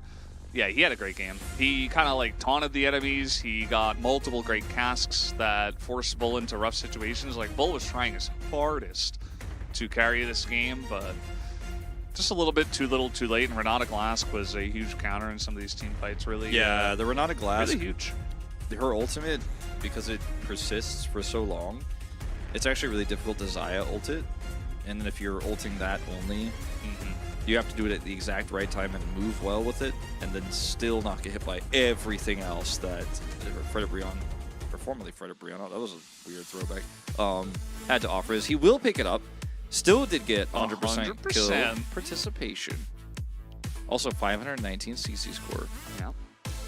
Very well deserved. Great game from Ivory. Great game from Brion. That was Ivory's first POG. I mean, not a huge amount of game wins to the side of Bro this season, but he's also been like big. Notoriously a huge weakling for this team. Like he has played so many games of Syndra only, even when the comps don't make sense, as Syndra is banned all the time, and then he's pushed onto other champions. He prioritized the Gragas here on red side early. They did that for him, and then he took it and ran with it. Like way overperforming Ivory here in this first game than what we normally expect. Yeah, absolutely. Good stuff. Good Giga stuff Chad from for real. Ivory. Definitely a very big Giga Chad. There was Yundo coming in the chat earlier. He came in and he had a lot to say, including Giga Chad. And yeah, just playing with no pressure, perhaps. You know, it's one of the last games of the season. They're going to give it their all, try to show off their good stuff before getting into summer. Yundo, you came in and you said Giga Chad. You don't remember? I remember. I was there. Valdez has weird selective memory. I do. Good game one, though. And I hope we get to see better performance from Kwangdo Freaks, because that was a little bit weaker than we normally see. Yeah, absolutely. Well, that was game one, guys. We'll be back after the break.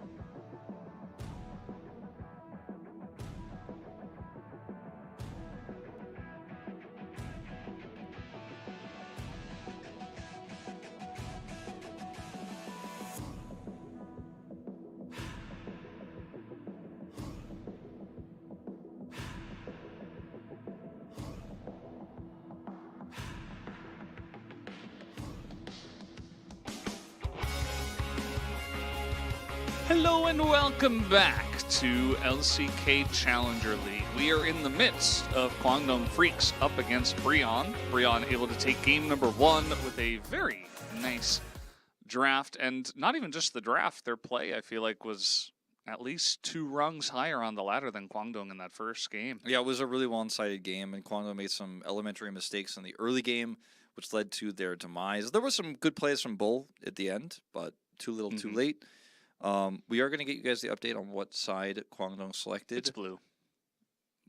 I want to make sure we know for sure before, because they're the first team to lose on blue side so far today. True. They could decide they want to get red side for counter pick. I doubt it based on how that draft looked, which had nothing to do with counter pick. Now, the Renata pick was last, but I don't think that's, I mean, it's probably not the reason why they lost. I think they played into it pretty badly. Let them brew. Let them brew. Bro and brew. Bro and brew. Bro's brew gonna and bro. brew. What is he gonna brew? Brennan, Valdez, and Wolf. My 2 favorite casters. I like that. Wolf. Mm-hmm. Your last name is also Wolf. Yeah. Thanks for the praise, Maxie. We appreciate you. Mm-hmm. What do you think his last name is? Honestly, probably either Zimmerman, Ziegler, or Zinke. One of those 3. One of those is not like the other. Hoot, hoot, hoot. All right, Kwangdong Freaks selected. Could be Krasinski, yeah. With a Z? What? His name starts with a Z. Could be Zrazinski. His name is Max Z, Twitch chat. Oh. Max Z dot. Could be Kramer. I don't think so. I don't think it can. Well, how do you know? Oh, you just told us. Zbierowski. Very close. Like I said, one of those 3. Pretty close to all 3 of the ones I mentioned. Somebody in the chat said Kwangdong02 Bro. Then he wrote Bro 20 Kwangdong Freaks. Yeah. 2 different ways of putting a potential scoreline that we could have in this best of 3 into Potential. The chat. We haven't had a 6-game, 2-game Tuesday. Like the full set. You and I? Yeah. Or just in I, general? You and I. We haven't had it yet. But How do you know? Because I just don't remember us having it. You're probably right. So I think we're going to have it. And they did pick red side, by the way. Oh, told you They about this. picked red You side. wait and see. You don't just assume. You don't just assume, okay? All right. Kwangdong selected red side, and they're going to go for the big counter pick Renata Glask in game number 2. And guess who's going to walk straight into it? I don't think that's what's going to happen. No, I don't think that's it. Wolf 1-0. Wolf has the script. It's not fair. I don't have the script. I just have that. That's what he wants you guys to think. Champion stats that I alluded to earlier, and like for some reason the playoff format. You keep spoiling it. Bro looking a little bit nervous.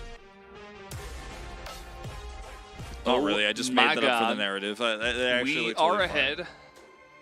What?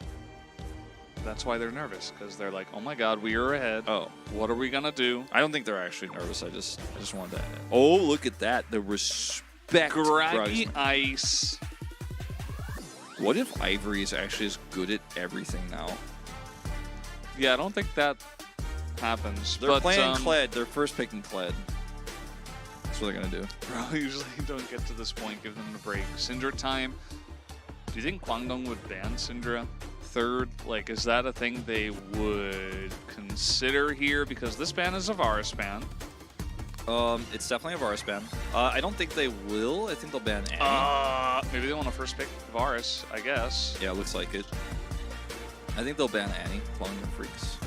Especially because they prioritize themselves in the draft. Or you could leave it up, give it to them, and then you get Varus.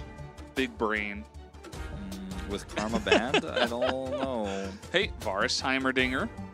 Still a thing in the Challenger League. Okay, they banned the Annie. So Oh, Varus man. goes over unless they want to play something else, which they don't, because it's Varus. It's picked, it's locked in. Bull will use his Saiyan mode to reverse sweep the series. His cyan mode.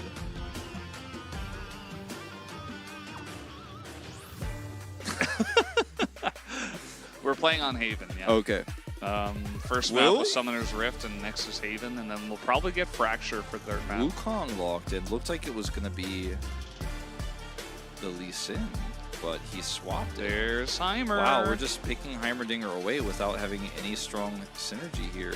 Jin Heimer on the way. Just play Nautilus. What? Yeah, they could go Nautilus, and maybe you have a somewhat difficult lane, but not really. I don't think. I think it's actually fine against Jin Heimer. Yeah, or like Heimer Ezreal or whatever else they decide to go for. Why nobody picks Yumi, Heimer Orianna, Quadriflex. Katarina? Yumi is globally One of those banned. things is not like the others. The Jin takeaway! Wait, this isn't actually good though. Don't do this. The Jin takeaway! Wait, hold on. I'm gonna say it right now. Don't do this. They didn't have to do this, but they did it. Oh no! Paulo has one game of Jin. He's 0-1. Now what are they gonna play though? Now what are they gonna play? What is he gonna do? They're gonna play Heimerdinger Ezreal. I called it. I told you it's the lane they're playing. Oh, they're doing it. Oh, boy. Could have just played Nautilus, but now we're playing Varus Jin into Heimer Ezreal. AP Varus mid. That's what it's gonna be instead. Okay. Oh, Kwangdong don't know. They banned LeBlanc. They don't know. The Lee Sin mid. It's coming on in. Yeah, no, it's not. I'm a little bit worried, but based on what we saw in our first series in Game 2, where the Jin, what was it? Ash. Jin Ash. That was with Ash, so it's a little bit different, but they're still We were- going yeah. to win in the trades. We were doubting them, Early. and then they played it very well. I think that could happen again. It's going to be a lot about Just- Bull's performance here individually. Yeah. Sometimes these crazy like double AD lanes, they only need to be piloted by Keria and nobody else. He's only played 2 games of But- Ezreal, Bull, and he's 1-1. Yeah. Let's see what they're going to prioritize here for the solo lanes. As Ryze is not going to be an option. Syndra open. Syndra is open, but I Syndra. think they're going to pick for top. Well, for Bro. No, for Kwangdong, they're going to pick. For Ivory, Syndra open. Yeah, I'm just saying he has to play it blind. That's kind of Yeah, that's true. It's going to be And then they're going to pick Renekton. Akali. No, Akali Valdez, Wukong no. coming back. No, I have seen the future. no. Renekton free win, Annie Band called it. Very interesting theory. Yeah, well, that's the Crocodile does win the Crocodile Bear matchup. The Bear doesn't show up. It's true. How much we know for certain. Oh my God, Valdez. Syndra! He just locked it in. And they're going to take Cassante. This is actually Cassante. pretty all right. Now, let's see. Akali. No, surely Yeah, not. No. Surely.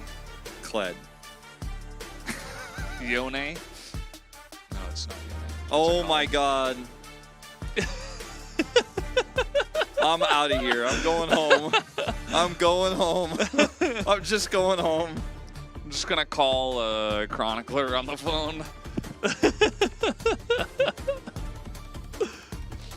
Hey, Wolf didn't call it. Valdez called it. And No, Wolf denied it. I denied it because it doesn't make sense. It doesn't But make you knew sense. it was gonna happen anyway, right? Didn't you? You saw it coming. Akali in against Lee Sin. It's into Lee Sin and Syndra. It's into Lee Sin and Syndra At and least it's Cassante. not Vi this time. At least it's not Vi. At least it's not Vi. That's true. That's correct. But it Yeah. is Varus Jin. Also, it's Akali Wukong, which has basically no synergy before 6. At least, maybe not synergy. Maybe synergy isn't the right word, but you know, like It's not powerful, duo yeah. fight potential. There's basically none. Whereas Syndra Lee is pretty huge. Yeah, I mean, you just set up the before 6 and after 6. Yeah. And then after 6, Valdez picked up the Akali phone. The early game Syndra is going to have a lot of prio. Bot lane here could go either way. I think that Inish and Palu will probably get it. And I mean, Lee Sin actually has power in mid and top. Bottom lane, Wukong doesn't help that much, so they'll probably both pass top. But Breon have a lot of early game power. Now, how will they utilize it? We'll find out. Ivory, this is his one-trick pick. I didn't even look at his stats before this today because we check every week. He has 6 games of Syndra. This will be his 7th. He is 1-5 on the champion. It's his most played. It is his most played. We'll see how it works. Obviously, it's challengers, so anything can happen. You never know until the game is actually played. And the game is ready. Let's hop onto the Rift for game number 2.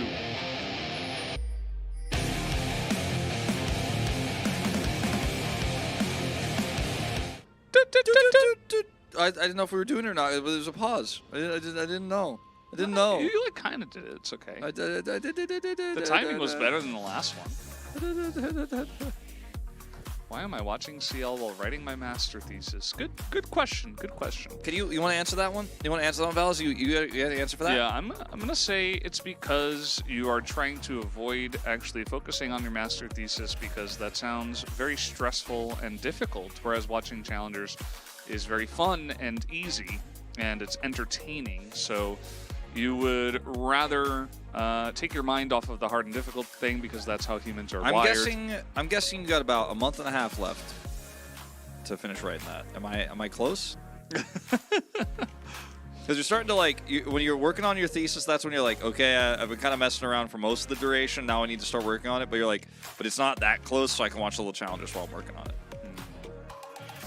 Hayabusa from YouTube Wait, chat. no, the actually, message got deleted. Yeah, he had a very good point, which is if you wanted an AP assassin that bad, you were better off with Fizz here. That we almost saw that picked in the first match as well, and I was like, this is actually a good pick here.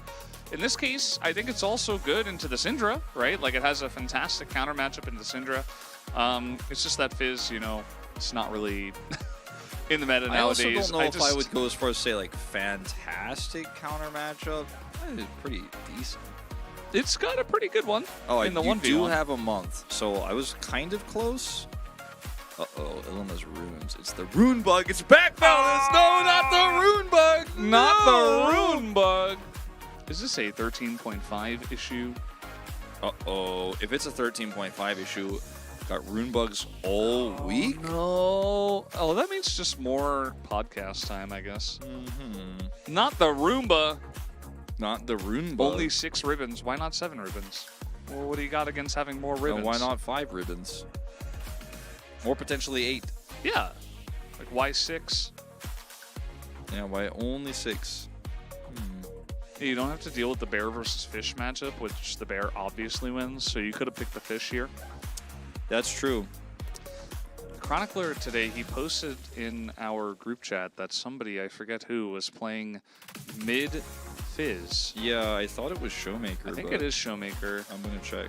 In solo queue, that is. So this is part of the reason why Zeka. I'm like, this could be a thing. It was Zeka, yeah. For Zeka, it makes sense because that's, I mean, he only plays like melee assassins. Not only, but he's very more famed for his mid assassins.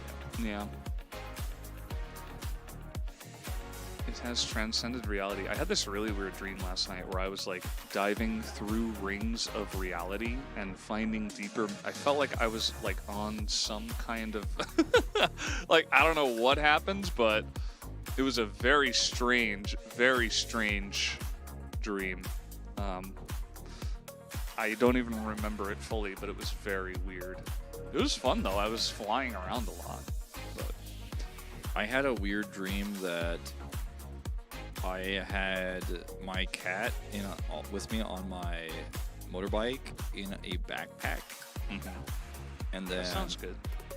And then when I got to where I was going, which I was like going to a tennis court for some reason. And I don't play tennis. And then when I got there, I was really worried because my cat wasn't moving, and it was Bori. And then I opened the bag, and she was just asleep. And she made her little like goofy noise she makes when I wake her up when she's asleep. She was like, and everything was okay. But it was really stressful for about like 2 seconds in the dream, where I was like, is she okay? But she was okay. And then I woke up. That sounds like a much less stressful dream than mine.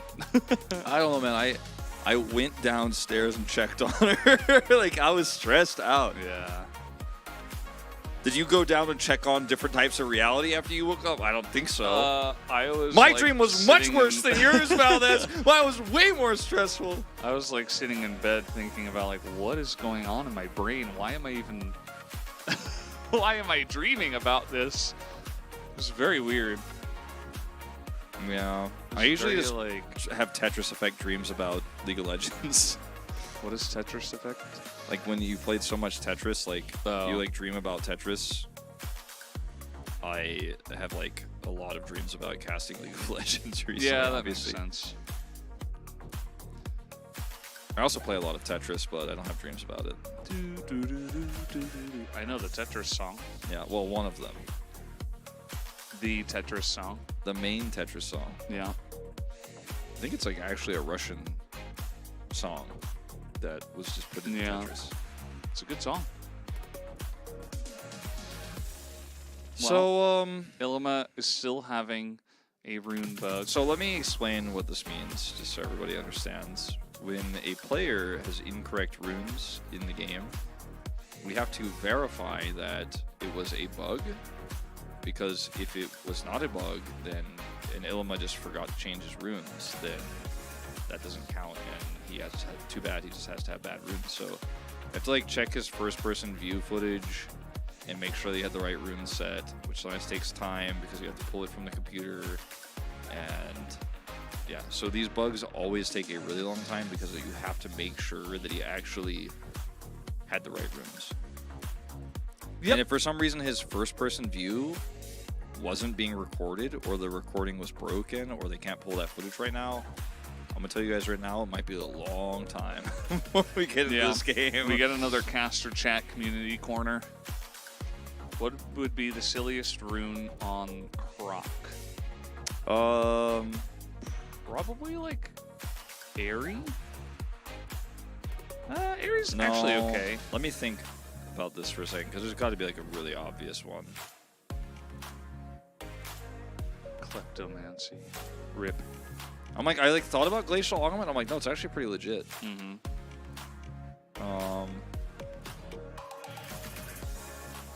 Water walking. Dark Harvest is Dark probably Harvest, a really bad one. Dark Harvest is pretty bad. Spellbook would be okay. It's okay. Guardian, yeah. Guardian's pretty not great. It does seem Guys, like the the music issue changed. is resolved. Yeah. And the CG went away. Do we get another chance at doo-doo-doo-doo? Here we go, game number 2. Oh, yeah.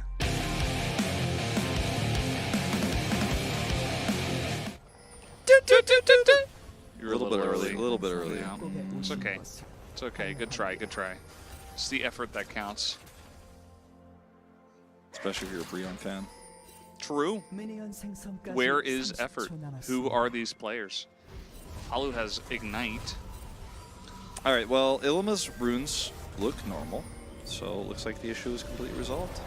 Whether it was a bug or not, we don't know. We probably won't know, and that's okay. I don't need to know, honestly. They don't have to forward it to me. As long as we're in the game and everything's okay, that's good enough for me. Looks pretty normal. You know what probably happened is they identified quickly that it was a rune bug. They redid the draft real quick in like a normal tournament game, whatever, and then we just jumped right into a new game because Maybe nothing he happened. wanted to take Comet. He was like, whatever, I guess I'll just take Conquer and all the normal ones like Demolish, and he's like, I guess. Maybe he has the wrong runes, actually. We don't know. We woke you up. Welcome to the real LCK. That just reminds me of my dream last night. It was very stressful. It was fun, though. I don't know. Wait, how it was stressful, but it was also fun? Because I was like flying around a lot, but it was extremely confusing. Because I was like, okay, it was like some weird technologically advanced future where this is just how people lived. And you just like hop through rings of reality, and it's like important to figure out who you are. was very weird.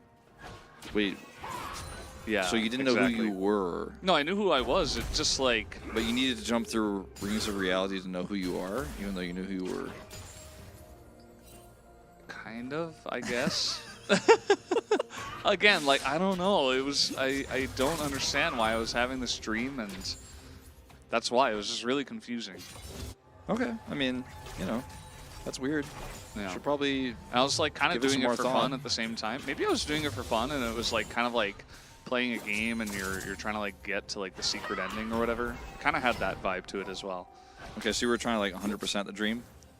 Not quite, but kind of, yeah. Okay, well this lane is going very well. Well, Yeah, for bro. first that is Dark to say. Harvest stack in Yeah. bottom lane, successful. Mid going very well with Airy. I mean, he Syndra. could almost just walk up Against and a melee ignite him champ. at this point. Like, that's how one side of this lane is going. They're going to be able to get a plate. Courage here. Can you keep that Oh, Gromp? boy. Okay, very nice timing there from Courage, but at the same time, Smite fight, Courage wins. Here comes Ondil. He's like, well, I'd rather not be in this lane. So Yeah, I let don't me wanna be just, bot. come to the jungle real quick. Mid going about as we Anyone? expected. Yeah, have you ever opted into playing Akali into Syndra? Many people have, in fact, and generally it's not very good. Oh, he just tried to do the stun Q combo. Yeah. That is a very difficult combo because generally you have to Q first and then scatter the weak. But if you scatter the weak and Q right at the right time, like really fast, you can scatter and then Q as the scatter is going out, and the scatter actually hits the Q, and it can stun. High-level Syndra mechanics. Yeah, but he did not.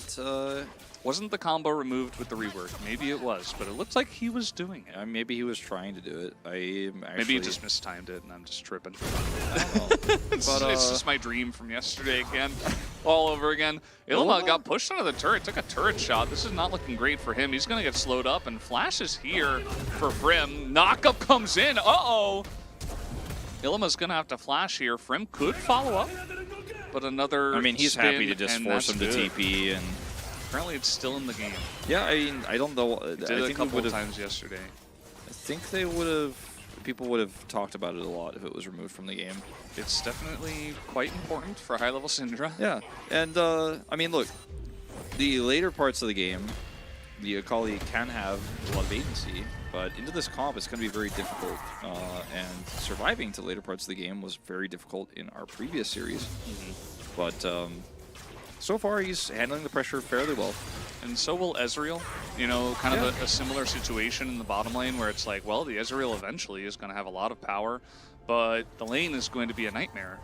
And it's probably even worse for the Ezreal compared to the Akali. Because Akali, you know, it's just a short lane, it's a solo lane, it's only Syndra, you can just farm under turret, you can get a refillable earlier, you can kind of survive and claw through. But the bottom lane is not going to be the same. Nope. It's a 23 CS lead right now, to be precise, and a lot of those mains are actually getting deleted by the turret as we speak. Lee Sin just being a menace here as well, taking over some of Courage's jungle because he has no lane prio, shockingly. In the top lane, Mild shock. the top lane is also where you should be able to get a little bit of control. Ilma did have to lost his flash and flash, teleport, yeah. so he has control at the moment, and it does have level 6, but we'll keep an eye on that one, especially as he tries to push waves in, like you can get all in. Look at this guy, Hayabusa, removed, fire away, Dark Sphere spawned after casting Scatter of the Weak are no longer fired as missiles. Oh. Would you look at that, this guy? This guy is on the ball today. He had the thought about the fizz, and then this. Which patch was that? 12.19. So, probably around the time Syndra got reworked. Well, even Ivory, the Syndra one trick, didn't know. Wouldn't be the first time our Korean pros don't read the patch notes. Well, yes, I would have been. I figured he would have not thought that like he missed every single time he did that for like 6 months in a row. Like, Yeah. oh, I guess I just missed it this time. Like for 6 months. It's a difficult Never hit it combo, again. but yeah, he probably just the timing was messed up in the trade that we saw. Man, this combo is so hard. Well, he is winning lane really hard, but Good CS here from Cleaver. Doesn't have teleport now, unfortunately, though, and is going to have to back, so it's going to cost him some time. And Raptor's trying to see if he's going to stay or not. Courage also here, so turning this into a 2v2. Raptor not level 6. R button hit as stun is in, and the easiest alley-oop And look at that. comes in. That's exactly what you were talking about. Pre-level 6, the synergy. Post-level 6, what did Wukong do with Akali here? Clear the minions afterwards, I guess. Who could have seen this coming, Wolf? Yeah. Who could have seen it? Another first Hextech Drake. What is going on? Not Cleaver and Guangdong Freaks. They did not see it coming. Mid-diff. No, I don't think it has anything to do with mid-diff between the players' actual ability. It could be somewhat of a mid-diff if Cleaver said, no, I want to play Akali into this. So bad. Uh-oh, you're going to get a little timeout. You're getting a little bit too feisty. Yeah. Please don't insult our players. All right, so Raptor follows up with a Q after the scatter hits. Pretty simple. Courage just watches it all happen. He's like, I'm a level 5 Wukong. I thought I could help. I guess not. So, still, game state here, massively favoring Breon in this early game. 2,000 gold lead here. Nearly. It's about really 1,500. Enosh is going to look to grab another plate. And first Drake did go over, as you were alluding to with the Hex spec, and it's going to be Infernal second. They're also potentially going to contest this Herald. Okay, it looked like maybe they were because, as you could see, Freem is coming over here, but there's no one to support him. He looked at them menacingly, and then he walked away. It wasn't even that menacing, honestly. It was just like a little peek. He's like, are they doing that together? Okay, just checking.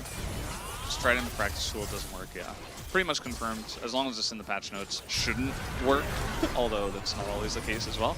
As here we go, Jin ult is coming in. Raptor's just killing a ward.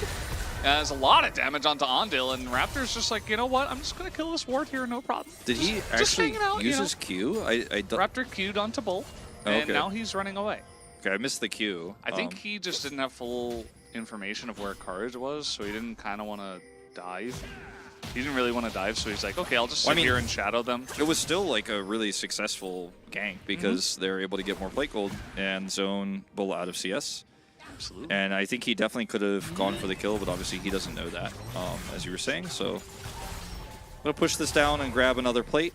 And Raptor, he's not done yet. He's going to clear another ward here. And Bull is just not able to play the game. But it gets better in mid, right? No. Not really. Not for a while, unfortunately. Courage, now he's level 6, so he's really trying to make something happen. That's going to be spotted. Ivory really... Oh, he doesn't have flash. Okay, he's going to kill minions. He is gone. So there you go. Finally, level 6 hit for both of these guys on the side of Guangdong. They're able to make a kill happen. Now, as Raptor, you're really frustrated because you didn't actually commit harder. You didn't know exactly where Courage was. He was in the area, so you're like kind of vindicated because... If you did commit bottom side, then you probably would have been collapsed on. It might have been a trade, but knowing exactly where he was could have done more. So just going to come over here and poke him in the eye. Boop. And now, Breon here, only a 1,000 gold lead. Almost 1,500 moments before. And the Akali picking up the kill is actually really huge because if she can get to a point in this game where she can threaten the backline, you know, before we get to like Soul Point, it could be very, very useful. As if it's not Mountain Soul, Drake fight's not going to be all that important necessarily. Yeah, we saw that in game number 1 where Bro just kind of easily took down an Ocean Soul. Like Guangdong somewhat tried to fight over the third one, but the fourth one they didn't really have a big showing at it. So might be the same, but let's see.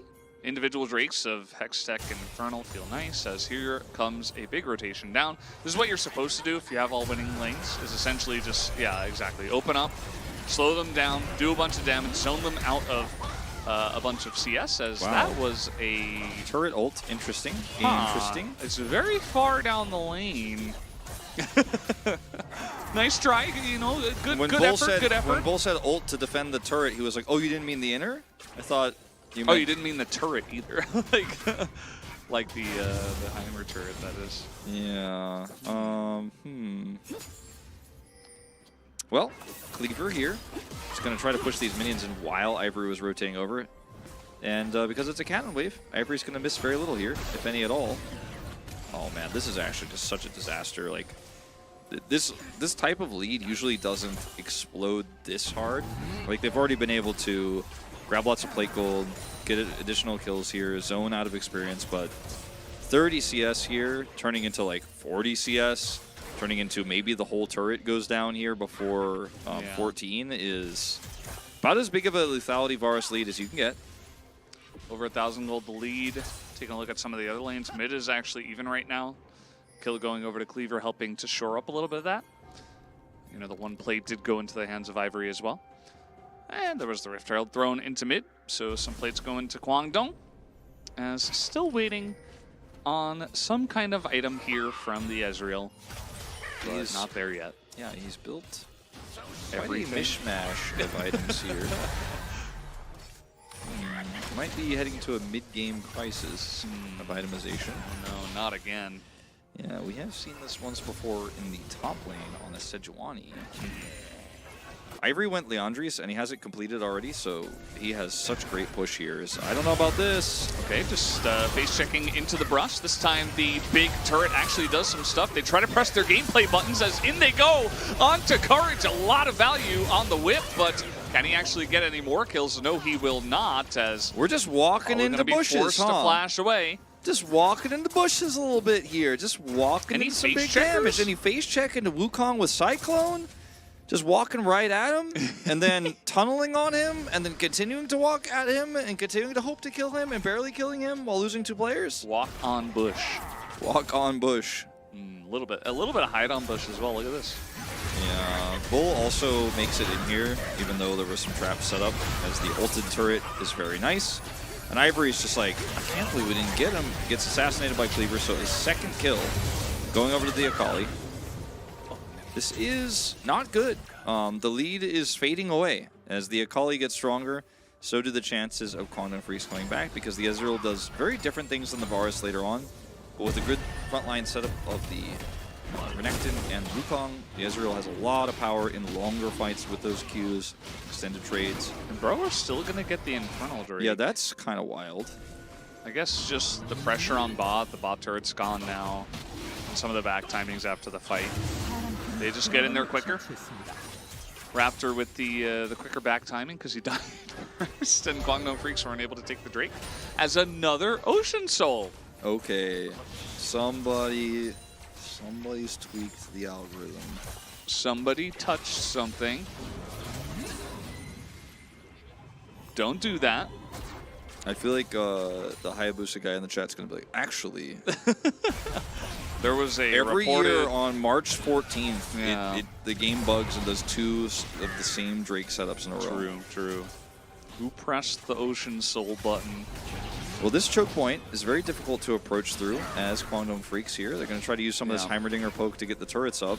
Now, if they can get a clean engage, their comp still does quite well. Like, their scaling is not online by any means, but we've seen the Wukong get obscene amounts of value already, which is not necessarily supposed to happen, but Courage has been finding the angles, and Bro has been helping him a little bit, you know, to be honest, so I mean, see how this goes. Andal's leapfrog these turrets forward. Now they've got a nice setup to actually fight 5v5 here. Oh, Atlas, you missed clean professional gamers. Oh yeah, almost had a perfect game from Bro in game 1. Yeah, very it close. was epically clean. All right, but turrets are cleared now. And Or you can take the objective now. Yeah, that's the end of that. They're going to clear some vision a little bit more, make sure that Andal can't get to this choke point. And Cleaver, he just really wants to flank. He has no flash. Courage is trying to set up for this. I mean, they're trying. Right. They have no vision on this Wukong, though, so it might work. It could happen. I mean, Courage looking in, and Prim is quite tanky, but they're just going to leave him to the dogs, and he nearly dies, as that one is going to be taken down by the Wukong. So Kwangdong Freaks, they just waltz on in and take the objective away. And Bro are not looking as clean as we have seen, Wolf. I mean, I think this was actually a really good play from Kwangdong Freaks. Like, Brion in this setup on the Herald itself thought, okay, we've got this totally controlled, but didn't actually do their due diligence to spot out where Wukong was flanking. And as soon as he came over, they were like, oh, we got to get out or we're going to get wiped on this. And he's just like, cool, well, I'm not going to engage straight away. I'm not going to flash ult. I'm just going to take this. They got the turret. Sure. It's pretty nice, actually. Yeah. But he was just like, oh, I'm just going to take the Herald. Thank you very much. You could say they're having some problems expanding the lead. True. You could say that. True. In fact, he did just say that. Yeah. I didn't, but I said it too. yeah. So watch the angle here from Courage, and as soon as they're like, oh no, get out, get out, get out, get out, it's like, all right, cool. Hits the eye, smites the Herald, and then goes into the choke and looks for Raptor. And as soon as the Cyclone is not going to lead to anything else, they're just like, all right, thanks for the eye. And Palu is this guy like a former AD carry player? Because he's hitting everything. I mean, the Gen 4 shots in the curtain call aren't necessarily like AD carry mechanics, but still, like, has he played a lot of Gen? Because the guy is quite good at hitting those shots. Yeah. Broblems, yes. Back is broken from the pressure, get it? Because they're bro.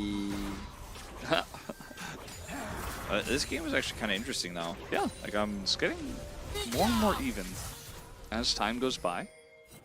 I'm starting to favor Breon again though, because after the fight before the Herald, I was like, ooh, this is not looking good. Like, a lot of gold's given back to this Akali. But now Breon almost winning that fight. If they actually just check their flanks a little bit better, it works so well for them. Yeah, Raptor definitely. Ivory, you were on a ward. Yeah. That's a lot of damage going into Courage as he gets flashed on. Gameplay button in onto Courage as not able to get in there was the Lee Sin, and a Blast Plant saves them. Really love that that's in the game just to save them after making a poor positioning play. So after that, I'm leaning back towards the Kwangdo Freaks. Survivory. Survivory. He's only died twice. Yeah, only died twice. There's some poke for you. That was pretty interesting. All right. Illima's going to take out this turret. And, you know, it's Ocean Soul Point that is spawning here for Bro. I don't think that it's going to be easy for Kwangdo Freaks to contest because they don't have any Heimer set up. Still only one item for this Akali. But they can use the Herald to try to get some prio. It's just the timing of this needs to be really crisp, and I think they've kind of missed the window already. And I am starting to wonder what's going to happen to that Herald, if I'm honest with you. Yeah. Because where are you going to put that? You're just going to drop it right now delayed? Yeah, I mean, I think they are, but will it do anything? The timing is a little bit off here. Certainly, Bro could just try to rush down the ocean. Doesn't seem like that's what they want to do. Well, yeah, I mean, the timing isn't off if Bro just go, oh, okay, and then just walk back to mid and go, okay, we're not going to do this on spawn. So they're taking this very seriously. They're like, okay, we really don't want to lose our mid tier 1. And they won't lose it to this Herald. Because Kwangdong also was like, oh, you're here? Okay, we're going to back away. They're like, oh, no. Yeah, I mean, the Herald sorry, practically, like, timed out. Yeah. And now the same problem that Kwangdong had before, they still have, and that they don't have good setup on this Drake. There's traps set up in both choke points, and even though Illima's here and he has flash, who does he get on top of here? Okay, he's unseen. Yeah. That's somewhat concerning. Okay, well, what are we doing, guys? What's happening here? Okay, Kwangdong going to start this one up. Raptor is spotting Cleaver, checks the Ocean Soul brush. Yeah, that was pretty smart. We need to see some of this poke hit, and it is. Yeah. Well, he was going to miss on the Cleaver, but now Raptor is in the pit. 50-50. A little bit. Okay, they're just going to hop out of the bush. In goes Illima, just looking to blow up Ivory, and that he will. Gameplay button is hit, but only after he dies. As traded kills now. Enosh on his way out. The Jin opened up on the backside, but Raptor can't even front line as Brim gets pretty low. Now we're looking for the kills as in goes Raptor. Cleaver, though, is going to be fed this kill. Nope, it's going to be stolen away by Courage, as meanwhile, Bull was not touched the entire fight.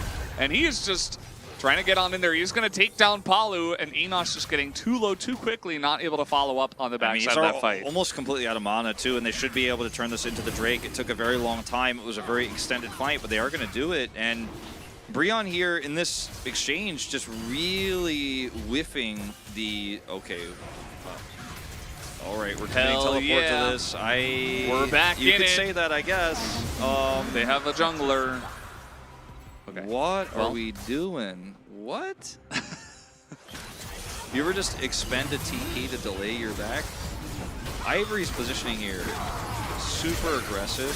This is more of a heroic play, though, honestly, from Illima, that it is his mistake. But still, you have to respect this Renekton. You knew where he was moments ago.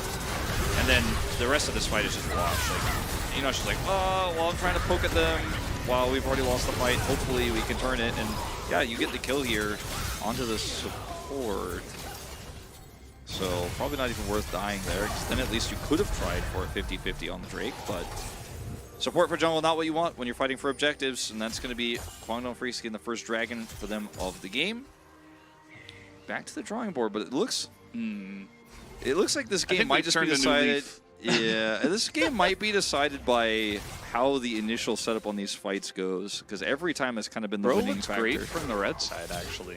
Funnily enough, like controlling vision, controlling their lead. From the blue side, they have really struggled more with that, because even though they cleared out a lot of vision, the positioning wasn't great, as you were mentioning. Like, if you have this squishy backline, you really need to play front to back. You cannot let the Akali or the Renekton or the Wukong get into your backline, and that is difficult at times, but you can do it if you poke them out first and you don't get caught.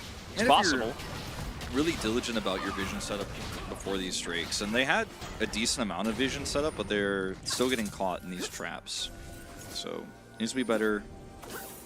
As 0-3 and 3 Ivory on this. No longer surviving. No, certainly not. And the next objective fight, I mean, it could be Baron. I don't think it will be, but Kwangdong Freaks need to be careful because they don't have a lot of great vision setup here, and Brion do have some setup of engage. Look, they're looking That's for an Bull. Ezreal. Yeah, I don't think you're going to get him. Good try, though. And by good try, I mean you tried. Yeah. And the game is going to slow down, and the 2-0 and 4 Ezreal is going to enjoy the amount of gold that he has been offered in these recent team fights. The Akali going to hit 2 items. The scaling is beginning to come online on the side of Kwangdong Freaks. Bros comp, much more tempo-based and early to mid strength in terms of lethality. Varus and the Syndra as your carries. And they're kind of running out of time, Wolf. We're already 25 minutes into the game.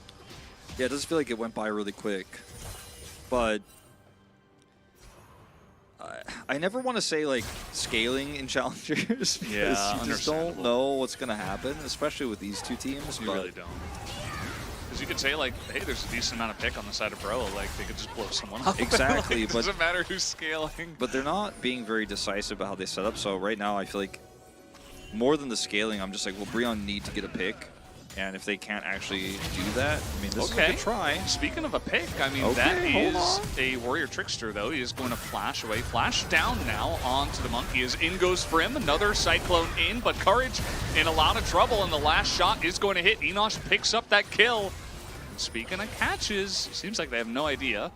Oh, okay, well, now they know. And they're just going to start up this Baron. It's 5v4, no jungler here on the side of Kwangdong. Okay, and you got to watch out because Cleaver, I mean, he wants to flank so badly, but they can just turn on him, and that's exactly what they're going to do. Akali alone isn't going to be able to get this done. Illima coming through, though. That's a lot of value there on that True Shot Barrage. He's now flashing. He just R's onto the Akali, and down he goes, and they turn excellently onto the two members that were behind them, and they keep this Baron alive, and Bull's not able to do this alone. They picked Akali into this. We talked about it in the draft. We talked about it in the lane. We talked about how if you try to flank with this pick without more control, you're going to have problems, and problems he has is even though he has a massive gold lead right now between the two, well, it did before this fight. That was actually excellently handled, Bull. Yeah. I mean, I was like, right before this, I'm like, I don't think they're actually going to be able to set up coordinated picks, and then they do exactly that. Yeah. With a kick here. Summoned it out of them. Eliminating the jungle, and then he stays here, Cleaver does, a ward comes down, and he could have just been like, all right, I'm going to go around the top side here, but he has no vision whatsoever, and even with a TP coming through here, Ivory and Palu handle it so well. And like, the rest of the team is gone, so you know you can just turn. Ivory flashes to get the kill here, and then suddenly, your Ezreal is so far away, Renekton also dead.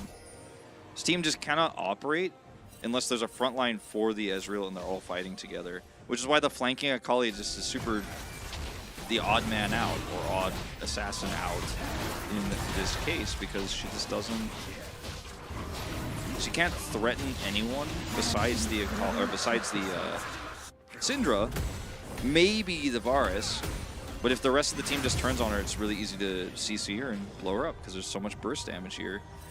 And it's like, should Cleaver build a Banshee's Veil? No. No. That's not going to solve your problems. We have seen it in the past. We never liked it, actually, even once. So I think your point is true. I don't think that should happen. And now, it feels like right as we were saying it, Bro kind of realized, they're like, okay, well, we've gotten flanked, we've gotten out of position multiple times. We really can't do that. And since then, it's been like really clean. So props to them. Bro have kind of figured out how to play out some of these positions. Now this push with the 1 minion is not great, but that's okay. Cleaver is going to be able to get this turret, so that's also painful. Brim had teleport, decided he was going to. Okay, a little pick here onto Dominus, but it does not matter. Dominus, Illima, Renekton just gets blown up. He's only relatively tanky. Relatively tanky, I guess. It all comes back to the game 1 joke, and so even though they probably could have saved that turret with teleport from Frim, he decided, oh, okay, I'm going to back with Empowered Recall. I think I can get there in time. He could not, but they're still going to trade for a turret plus a kill, and with this 1 sieged Baron minion, it's slowly working away. I don't think it's going to last forever here. Maybe somebody splits off mid. There's another one. His brother. Maybe somebody splits off living. mid. It's still alive. This is so annoying. Well, if they both live, then I guess you don't have to split somebody off mid. Once that turret is down, you just kill the inhib. Well, it's a good thing he got that Vampiric Scepter. I'm just trolling. But yeah. Oh, you had to do it to him. Bro are actually surprising us today. This is wonderful. Now, it's a little bit late this season to do it, but hey, bring it into summer, you know? And it's not over until it's over. Okay. That's also true. Notice that Cleaver has done very little damage this game. But could end up getting a flank, right? Could end up killing Bull. Or sorry, Enosh. I just see never say it's Brover. It's never Brover till it's Brover. Bro Coffee, rise up. Bro Coffee, you rise up. Yeah, that's okay. Good. Okay. I had to commit to smite. So Courage takes the red. Okay. I guess it's better than maybe getting it stolen. Yeah, I think it is. It's still not good though. Baron's up in 2. Same timing of this Cloud Drake. So Brion can trade the, or Ocean Drake, sorry, can trade the Ocean Soul for Baron. Raptor. Oh, don't get baited. He didn't. He actually, I think he would have gotten baited. Yeah. But he missed, so it's okay. 2 missed Qs, so he lost his opportunity. It can stop your Lee syndrome, you know, as long as you just don't hit it. Which is it's a good strategy. They have such a sick amount of vision control right now. I guess they're just waiting for the Baron. Yeah. Right? But I mean, they could trade Baron for the Ocean Soul Point too if they wanted to. I don't think that's worth it at this point, but you can basically just keep Kwangdong juggling between these 2 objectives because they spawn at the same time. This is gonna get pretty interesting. Bro ahead about 6,000 gold at this point in time. They're doing a great job with their vision control once again. I feel like I'm like watching my young nephew like slowly grow up and like play slowly better. Bro here at the end of the season, just the redemption. Just like LCK Bro, they seem to play better under less pressure. Yeah. So there is that. As Raptor's just fishing with Qs, he looks really silly on the observer's perspective because it looks like, why is this guy just randomly queuing? Because he's trying to find people, trying to get some information, just trying to make sure the rest of his team is safe so they can continue to push these waves forward. Because we're down to, we were 2 minutes ago, like, oh, 2.5 minutes to these objectives. Now we're 30 seconds. Deny some of the enemy jungle farm as well. Yeah, and if you have the amount of vision that Rion have on the top side of the map above the enemy Raptor camp, I think you're actually kind of set to do both. You can just take this Ocean Soul and then rotate over to Baron. And Kwangdong Freaks, there's not much they can do about it. They can't do Baron quickly enough to trade, so you're just trying to maximize value. Oh, little pick on the top. Chains of Corruption. They're going in on this one. Where did he go? Death Chamber. Where did he go? He's not even relatively tanky anymore. I mean, he's just gone. Leandri's burning through. He has Shadow Flame and a Void Staff. He's got all the pieces to just destroy that Renekton when the Chains of Corruptions comes through. And that's going to be the Ocean Soul. And like I said, Kwangdong can't stop them from doing Baron. They couldn't stop them from doing Baron when Illimo was alive. And he's dead now. Yeah. How's that going to work? Well, he just went back after his death and bought a Null Magic Mantle. I think it'll help a little bit. He's got a decent amount of health, but yeah, it feels like a little too late. Like, these carries are kind of online for Kwangdong. You would really love a hat for Cleaver, the Rabadon's Death Cap, but I'm surprised at how long it's taking them to start this Baron up. They just want to set a trap instead of just killing the Baron? Okay. They have a lot of vision, like a lot. Like, I don't know if they could have more vision. Maybe one above the pit there they could have. But besides that, like, I don't know if they could have more vision than they have.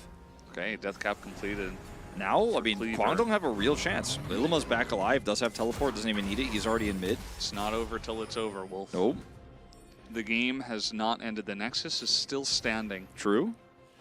True, true, true. One big Cyclone, one big Flash stun from a Heimer or a Renekton. Ghost Blade activated. Ghost Blade activated.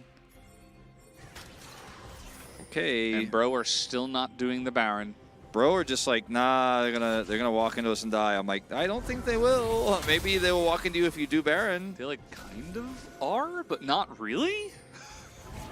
As they're all up on the top side, they spot them, and all of a sudden, they haven't quite walked into them, but in a little angle here, as immediately Bull is going to be chunked out quite a bit. Illima on the right side, as Raptor is going wild by himself on the left side of this fight. If he dies, that's a huge deal, and he's gonna die. He's gonna die, but Illima did go down first, but that is a jungler away from Bro, as this is a very, extremely weird fight, you could say, as Cleaver, he's got a lot of damage, but down goes Hondil, just disappears, but take a look at the Akali. Cleaver's going mad in the back line, as that is going to be 2 down. Ivory, the only damage left. Big knockup comes in as they combo down the Akali somehow, and Bullet's not able to do it either. Down they will go, and Bro will just barely win this team fight. Oh man, that was so close, but they've done it. I think this is going to be the game. I mean, they're not going to be able to end right now because they have a 1/4 health Syndra here as their last surviving member. Survivory. Survivory, man, and he lived so long. He also used his stopwatch at the last possible second. He was under so many different threats, especially the Akali, of course, but positioned well and then saved his stopwatch to the last possible moment.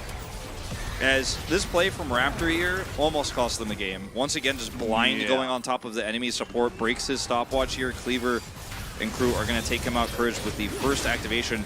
Now, ironically, Courage using Cyclone here to kill the Lee Sin probably cost them this team fight, because if he had it for the follow-up, it would have actually been really quite possible for Cleaver to follow up. And Ivory's just like, nobody's touching me, nobody's noticed me. We've got something alive. Ivory and Frim together, just doing insane stuff to that Akali. Like, there was a chance for Cleaver. I mean, he hit his spike, right? He's on 3 items. The guy is chunking anybody if he can get into the backline, which he can pretty easily, especially with this broken up fight in their own jungle. Yeah. Well, would you say that Bro are thriving? I would say they're thriving. That's actually a good question. Okay. It's been a while. That's an old meme, but I would say so, yeah. They are thriving right now. It checks out. But by the way, Zhonya's completed for Ivory, so he broke his stopwatch in the last fight. He's got a new one now. 7-3 and 5 Ivory. Sorry. Yeah, sorry. Fivery, yeah. Thrivery. Okay. They're still in the enemy jungle, and Bro still refuse to do Baron. Because, I mean, they know if they get even a slight bit out of position, you know, a little angle comes in from Courage or something, then they will lose the fight. Like, we are at that point. They need to sit here and just poke them out. That's how they're going to win. Yeah. Cleaver trying to find an angle as their vision here is so limited. They do have this one ward. Yeah, kill that. If you're going to finally do Baron, at least kill the ward, okay? Okay, now they did. Oh, but Frim, He's got this blocking front them out. line. The Chains of Corruption are onto both of them, and Cleaver has to go into the stopwatch. He's too low. He's trying to get into the back line, but he cannot this time. They immediately wipe them down. As you see, Bull is trying his hardest, but he is alone. Yeah, wipe him down, just Wipe like a him new down. car. Yeah. And now Frim is just going out. All right, well, okay, well, they don't that's even the need end of the Baron. game, guys. They don't even need the Baron. The mid turret, or rather the mid inhibitor is open. They could just push. Bro are thriving. I cannot believe Bro denied us the 6 gamer. It's all Bro's fault, but man, do they deserve it. Really well played. They, you know, it wasn't the cleanest turn onto the Baron, but whatever. They got it done. They won with their lead. Congratulations. Frim or Ivory, though? Oh, I don't know. I think I'm going to go mid. I might go Palu. Okay. Might go support. That's all right. Yeah, I might do it. All right. Breon, 2nd win of the season. Better late than never. Love to get a camera shot of these guys up close. As they have got to be excited. Not as excited as I feel thought, like but we still missed the relatively party. excited. Yeah, we missed probably, the party. Like, we probably we're all did. standing, you know, cleaning up, but they were definitely happy. I mean, No doubt. 2nd win of the season. Yeah, this for Guangdong Freaks, a pretty disappointing performance here. Drafting leaving a lot to be desired in that 2nd game too. The Akali finally came online at the end, but still so many ways to shut her down. This is something that we were talking about a lot. As we'll watch this one more time. Brim just single-handedly blocking everybody out, and then Ivory is here. He's like, all right, cool. Everybody's set up all at once. Like, Raptor comes over, they can kick the Croc in. And Bull is not even here. Like, he ulted and hit a Q. Yeah. That's it. Because I think they were trying to get positioned to potentially challenge the Baron, but yeah, in order to do that, you're like right over the wall. There's a Varus, there's a Jin, there's a Syndra, like, and from ahead, Bro can just burst you down. Chains of Corruption got so much value in that one tiny little choke point. Pretty nice, and Frim's positioning was perfect. I mean, the guy had insane damage actually as well for Cassante. Yeah, I mean, that's when you have that much map control. Guangdong Freaks have to take an awkward fight. Follow-up CC is good. And Cassante is just so tanky, he can stand there against 4 people, 5 people. It was only 3 in this case, but follow-up damage was real. Guangdong Freaks, you know, it's one of those moments where we could criticize them a lot. We could say, like, oh, it needs to be cleaner, it needs to be better, but we're at the end of the regular season. They're not going to playoffs. So for them, not a whole lot lost here, arguably. For Breon, a lot gained because it was a 2nd win of the season moment for them tonight. It was a 2-0, which I believe is their only 2-0 win. They only have 2 wins. I think they won last time 2-1, so their first 2-0. No, last time it was 2-0 as well. Oh, okay. So they only win with 2 zeros because they're Only Giga clean. Chads. Giga Chad, clean play. 2-0. What is the CC here. score of the person who does win this one? Like, the score of, I think Ivory might get it, just because even though like he had some really shaky moments in the mid game, his early game, like shutting out the Akali, and then also his damage and his late game team fighting was exquisite. So 500, I guess.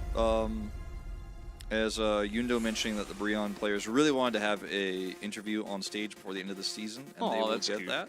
It's their first interview this season. I guess the other one was one of the co-streamed matches, so it was online. Oh, and yeah, they true. didn't get a chance to do a interview on stage, but now they will. Nice.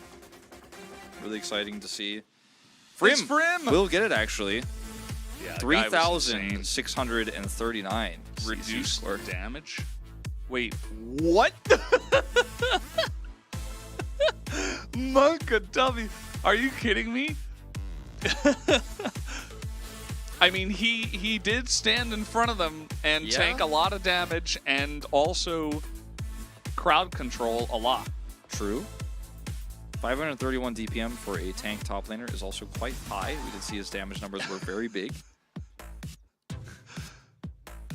Just, I don't understand how you can CC that much. I didn't know it was a thing. Well, think about it this way. Every time he knocked up people with his Q3, every second they spent in the air, each player counts as 1. So Even like, the slow from 1Q? yes, the slow also counts. And his ult, obviously. His ult counts, his E counts. basically his whole kit. And every time, like every second that someone is ulted, for example, like through a wall, a longer wall might be like, ooh, +4 CC score. And then he got 3,639 somehow. There was a lot of fighting in this game. As they're all on stage, how cute, but you guys get to talk to us at the caster and chat community corner. Yeah. Here we are. Hello. Hello. An hour of CC. Yep. A Breon, full hour.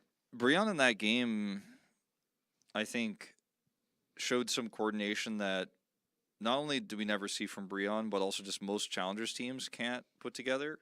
And I'm not trying to say that the whole time or that was like the best game we've ever seen from Challengers and that. It's definitely not. But some of those early fights, especially like Ivory, Syndra, the Scout of the Week into the Lee Sin queue to make sure they get that kill, stuff like that, that requires a lot of pre-planning, a lot of communication, a lot of like winning lane, which hasn't always been the case for this team. Don't pick a Kali into Syndra. Don't pick a Kali into Ivory Syndra. And Don't. Yeah, go on. I lost it. No, it's, don't draft that bottom lane in that situation as well. Yeah, that didn't do them any favors. Yeah.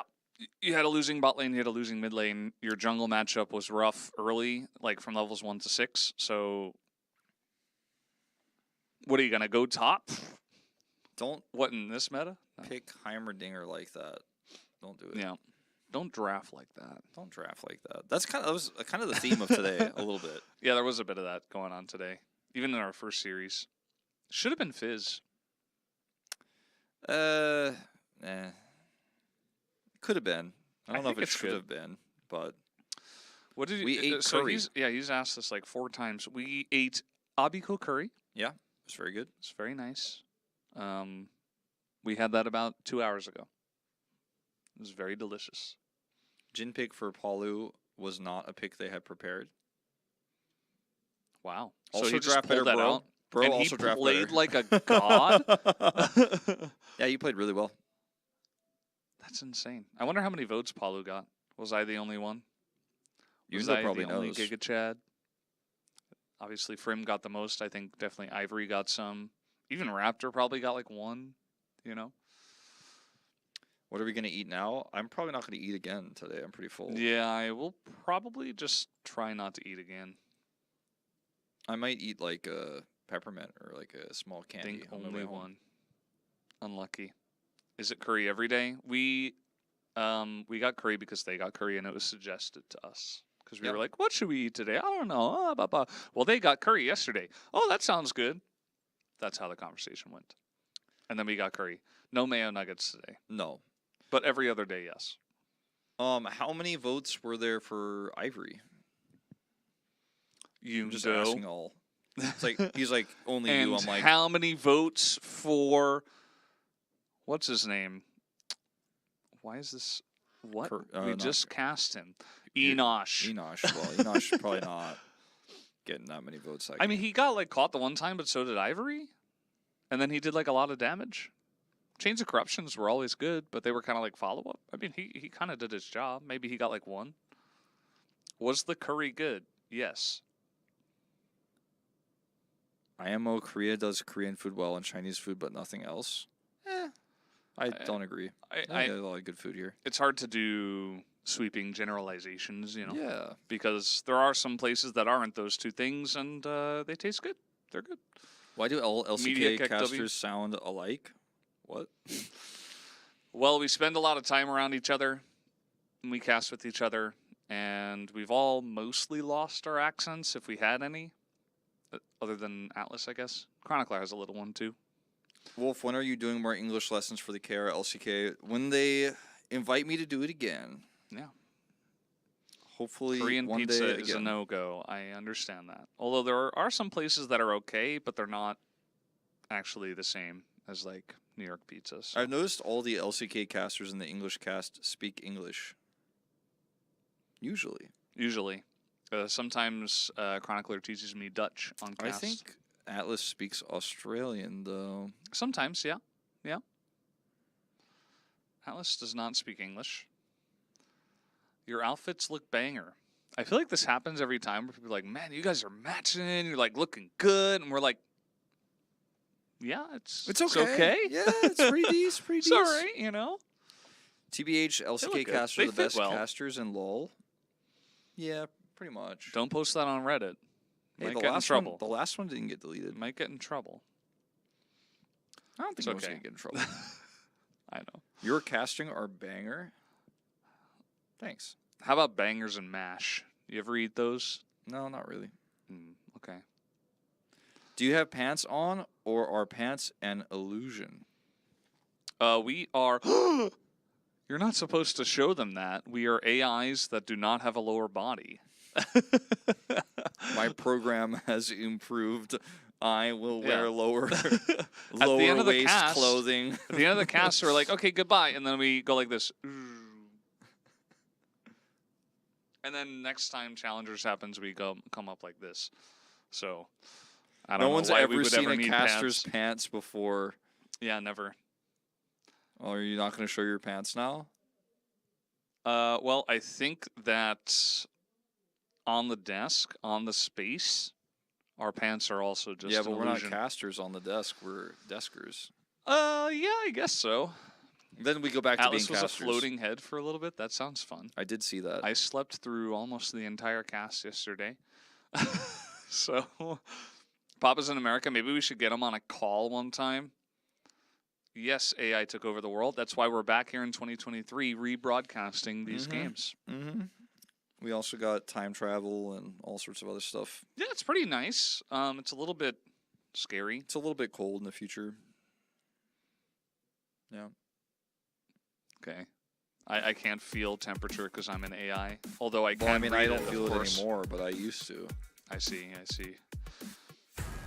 Well, I did watch the VOD of Papa casting LCS. It was pretty good. Pretty alright. Is it also crazy as our game? No, we would never be that cringe.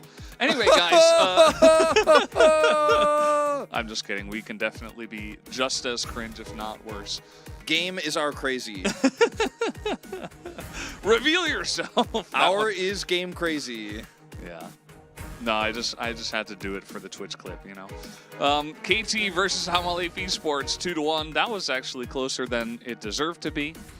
Some fun drafting and substituting moments in that one. And then, bro, the Giga Chads, they get their second win of this entire season. Yeah, it was pretty legit.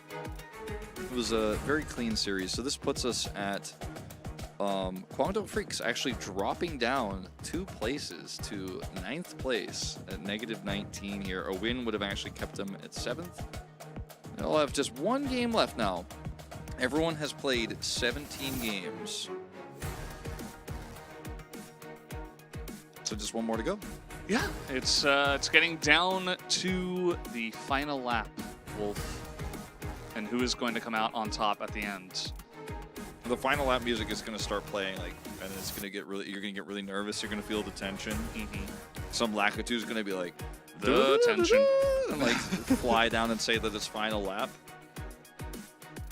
I'm looking forward to it. Although, I mean, this was the last week. Before playoffs, of course, excuse me, which, whoa. Wolf, is this the final lap music? Yes. Wait, they have where'd it it on the go? soundboard.